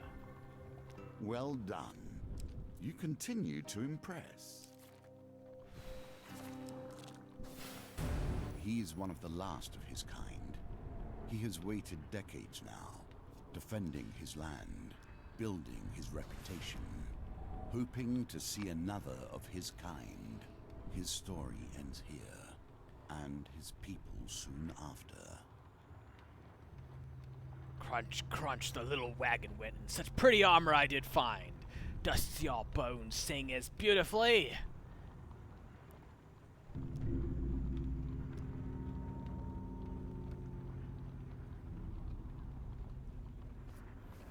Oh, wow. So for not having 60 defense, which is pretty much impossible, well, I should say pretty much impossible, it's unlikely. But I have to fight this bastard by myself.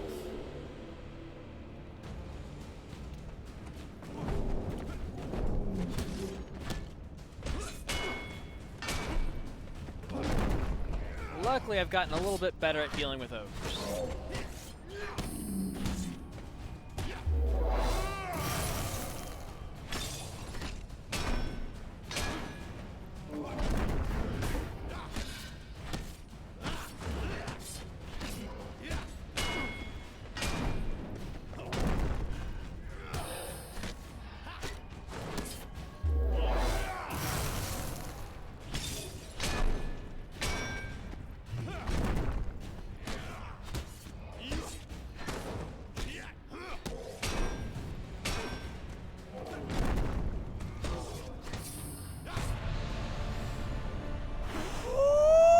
Baby!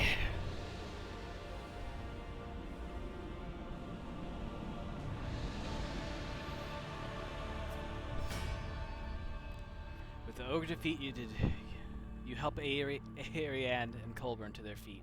Then you see shining under a pile of bloodied rags and small bones. Two halves of Odysseus' charm slide together, and with a rush of relief, you feel the curse lift. Beside the ogre lays the stolen jousting armor, its appearance almost unrecognizable. A reward well earned. Ooh, and I got the achievement, Smith's Honor. Platinum suit.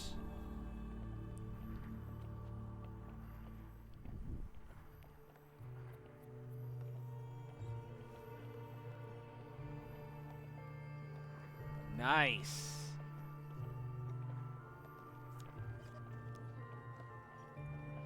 By the gods, Ariane gasped, slumping down on a stone. Anders has outdone himself. Not since my father's day have I seen a suit so exquisite. Her eyes begin to well up. I doubt a single item in the Imperial armies would be more sturdy. As dusk falls, Kolbjorn builds a fire with the last of the kindling. I miss him.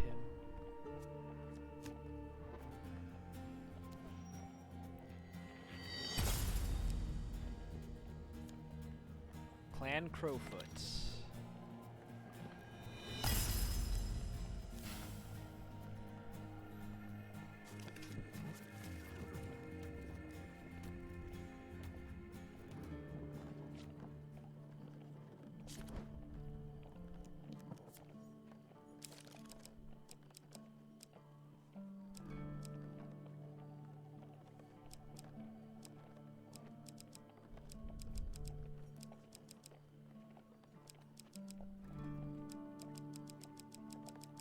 I don't think it really matters what equipment I put in there.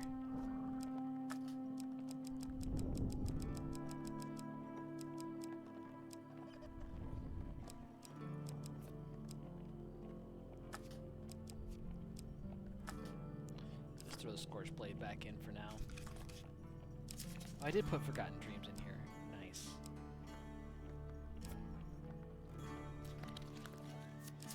And then we'll take out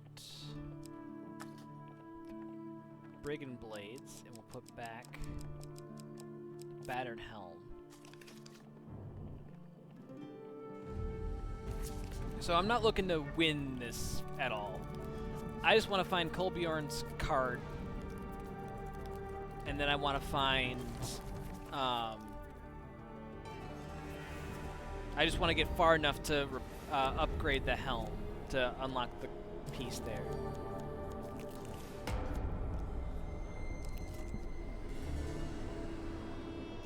Alright, we'll throw some coins in.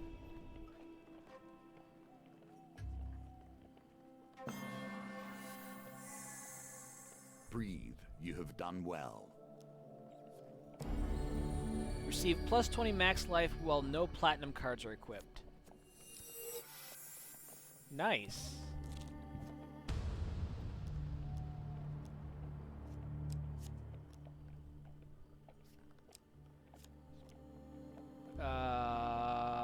Does it really matter? Any way the wind blows.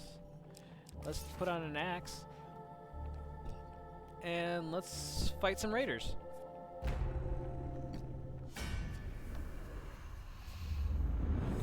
Gosh. Like, I'm sitting here thinking like to myself, you know what would be really great right now? Belly rubs and cuddles.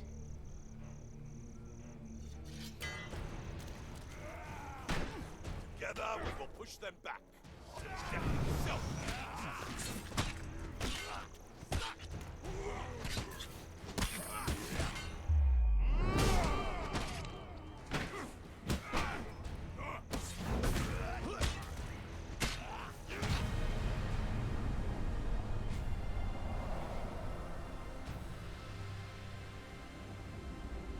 I mean, maybe.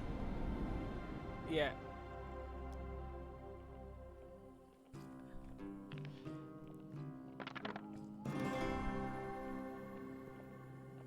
Yes, I believe that is the game.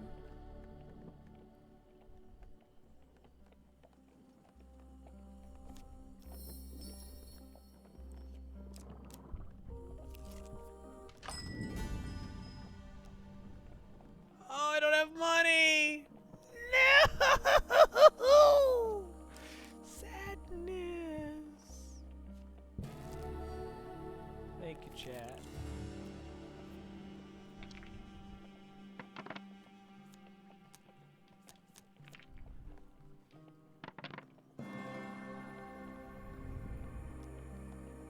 Oh, chat's divided on what I need. Gasp.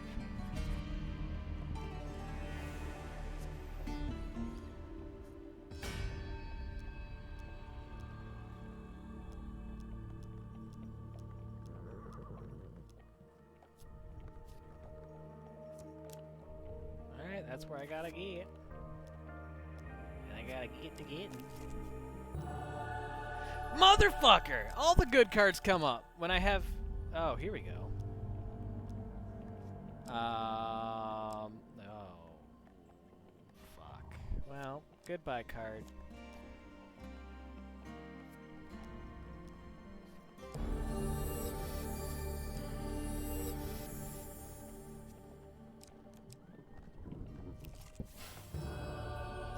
Oh, sure, now I get Goblin Town.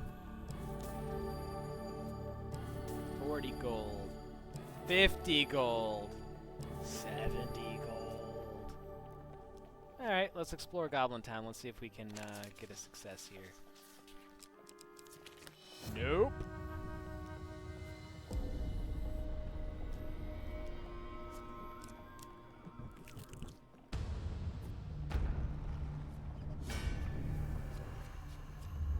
I mean, I had a 1 in 4 shot of not fucking up royally, and I got the 1 in 4 shot, so I fucked up royally. It's just how it goes with this game, and I've just learned to accept my fate.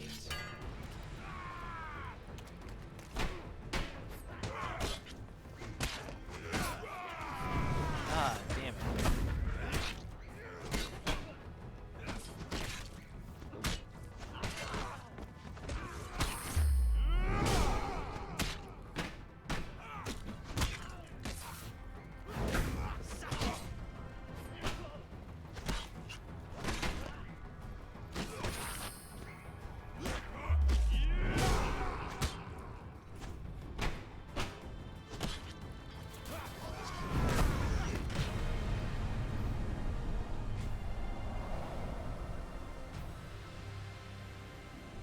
I mean, at the very least went from 50 health to 40 health, and now I'm down to 22.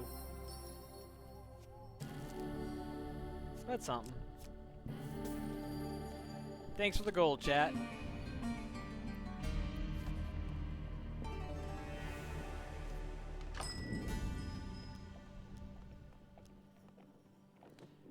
I want to upgrade this helm.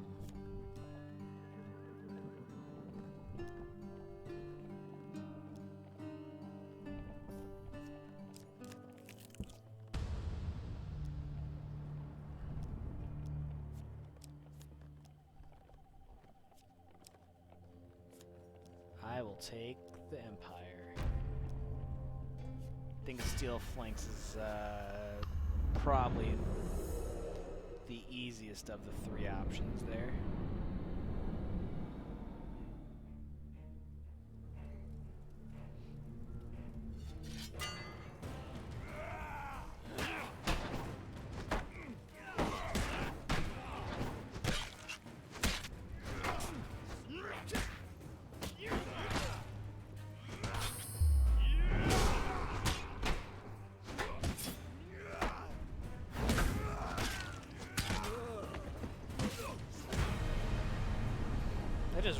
I just Chuck Norris that guy in the face. Whatcha?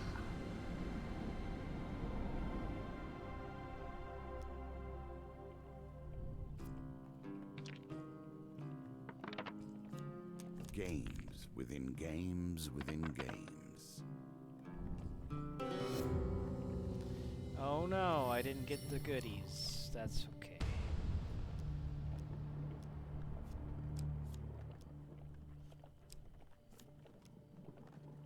Oh, of course I'm going to take a single Frost Shaman.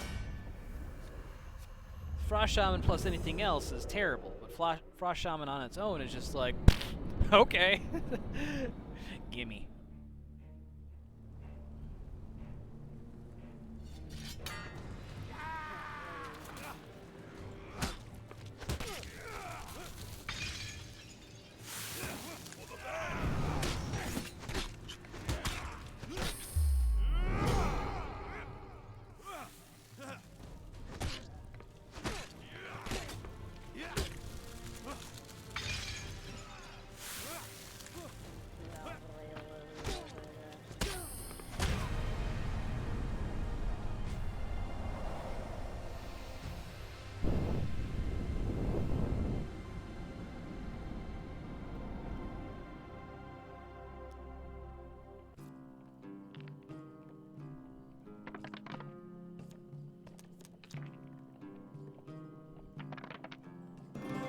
Hey! I get a gambler's jewel. Hallelujah. Oh, yes, please.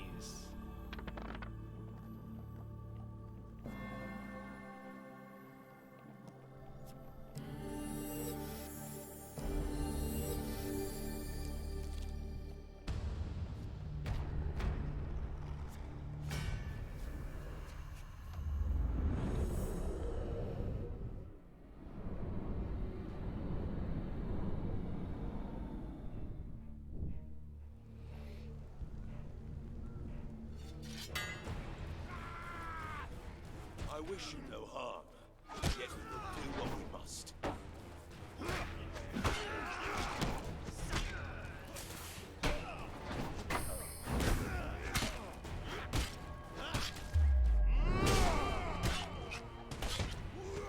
Bye-bye. I saw you coming from a mile away. Slip, slide away. Oh, goddamn.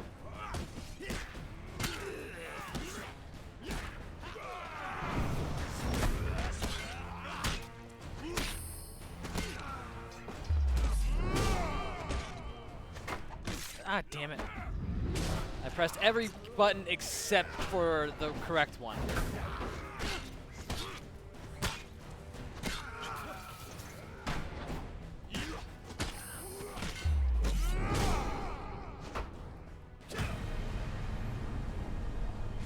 It's alright. Like I said, just need to find Kolbjorn's card, and I just need to upgrade the helm.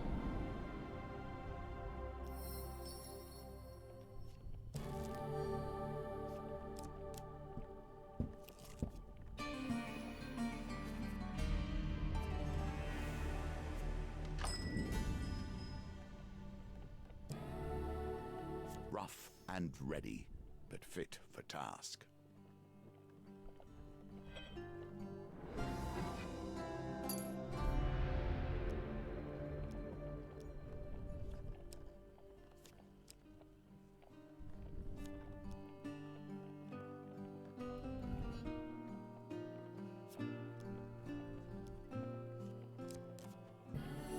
Thank you, chat.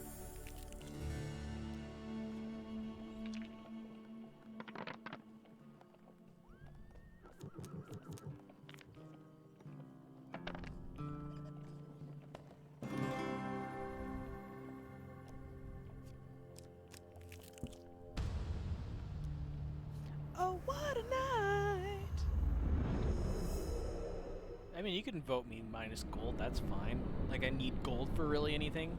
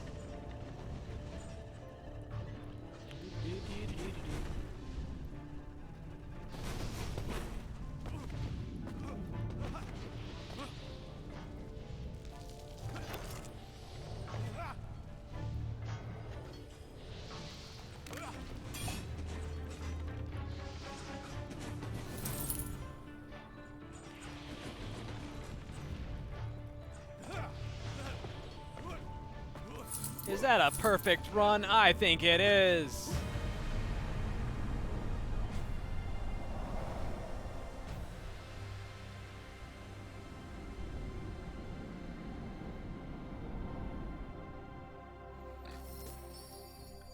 $35 gold, 2 fame, and I get a half-eaten pasty.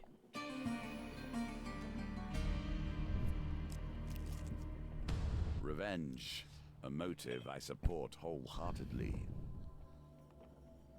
The pitiful emptiness of Clan Eyebright becomes even more apparent when you walk through the bustling northerner village.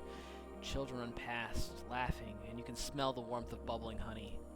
Your companion ignores all this, his usually forlorn blank expression replaced with fury. He soon finds what he's looking for. A warrior. Larger than even the hulking Kolbjorn, clad in armor of blue crystal. Rogvir! Skull turns around, eyebrows raised. I have come to seek revenge for Clan Eyebright. You burned us to the ground. Not even the children were spared. A few Crowfoot villagers cover their mouths in horror, but most look on, unsurprised by this revelation. The skull of Clan Crowfoot grimaces. Clan Eyebright stood against the orders of the High Priestess.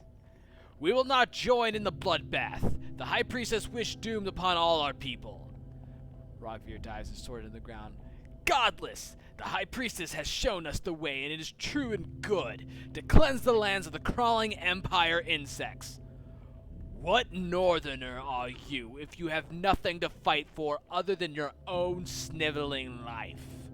I remember you, Worm, when you were asked to lie on my sword to save your village.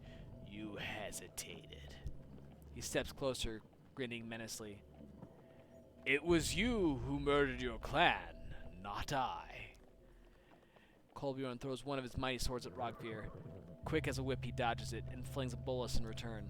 The cords bind Kolbjorn's neck and arms, and he topples back into a waiting band of northern warriors. You feel an explosion of pain at the base of your skull, and your world goes black. You rouse from your stupor, tied to a tree. The rope bites painfully into your wrists. With bleary eyes, you see Rogvir towering over you. Kolbjorn is being restrained by a good number of northerners nearby. Kolbjorn looks at you, pure fear in his eyes. The skull draws a throwing dagger from his belt, and with a flick of his wrist, sends it spinning through the air toward you. You tug at your bindings, but make no progress. Kolbjorn hesitates for a moment before closing his eyes, and leaps into the path of the blade. The steel blade finds no resistance as it buries itself hilt deep in Kolbjorn's chest.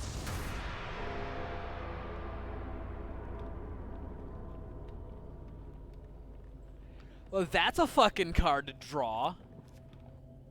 Your mighty companion slumps to his knees, blood bubbling from his mouth.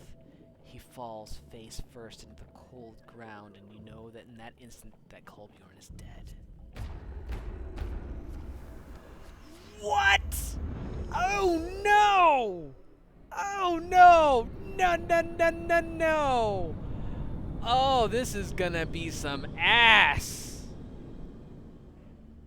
Perhaps this is not the best quest to be doing this in. Skald Grogvir, the leader of Clan Crowfoot. Skald is known even among tyrants for his brutality and bloodlust. Tyrants favor regenerative ice armor that stops standard attacks. Use Bash to break their armor. Oh, sweet baby Jesus.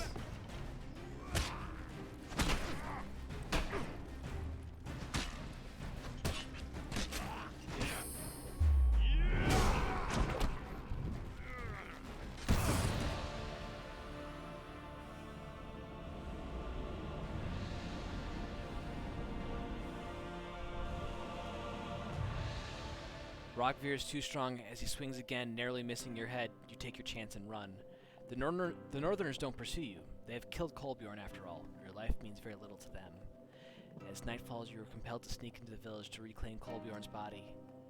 As you drag the body into the forest, the shaman of Eyebright Wheel emerges suddenly from a copse of trees. Yes, good. Their blood is not yours to spill. In the dark, the horns and trinkets adorn her furs, lend her a demonic appearance. The shaman inches closer to the body in reverence, the wooden ornaments on her belt clacking together. Not quite. A moment of silence for a fallen warrior. He was a fine ally.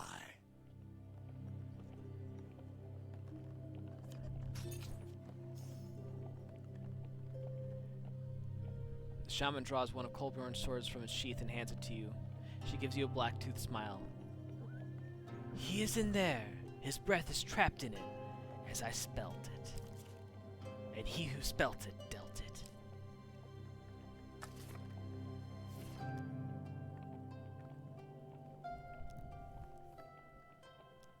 Blood!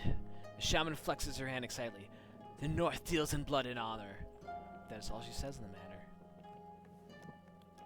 Leave the body. It is but a husk now, and it may appease what spirits are watching this night. You insist on burying his body first, despite the shaman's protests. How will the birds eat him? She asked. With a heavy heart, you reverently place the swords in your pack and bid the shaman farewell. You leave Kolbjorn to rest in peace, at least And for thus now. an ally is lost. Flesh is mortal and transient. Our mission is not. That was not how I was seeing this play out.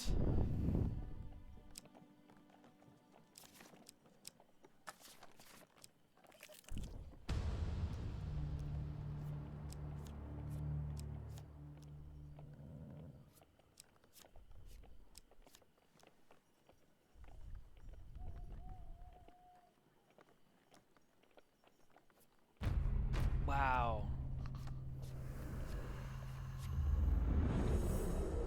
Wow.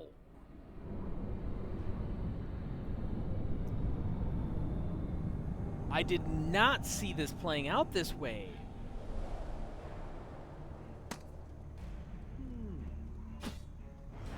Kolbjorn's sword.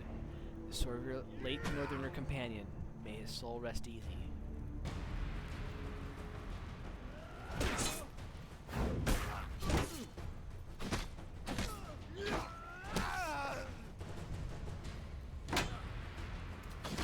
I mean, at this point, I don't really care if I die here. I got both things done that I wanted to get done here.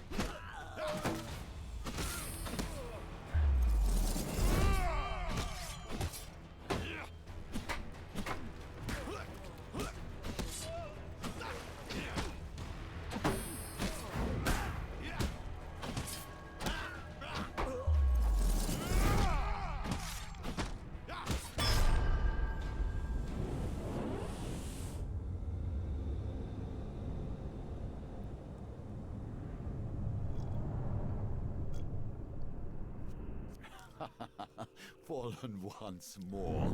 Fortunately, this is but the lesser game, and we can try again.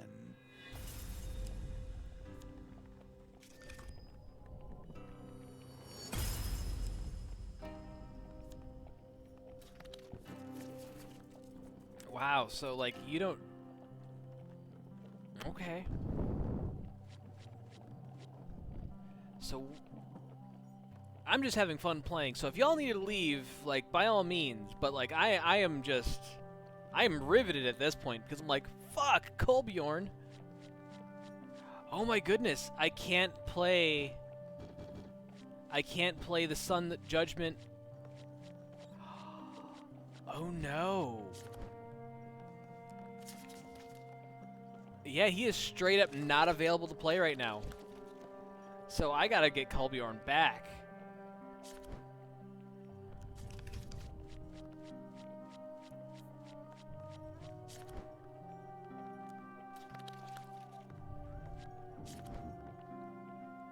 There is nothing in this world that Callus cannot bring to his aid.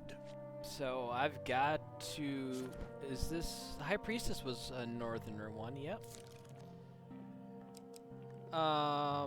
Which means I can now work on 2 at once. So we'll have Malachite join us.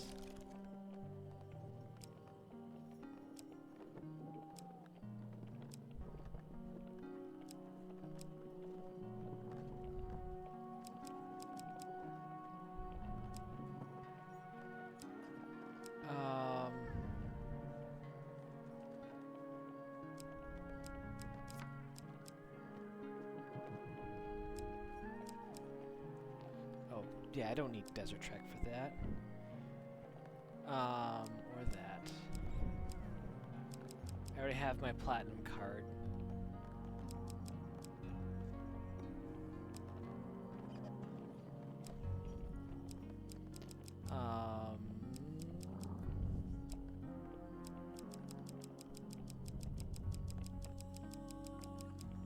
Forgotten Dreams can go.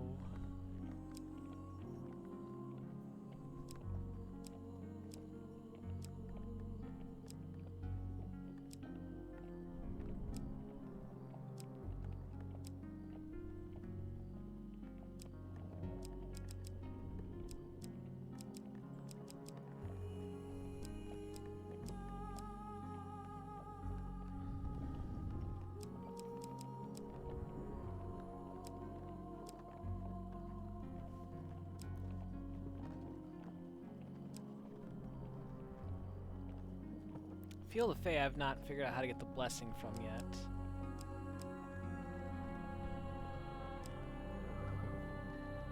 Take Wishing Well, that's good.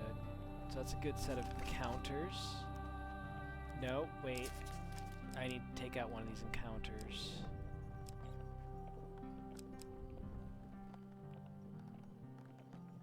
Take out Fabled Beast. Because I need Malachite's quest. And then for equipment...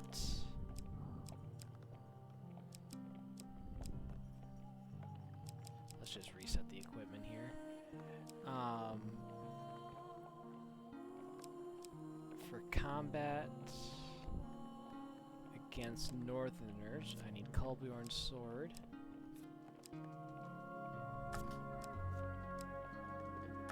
I guess that card is one of your favorites. Yes, I that don't card see is the on your appeal. feed.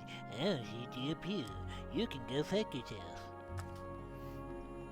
And then for blessings, I want the Gladiator's Visage. And then that means I'll just want...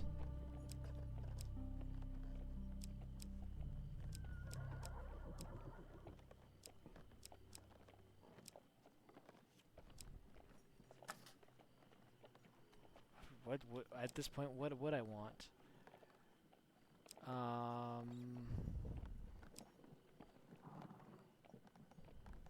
I guess any equipment.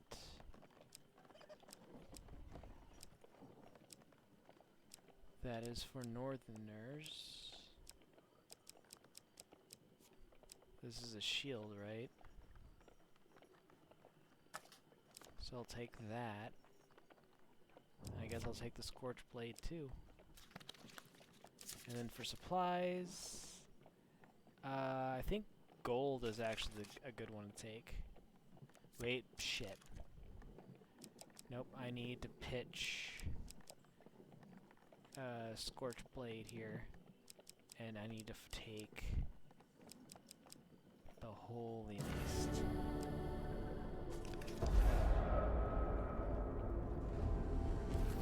So with the Holy Mace, I have to make it to the top with 12 blessings.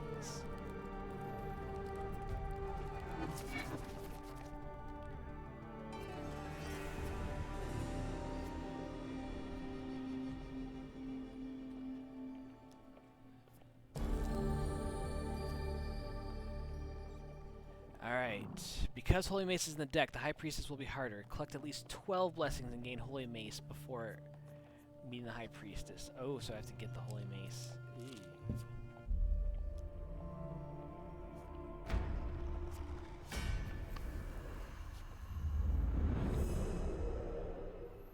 But honestly, if I can clear this challenge, and you know, maybe just murder a few people along the way, that's good. That's good, right? Who dares venture? None less than the amazing Malaclips and assistant.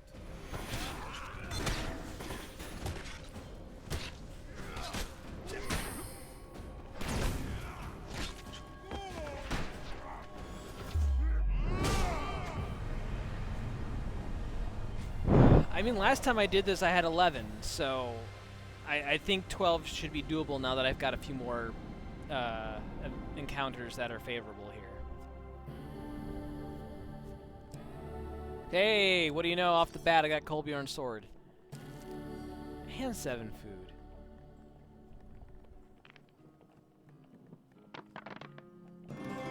Nice. You seek shelter against the bluff. And I want to dig him out. Because that'll get me a blessing. Mages are hard Hey, to look, eradicate we got at the best Malachite's of times. mission. We have our ways of hiding from the light. Following Malachite's cryptic directions, many of which involving borrowing farm animals, you arrive at the edge of a vast and lonely lake. There you uncover a cave entrance blocked by a stone door. We must seek out Ira of the Vial in the underneath, the bard had explained as you follow a frightened cow around the previous night. Malachite drops his wine bottle nervously and forces a loud and hearty laugh, completely ignoring your question. The bespectacled ogre manning at the door to the underneath doesn't look up from his book as you approach. 15 food items per entry, he grunts. Robbery? If you're trying to hustle us, sir, I'll have you know that I can shoot lightning from my fingertips. These are hard times for us, Mal. You'll see you get in there. The ogre places his book down, and with a mighty push, the stone door rolls open. A narrow tunnel takes you deep in below the earth, opening into a vast limestone cavern. Twinkling on the edge of an underground lake lies a small shanty town, red lanterns lining the quiet streets. Malachite leads on. Welcome to the underneath, coin slave. Since that bothersome Empire edict, we've had to hide away in places like this. This used to be quite the hub of activity, but now... He surveys the silent streets grimly. I guess the Empire is increasing its forces. This is Malachite talking, isn't it? God damn it. A few mages eye you suspiciously as they pass by.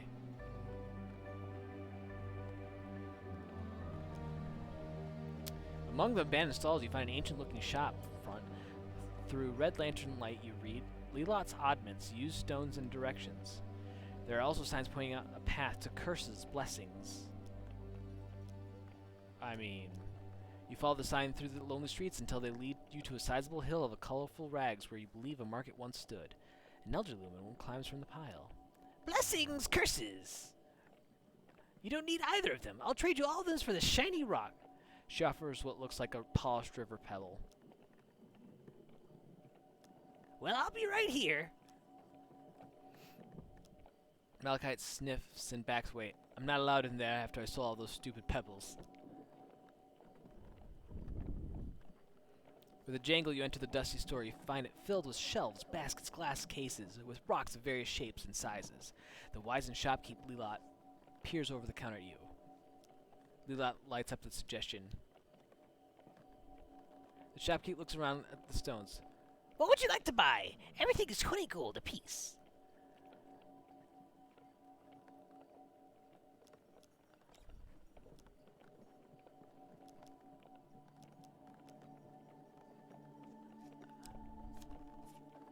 Oh, neat. You put a general store up.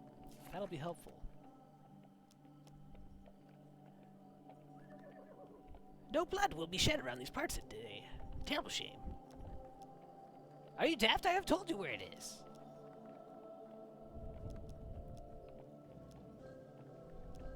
Malachite breathes. Ah, the devil ears, my home away from home. The waft of a scent of berry wine, smoke, and feathers. He pulls out his lute and leaves to serenade the pretty bartender. She tries her best to ignore him. A decrepit hag nurses a smoldering pint glass at the one end of the bar.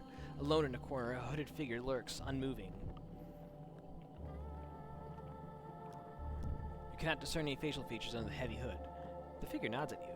He has a grave voice, whisper quiet and hoarse. I seek an artifact of great power. Something that will twist the minds of my enemy and force them to fight for me. I will pay him handsomely. The warty crone sips her drink. It smells strongly of citrus and burning coal. While sizing you up, you wish to buy something. Oh, You wish to buy something, do you not?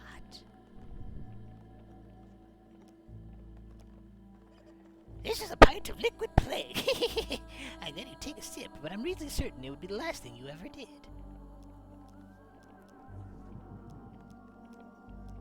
Malachite leads the way through the dim, lonely streets of Ira's house. You can hear screaming coming from within. A woman in robes adorned with silver ornaments greets you at the door. Merc said you would come begging for help. Regardless, you are late. Malachite bows with a grin. I have an illness. I'm hoping to purchase a cure. Ira the Veil frowns for a bit before nodding and letting you into her house. You enter the sitting room and the source of the wailing is made clear. A man is locked in a cage, crying in a fevered agony. Sores of corruption fester on his body. Without warning, she opens the cage and the man rushes at you, but with surprising strength. Ira subdued the mad, writhing creature. This is the mage Cohen. He thought he could fight off the corruption, but he could not. Ira watches Malachite carefully as Cohen's cries get more and more guttural. What should I do with him? The bard looks away, disgust and fear on his face. He appears close to passing out. She nods before turning to you. What will you do?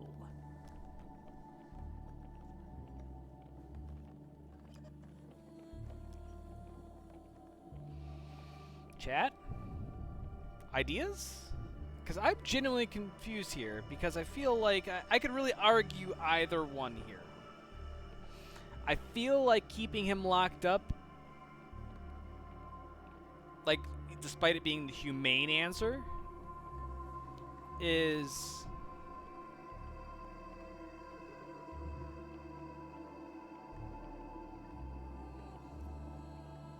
I feel like it's the right choice, because I'm assuming that Malachite is corrupted, or is becoming corrupted, and that's why we're trying to cure him. And so Cohen serves as an example of like, well, this is what's happening, and killing him, I think, is the wrong choice, because then it's just like, well, we'll just resign Malachite to his fate.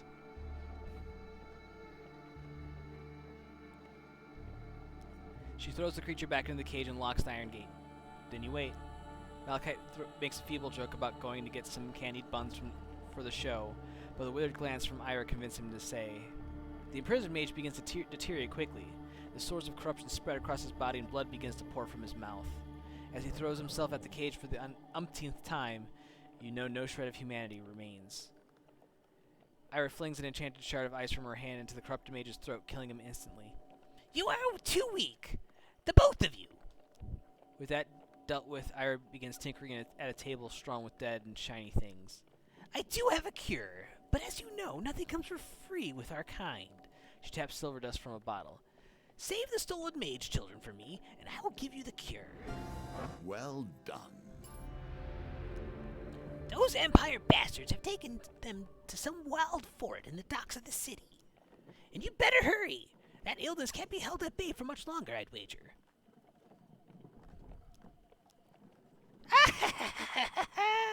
He hasn't told you? Then it's not my place to say, but know this, friend of Malachite, if he does not find a cure soon, you are in grave danger. Nonsense! He was my lover when I was young and stupid. Nonsense! I'm alluring at all ages. You'd be glad to have me still. Ira gives Malachite a severe look, and he balks, cowering in his seat. Malachite seems eager to leave. Ira the Veil finds you again just as you begin your ascent. Mal! The bar turns around, and you catch a glimpse of hope in his eyes. She avoids his gaze. Take the children to the madmen near Force Ford. They run an orphanage. I fear is no longer safe here.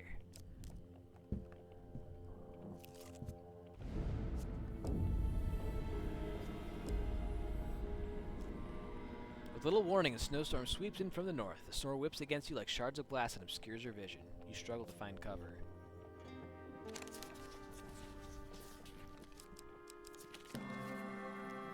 The climb becomes unbearable. You seek shelter in a cave and desperately fight off the onset of frostbite. When the howling winds ease, you clear the snow from the cave entrance to discover dark clouds have passed. This log is dry enough. We can set up camp for the night.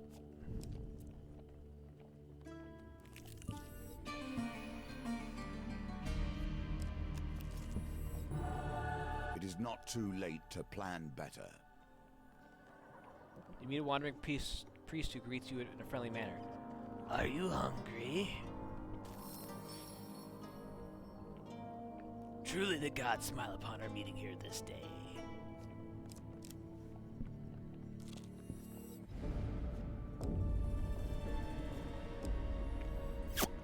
Okey doke.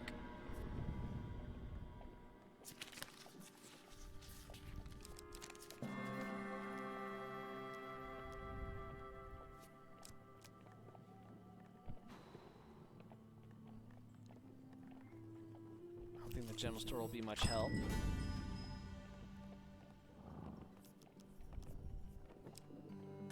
Can't sell Colbjorn's sword. Nope, that was not helpful at all. Hey chat, wanna give me 10 gold?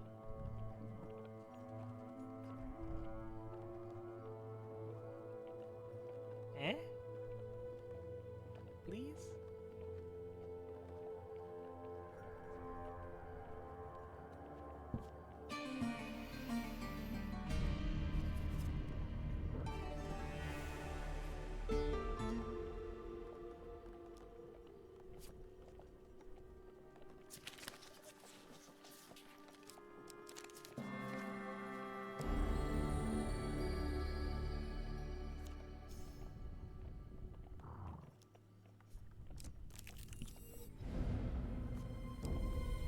Ouch. Ouch.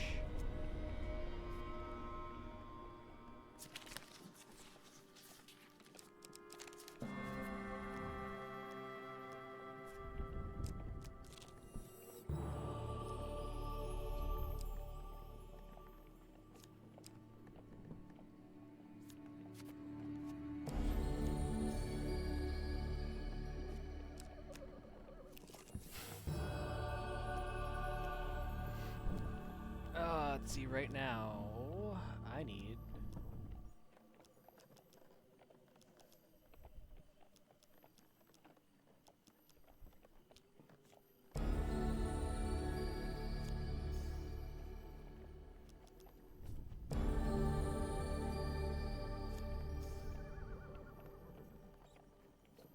Alright.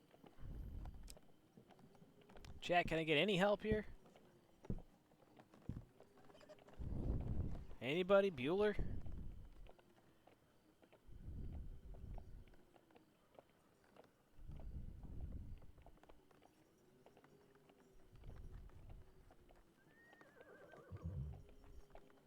Ah, thank you, Akka. That'll keep me going for a little longer.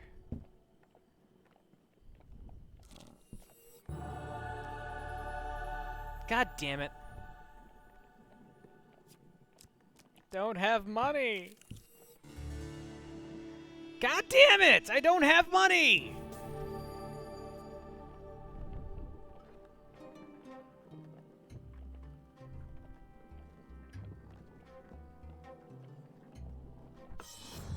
Fuck. What an unfortunate time for your skills to leave you. Oh, lose one blessing? Oh. Well, I guess we're just starting over then.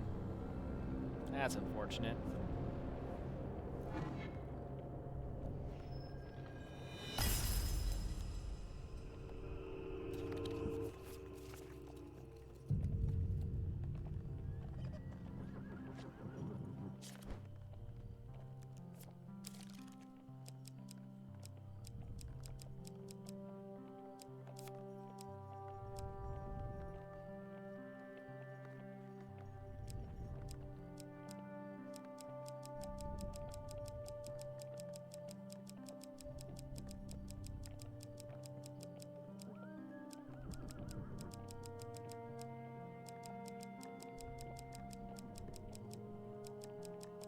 I know which card I'm looking for.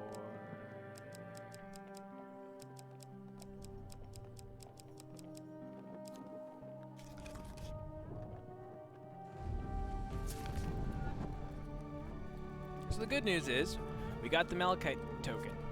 Bad news is, I gotta start over.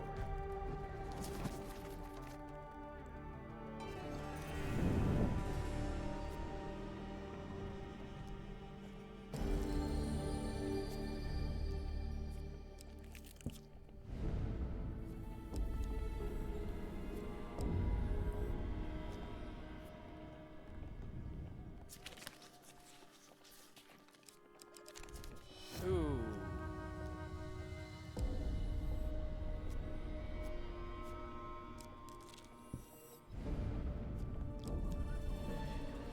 You've gotta be shitting my nuts.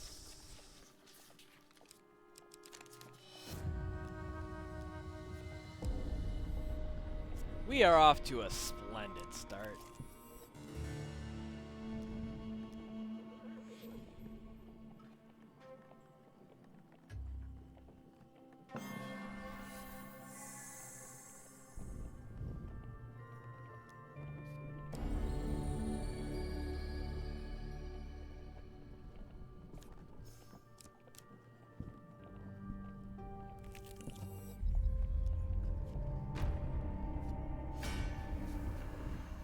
Night, Aka.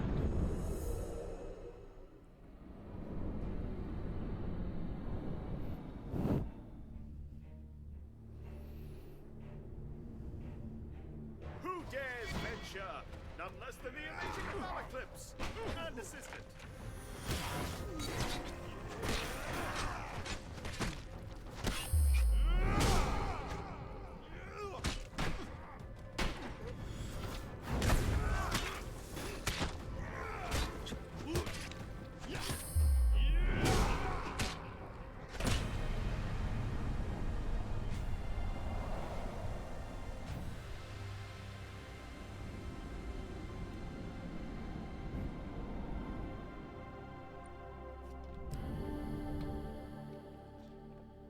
Sure, that works. Maybe I can get...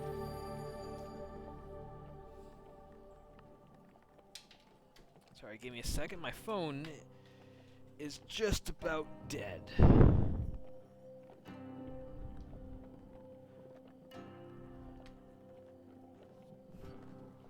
Ugh. Not that anyone's gonna call, but you never know.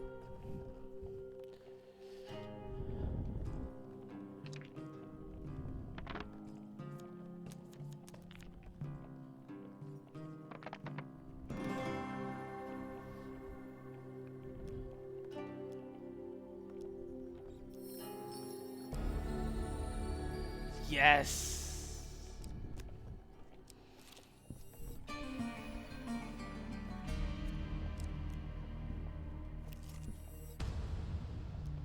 Awesome.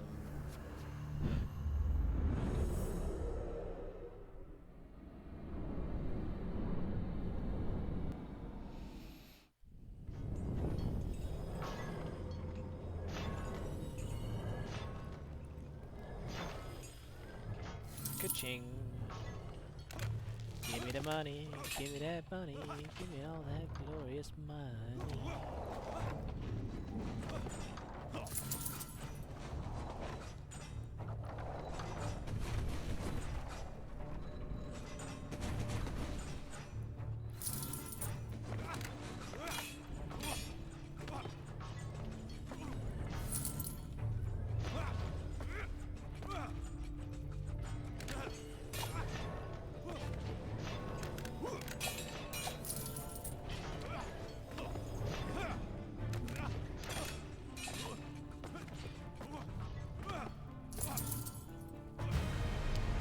Alright. Or should I say, alright. Chad, if you need to go, feel free. I'm just having fun here.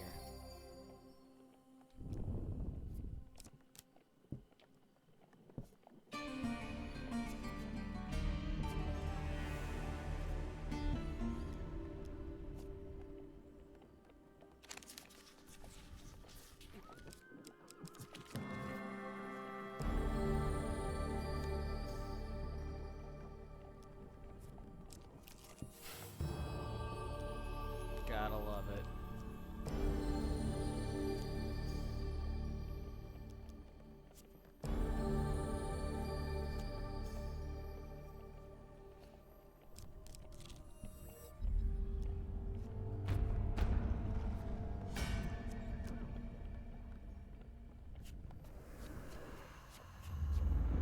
Yeah, I don't need to sacrifice a companion for this. This is pretty easy. There's only 5 enemies, and Malachite can give me a free block. Who dares venture? None less than the amazing Malaclips, my assistant.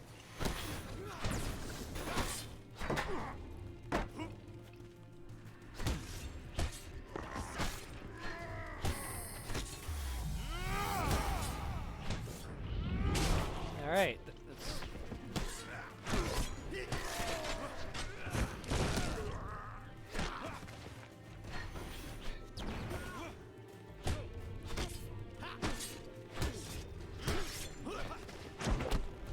God damn it. No.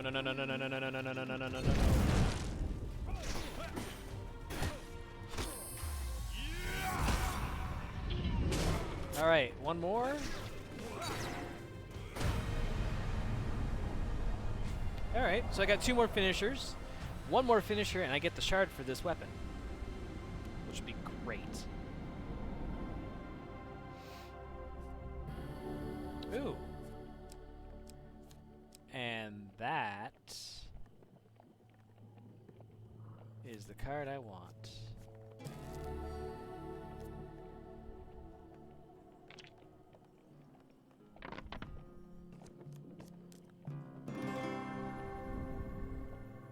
Victory, you are learning.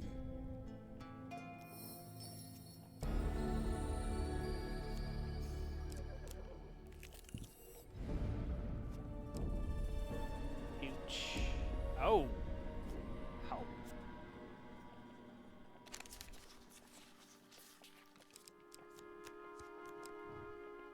Free draw.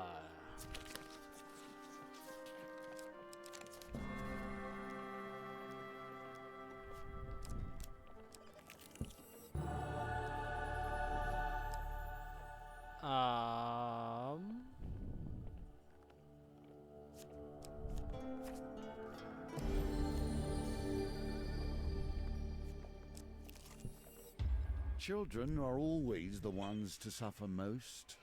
You They linger- have an excessive capacity for it. You linger near a fort in the abandoned docks of the great city. Malachite sidles out of an alley and he strokes his mustache. Well, coin slave, the Empire has the stolen mage children hidden away in there. Now, I'm not fond of children, as you well know. You recall a time when Malachite was asked to relinquish his last sweet roll to a crying child. He refused. But Ira won't give me the cure if we don't rescue them. He outlines the plan to you. It is worryingly brief. These forts are all interconnected, so even if we defeat one lot of guards, they're bound to call reinforcements. We'll have to get in, out, and quick. Okay, got it. Malachite has drawn a helpful diagram in the dirt. The self-portrait is particularly generous.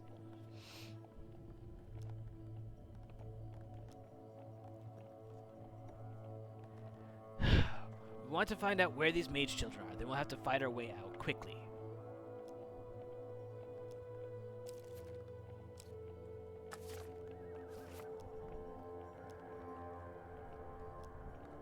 We're evidence that the old world ever existed, and they don't like that.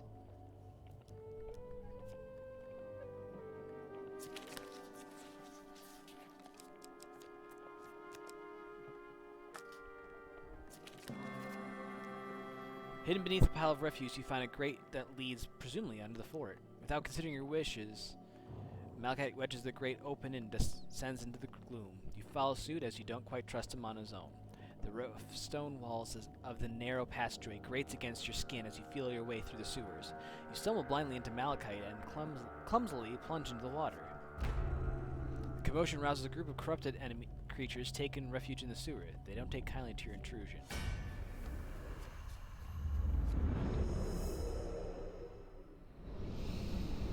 I heard group, and then I saw that we're dealing with what? A singular enemy here?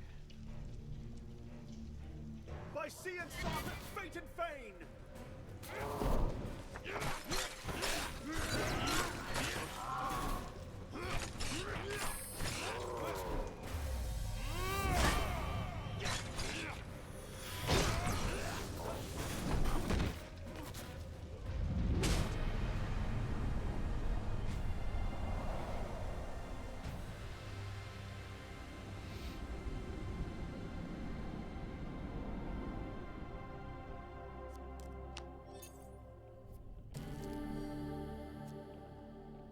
The final monstrosity falls, gurgling. Malachite gazes at the bodies with a troubled look on his face.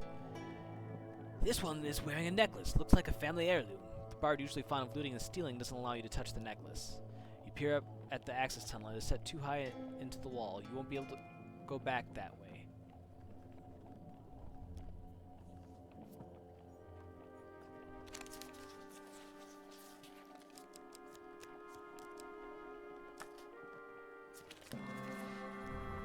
A rope hangs from a hole in the ceiling.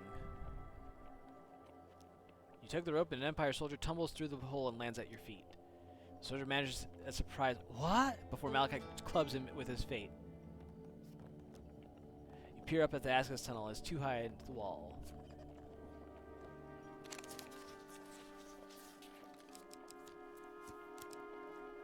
Oh yeah, we're redrawing that. God damn it! You trip on a damp chair and fall into a pile of loose barrels as the noise clatters loudly through the sewers. Is somebody living here? Immediately a shout comes from above. The rats are back again! What's that? Another soldier yells. I think those giant rats are in the sewers again. Call reinforcements from Fort Mournhole and get them to take a look at it. The useless twits never do anything anyways. Malachite beckons you to a wrought iron gate. If I'm not mistaken, and I never am, how dare you question me? This will take us directly into the fort. He allows you to go first. You leave the moisture and murk of the sewers behind you. You find yourself in a cellar.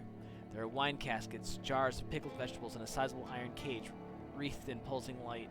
Within the cage, the missing mage children huddle, unsure of your intentions. Malachite reaches for the heavy lock upon the cage's gate. It sizzles, and he drops it quickly. By Freda's skirts, that burns! He presses a long metal implement into your hand, steps back. You tentatively touch the lock. It doesn't burn you. You attempt to pick the lock. Oh, Jesus.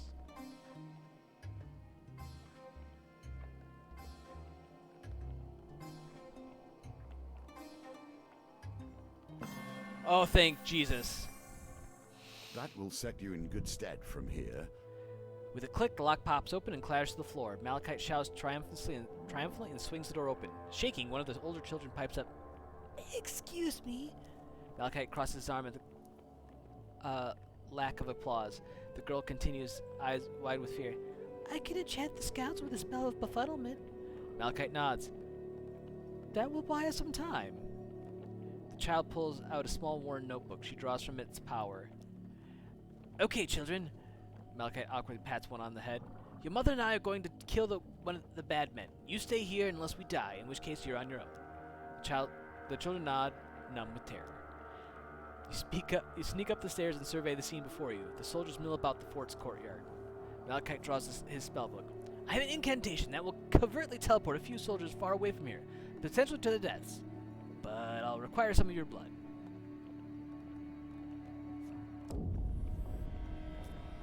Your blood drips into the room-lined page. Oh, like I can tell which card is... So that's a 4, that's... where's the success card in all of this?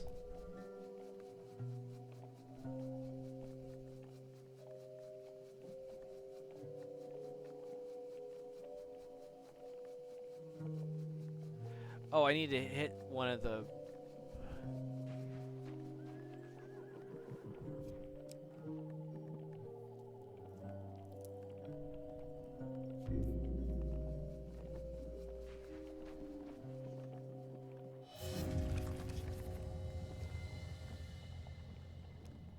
Shadow envelops a group of soldiers patrolling near the wall. They tumble to the ground before vanishing from sight.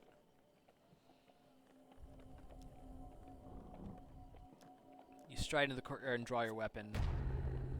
Intruder! I think I can kill 4 enemies in 90 seconds.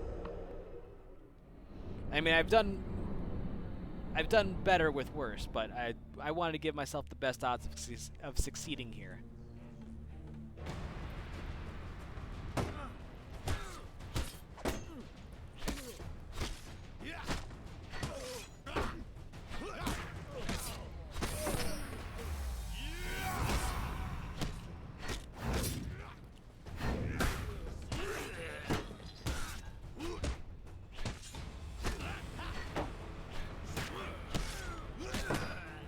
Thanks for coming up right at the perfect time for me to counter your attack.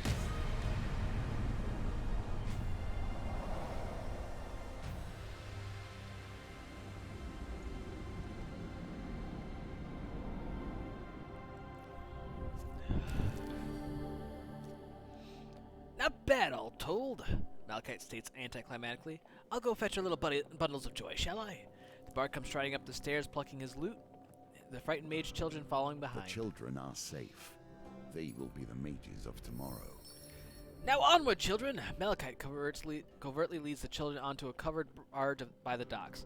Onward to your new home with the madmen of Force Forward. The children glance at you in alarm as they meekly duck into the boat.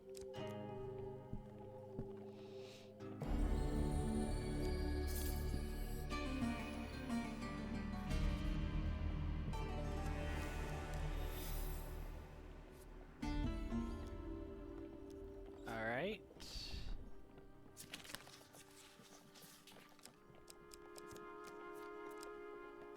Redraw.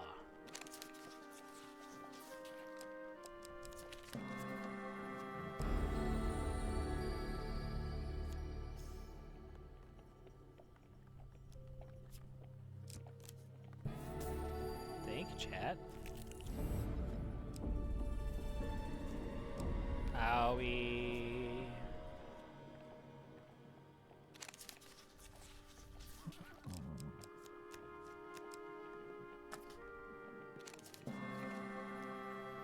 All right. Hell yeah.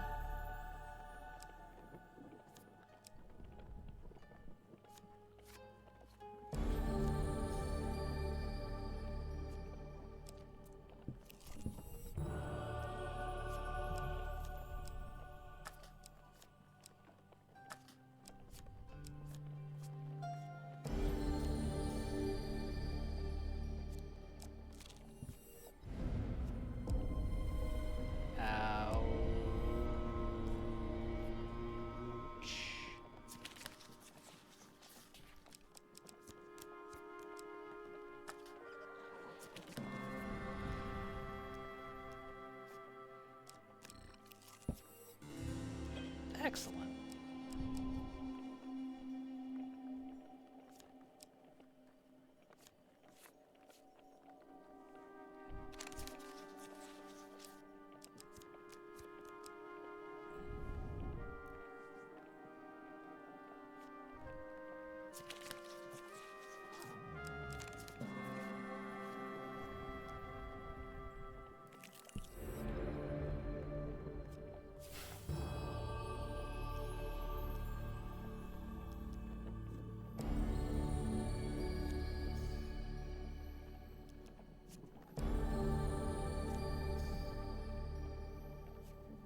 Excellent. Now I have 13 blessings.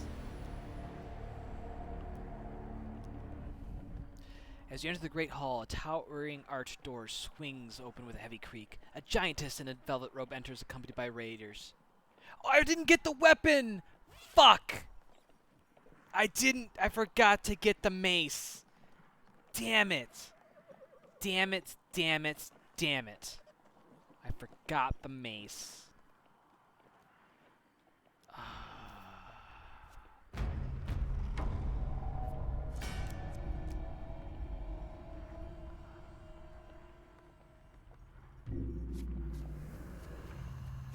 That's what I forgot to get. That's what I forgot to get. Damn, damn, damn, damn, damn, damn, damn.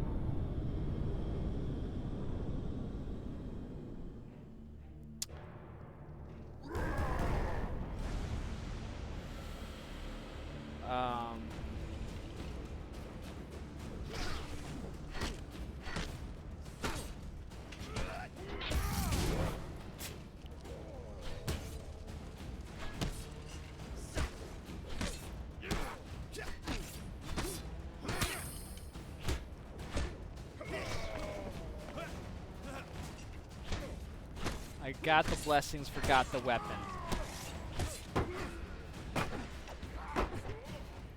So what I should do is I should replace,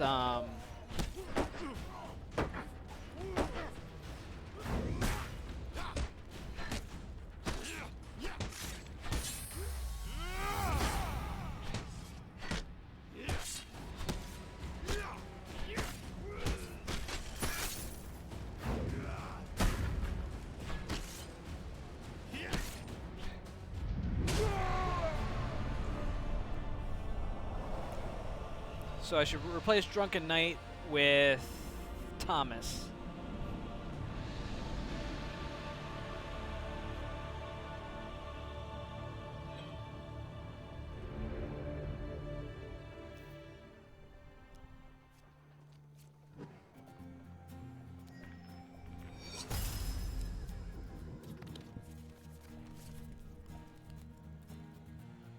Damn it! Damn it! Damn it! Damn it! Alright. But, good news is we're making great headway with these encounters. Let's remove one Drunken Knight, as much as I do enjoy that. And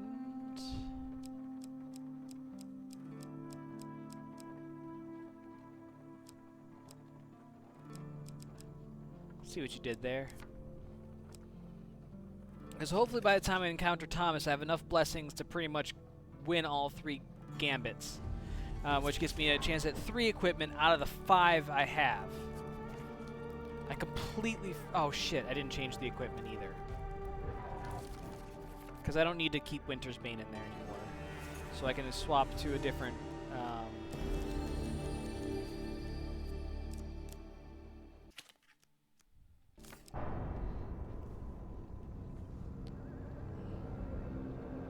I mean, the cool part is I managed to get... I got the blessings. I got the blessings. I didn't get the equipment. That's what bothers me the most right now. So now I can get rid of Winter's Bane. So I have a helmet, a shield, a weapon, armor. Is there good armor out there?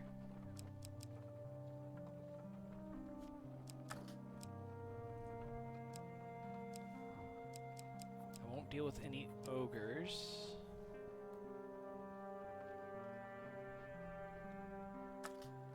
I mean, I need... really just doing the charge bash with those 2. Champion's Plate Mail, I'll also charge bash. This is just killing ogres, which there aren't any on this map. So it's just a matter of getting... yeah, let's do Champion's Plate Mail.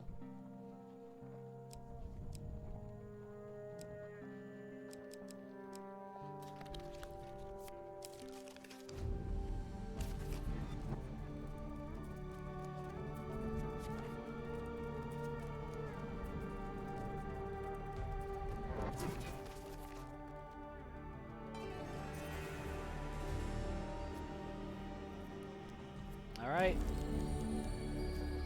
We go again! Alright, let's start off with something good here. I'll take...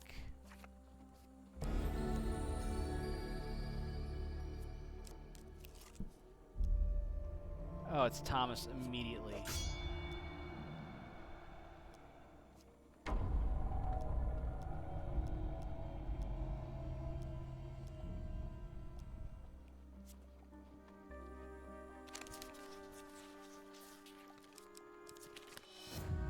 Damn it.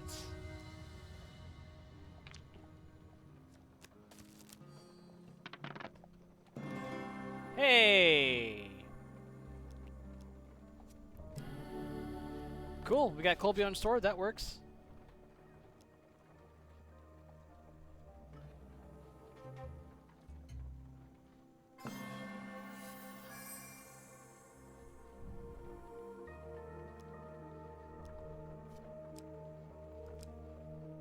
Oh, I need both of these.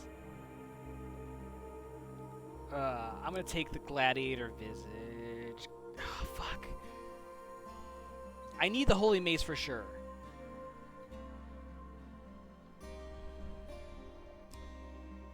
But the Gladiator's Visage really makes it easy to get the blessings I need. It's like I'm fucked no matter which way I go. So I have to go for the Holy Mace. And hope Weapon of blessings and questions. that with the mace, I can still get the blessings without the visage. Or maybe I can still get the visage.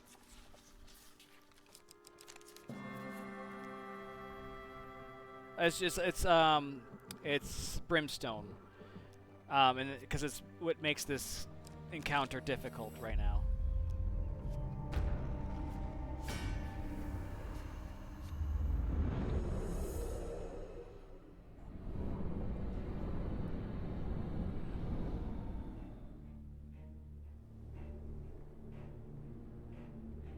Who dares venture?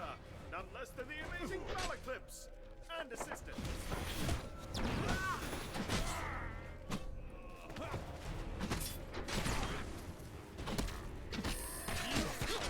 You little fucker.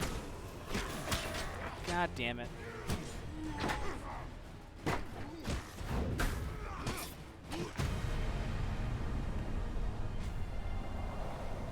Yeah, because I need to get the 50 kills with this to make this happen.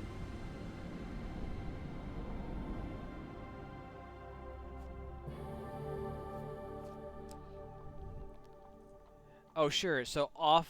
Oh, and I didn't pay attention, so I just clicked through. God damn it. Alright, well... We can start this again, right?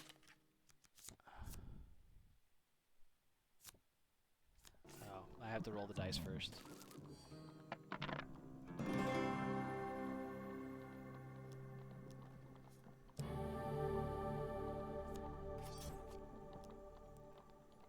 Ugh.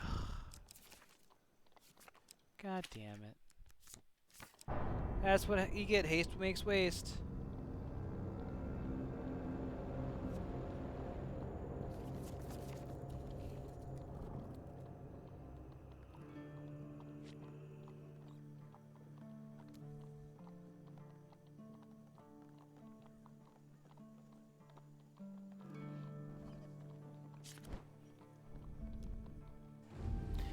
Again!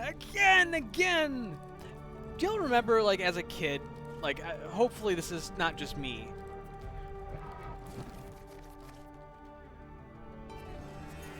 But, like, do you remember, like, when you were a kid, like, everything was just, like, exciting because it was the first time that you ever did a lot of these things. And so, like, even the simplest thing, like, just being on a swing and being, like, pushed really hard and like being able to go really high and you're just like, yeah! Oh, fuck.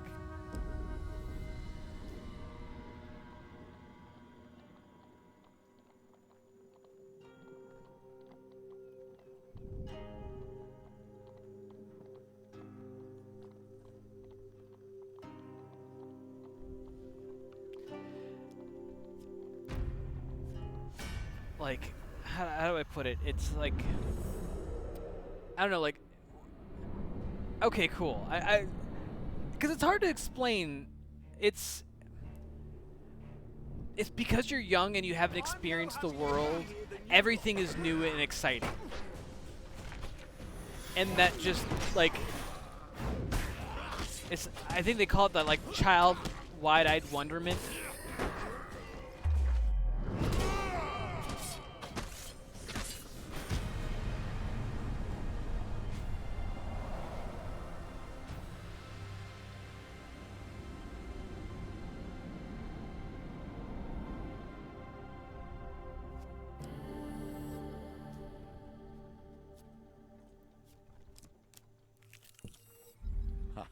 Oh, cool. We They found say Mad. madness can be a blessing.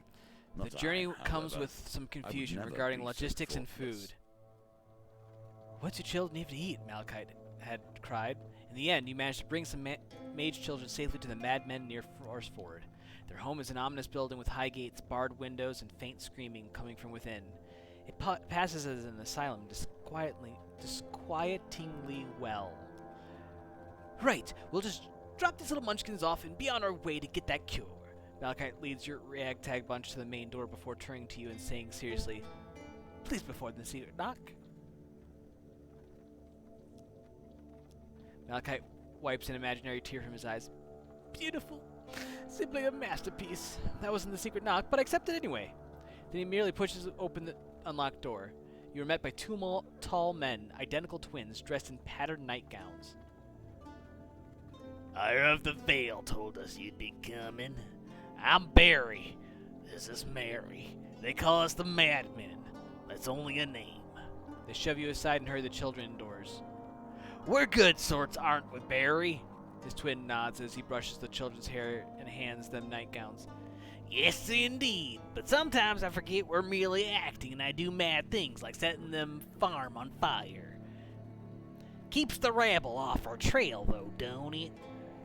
Mary nods as he brings out a plate of warm spiced breads. As the children wearily settle down to eat spiced breads and butter, and Mary asks you a favor. We need your help, clearing out this place. Hasn't been an orphanage for a long time, hasn't it? Not fit for children. The monsters are in the burning room, Mary. Let's go kill the monster.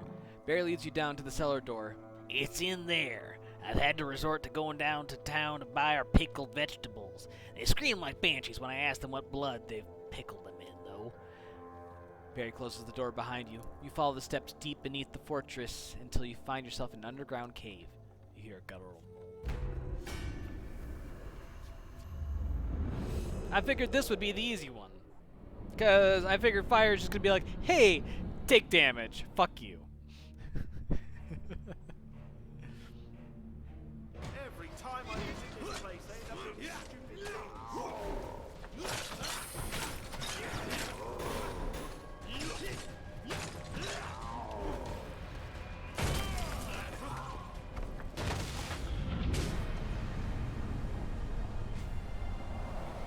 I might be able to say I've gotten better at that. I don't know. Just saying. Just saying. You poke at the dead thing to see if it holds any treasure, but find nothing of value. Malachite rubs his shoulder nervously as he gazes into the creature's cold, dead eyes. With that dealt with, you return to the kitchen. Mary boils sheets in a massive steel vat while his brother prepares rashes for the stew. Their tummies full of warm bread, the children find comfortable spots around the kitchen to nap. As you approach the stairs, a man in rags rushes past and barrels into an adjacent room. He peers out at you with mad eyes. That'd be Frida. He kept trying to climb Forest Ford's clock tower, so they was sent him here. He's harmless. Frida slams the door closed, then closed again. You arrive at the burning room. The room is literally on fire. Everything has been reduced to ash inside. Somehow, magic is keeping the fire contained within. The mage shrugs. Perhaps that's the answer. He points to a chubby lizard-like creature the size of a small dog. It watches you cautiously from the corner of the room. A fire salamander! A hatchling at that! I'd have thought them long extinct. The room is literally on fire with, Ooh. Damn it. The fiery creature stares at your offer but refuses to budge.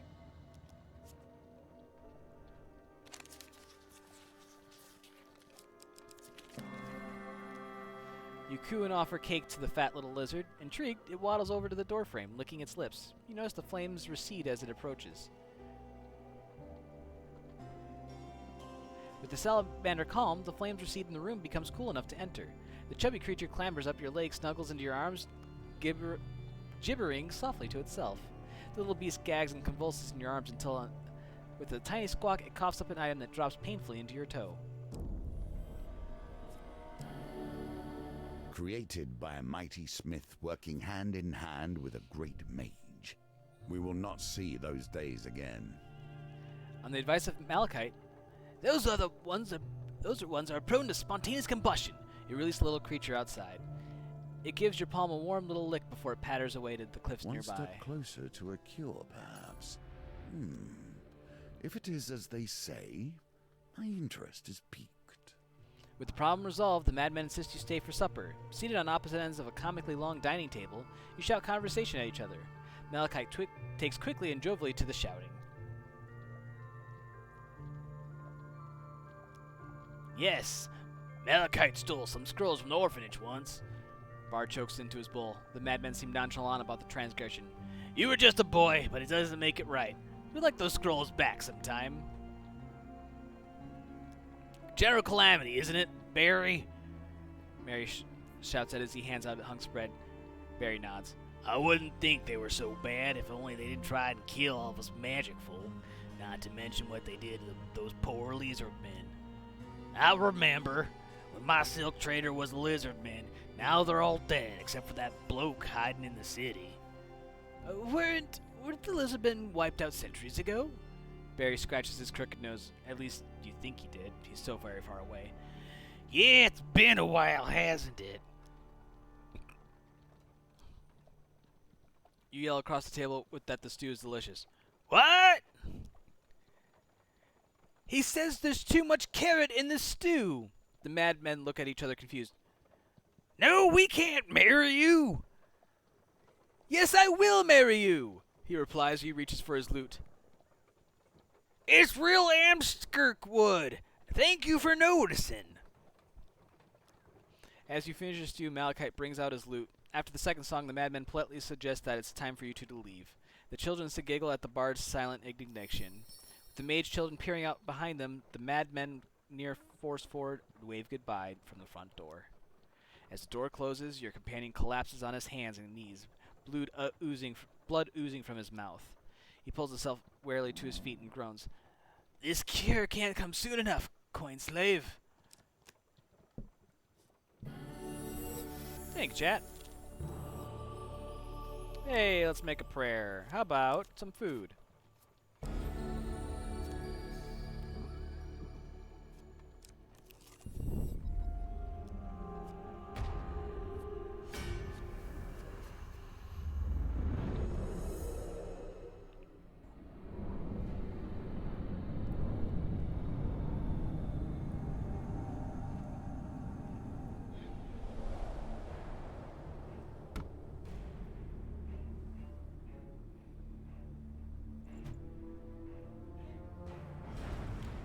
Nazgar's Reckoning. Nazgar was a duelist who traveled deep into the north. Only after defeating all comers was he accepted as one of his own. Who dares venture? None less than the amazing Caliclips, unassisted.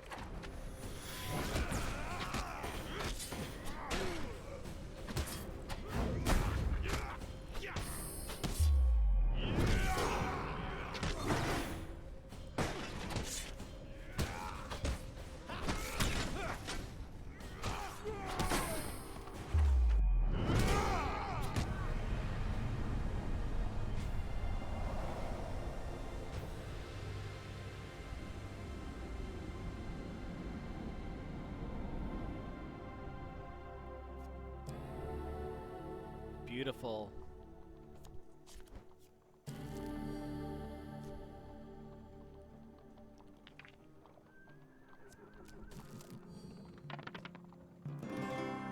Also beautiful. And we'll dig him out.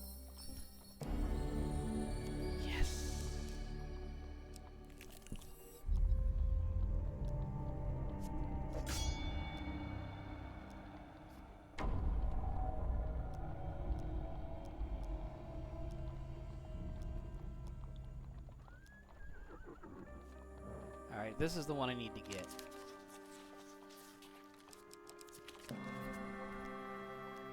Nice. Beautiful.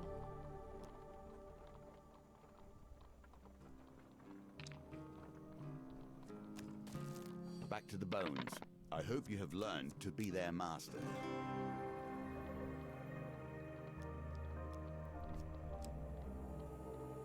We'll take the holy mace, get that in our inventory. Holy weapons for the righteous warriors. In this case, I guess you'll do. Nicely timed.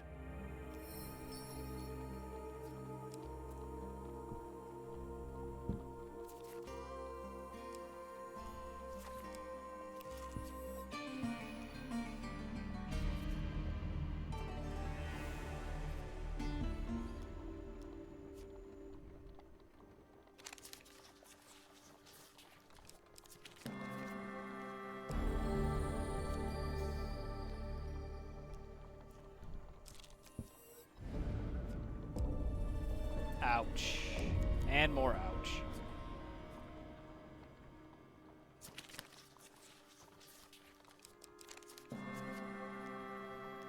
Excellent. That's dealt with. Really?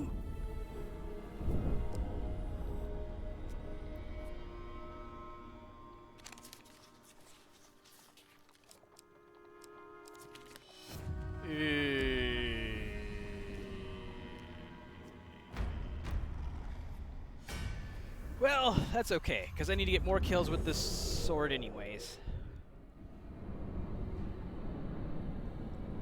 Hey chat, love you guys. Appreciate the support.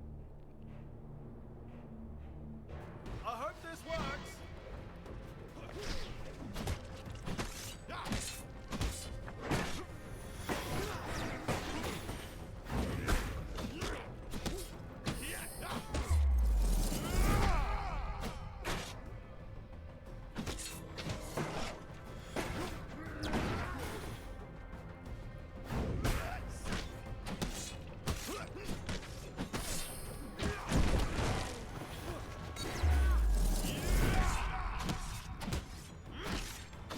Look at that.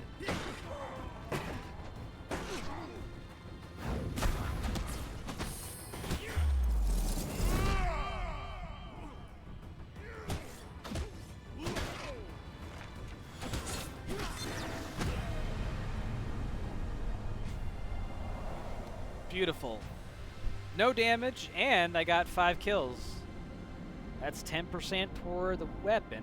Let's take a look and see how we're doing there. I think we're probably getting there. Oh, hell yeah. 8.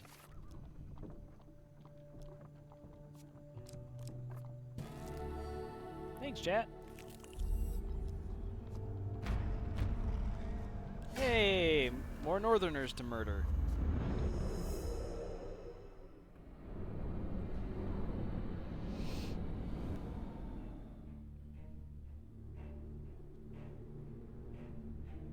Who dares venture? None less than the amazing Balaclip and assistant. That was pretty slow on the draw there.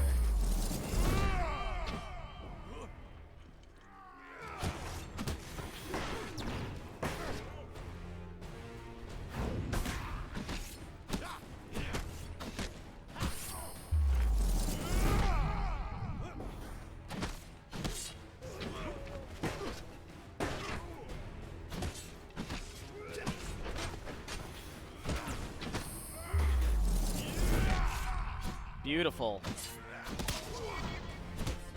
Less beautiful. God, I'm in the zone. Auto zone. Is auto zone like a regional thing, or is that like nationwide?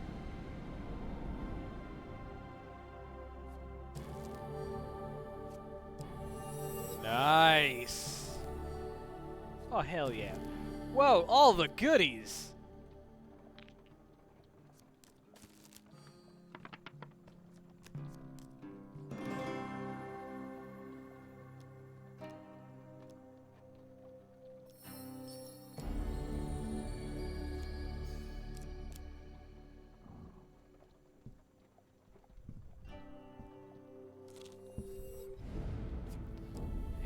blizzard again.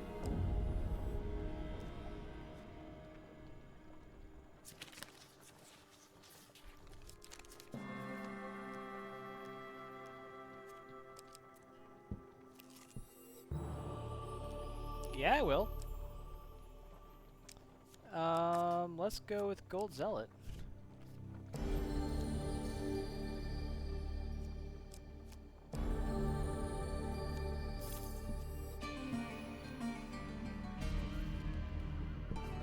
So I'm a little nervous right now.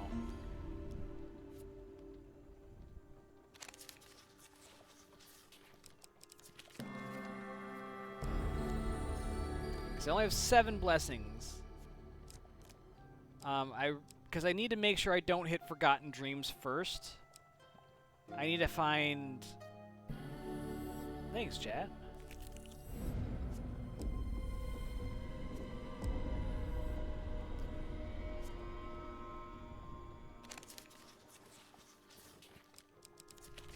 Ooh.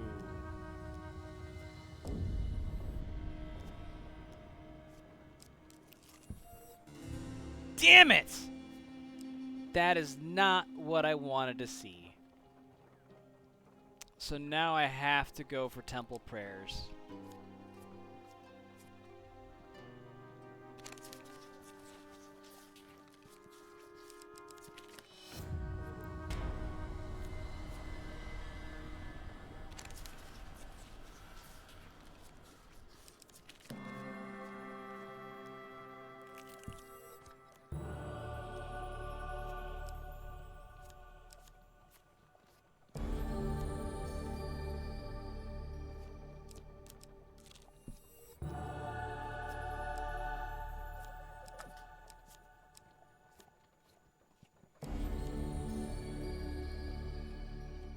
I still need 3 more.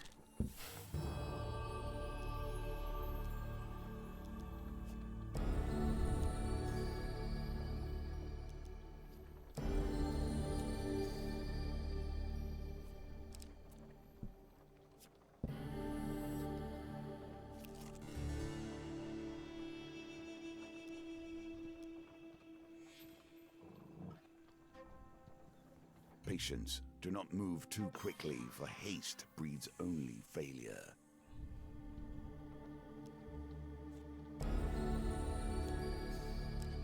So I have the mace.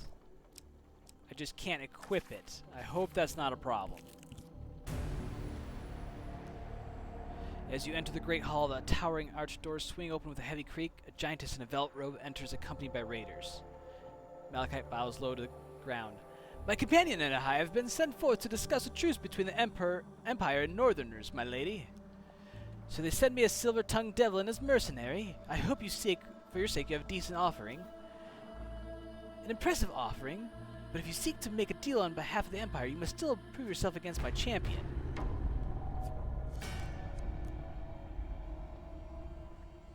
Nah, we'll do it.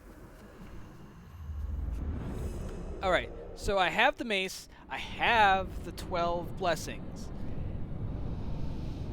If I need the fame too, oh goodness, that sucks the epic dick, doesn't it?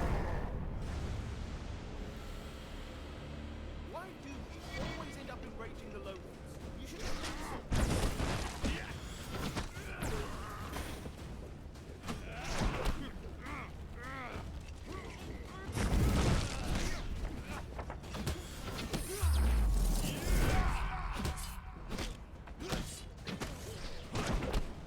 Oh.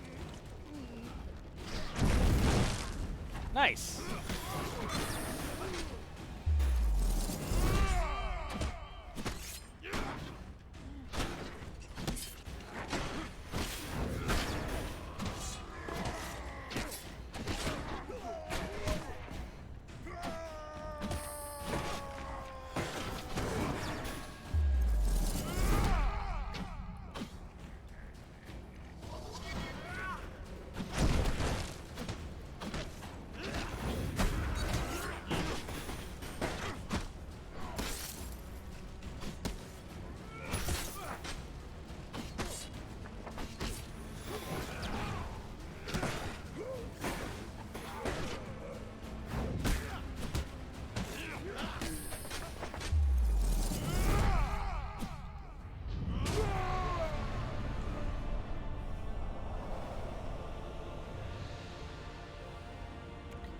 I'm gonna start to wonder if I actually need to have the mace equipped, which means I would need to have the fame for that.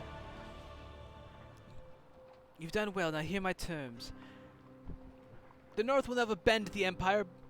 Blood for blood for blood.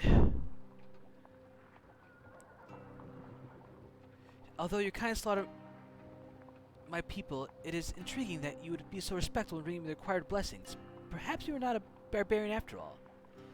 I see you carry a great mace, a worthy skull crusher. Perhaps I can bring forth its true essence and reveal its true power. She holds her hand over the weapon. Nicely Nice. done. Nice. Filled with purity and redeemed in action and intent. Causes freeze. Weapon deals 150% damage to undead.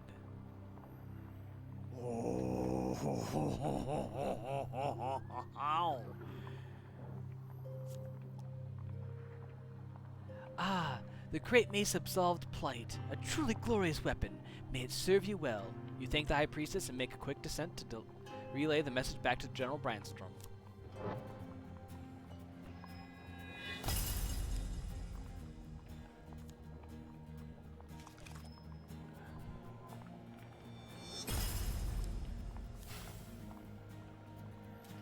Nice, nice, nice.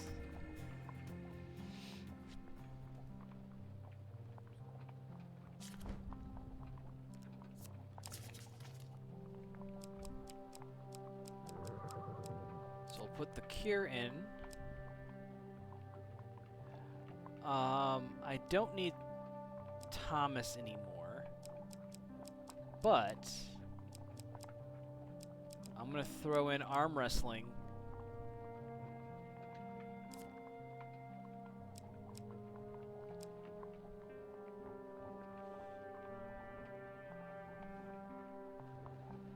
Because if I can get the blessings,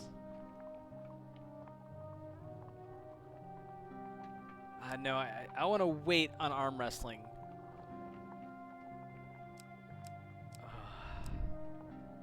Because I'm all poised. I'm at the last step of the quest. I have to roll an 18 on the dice.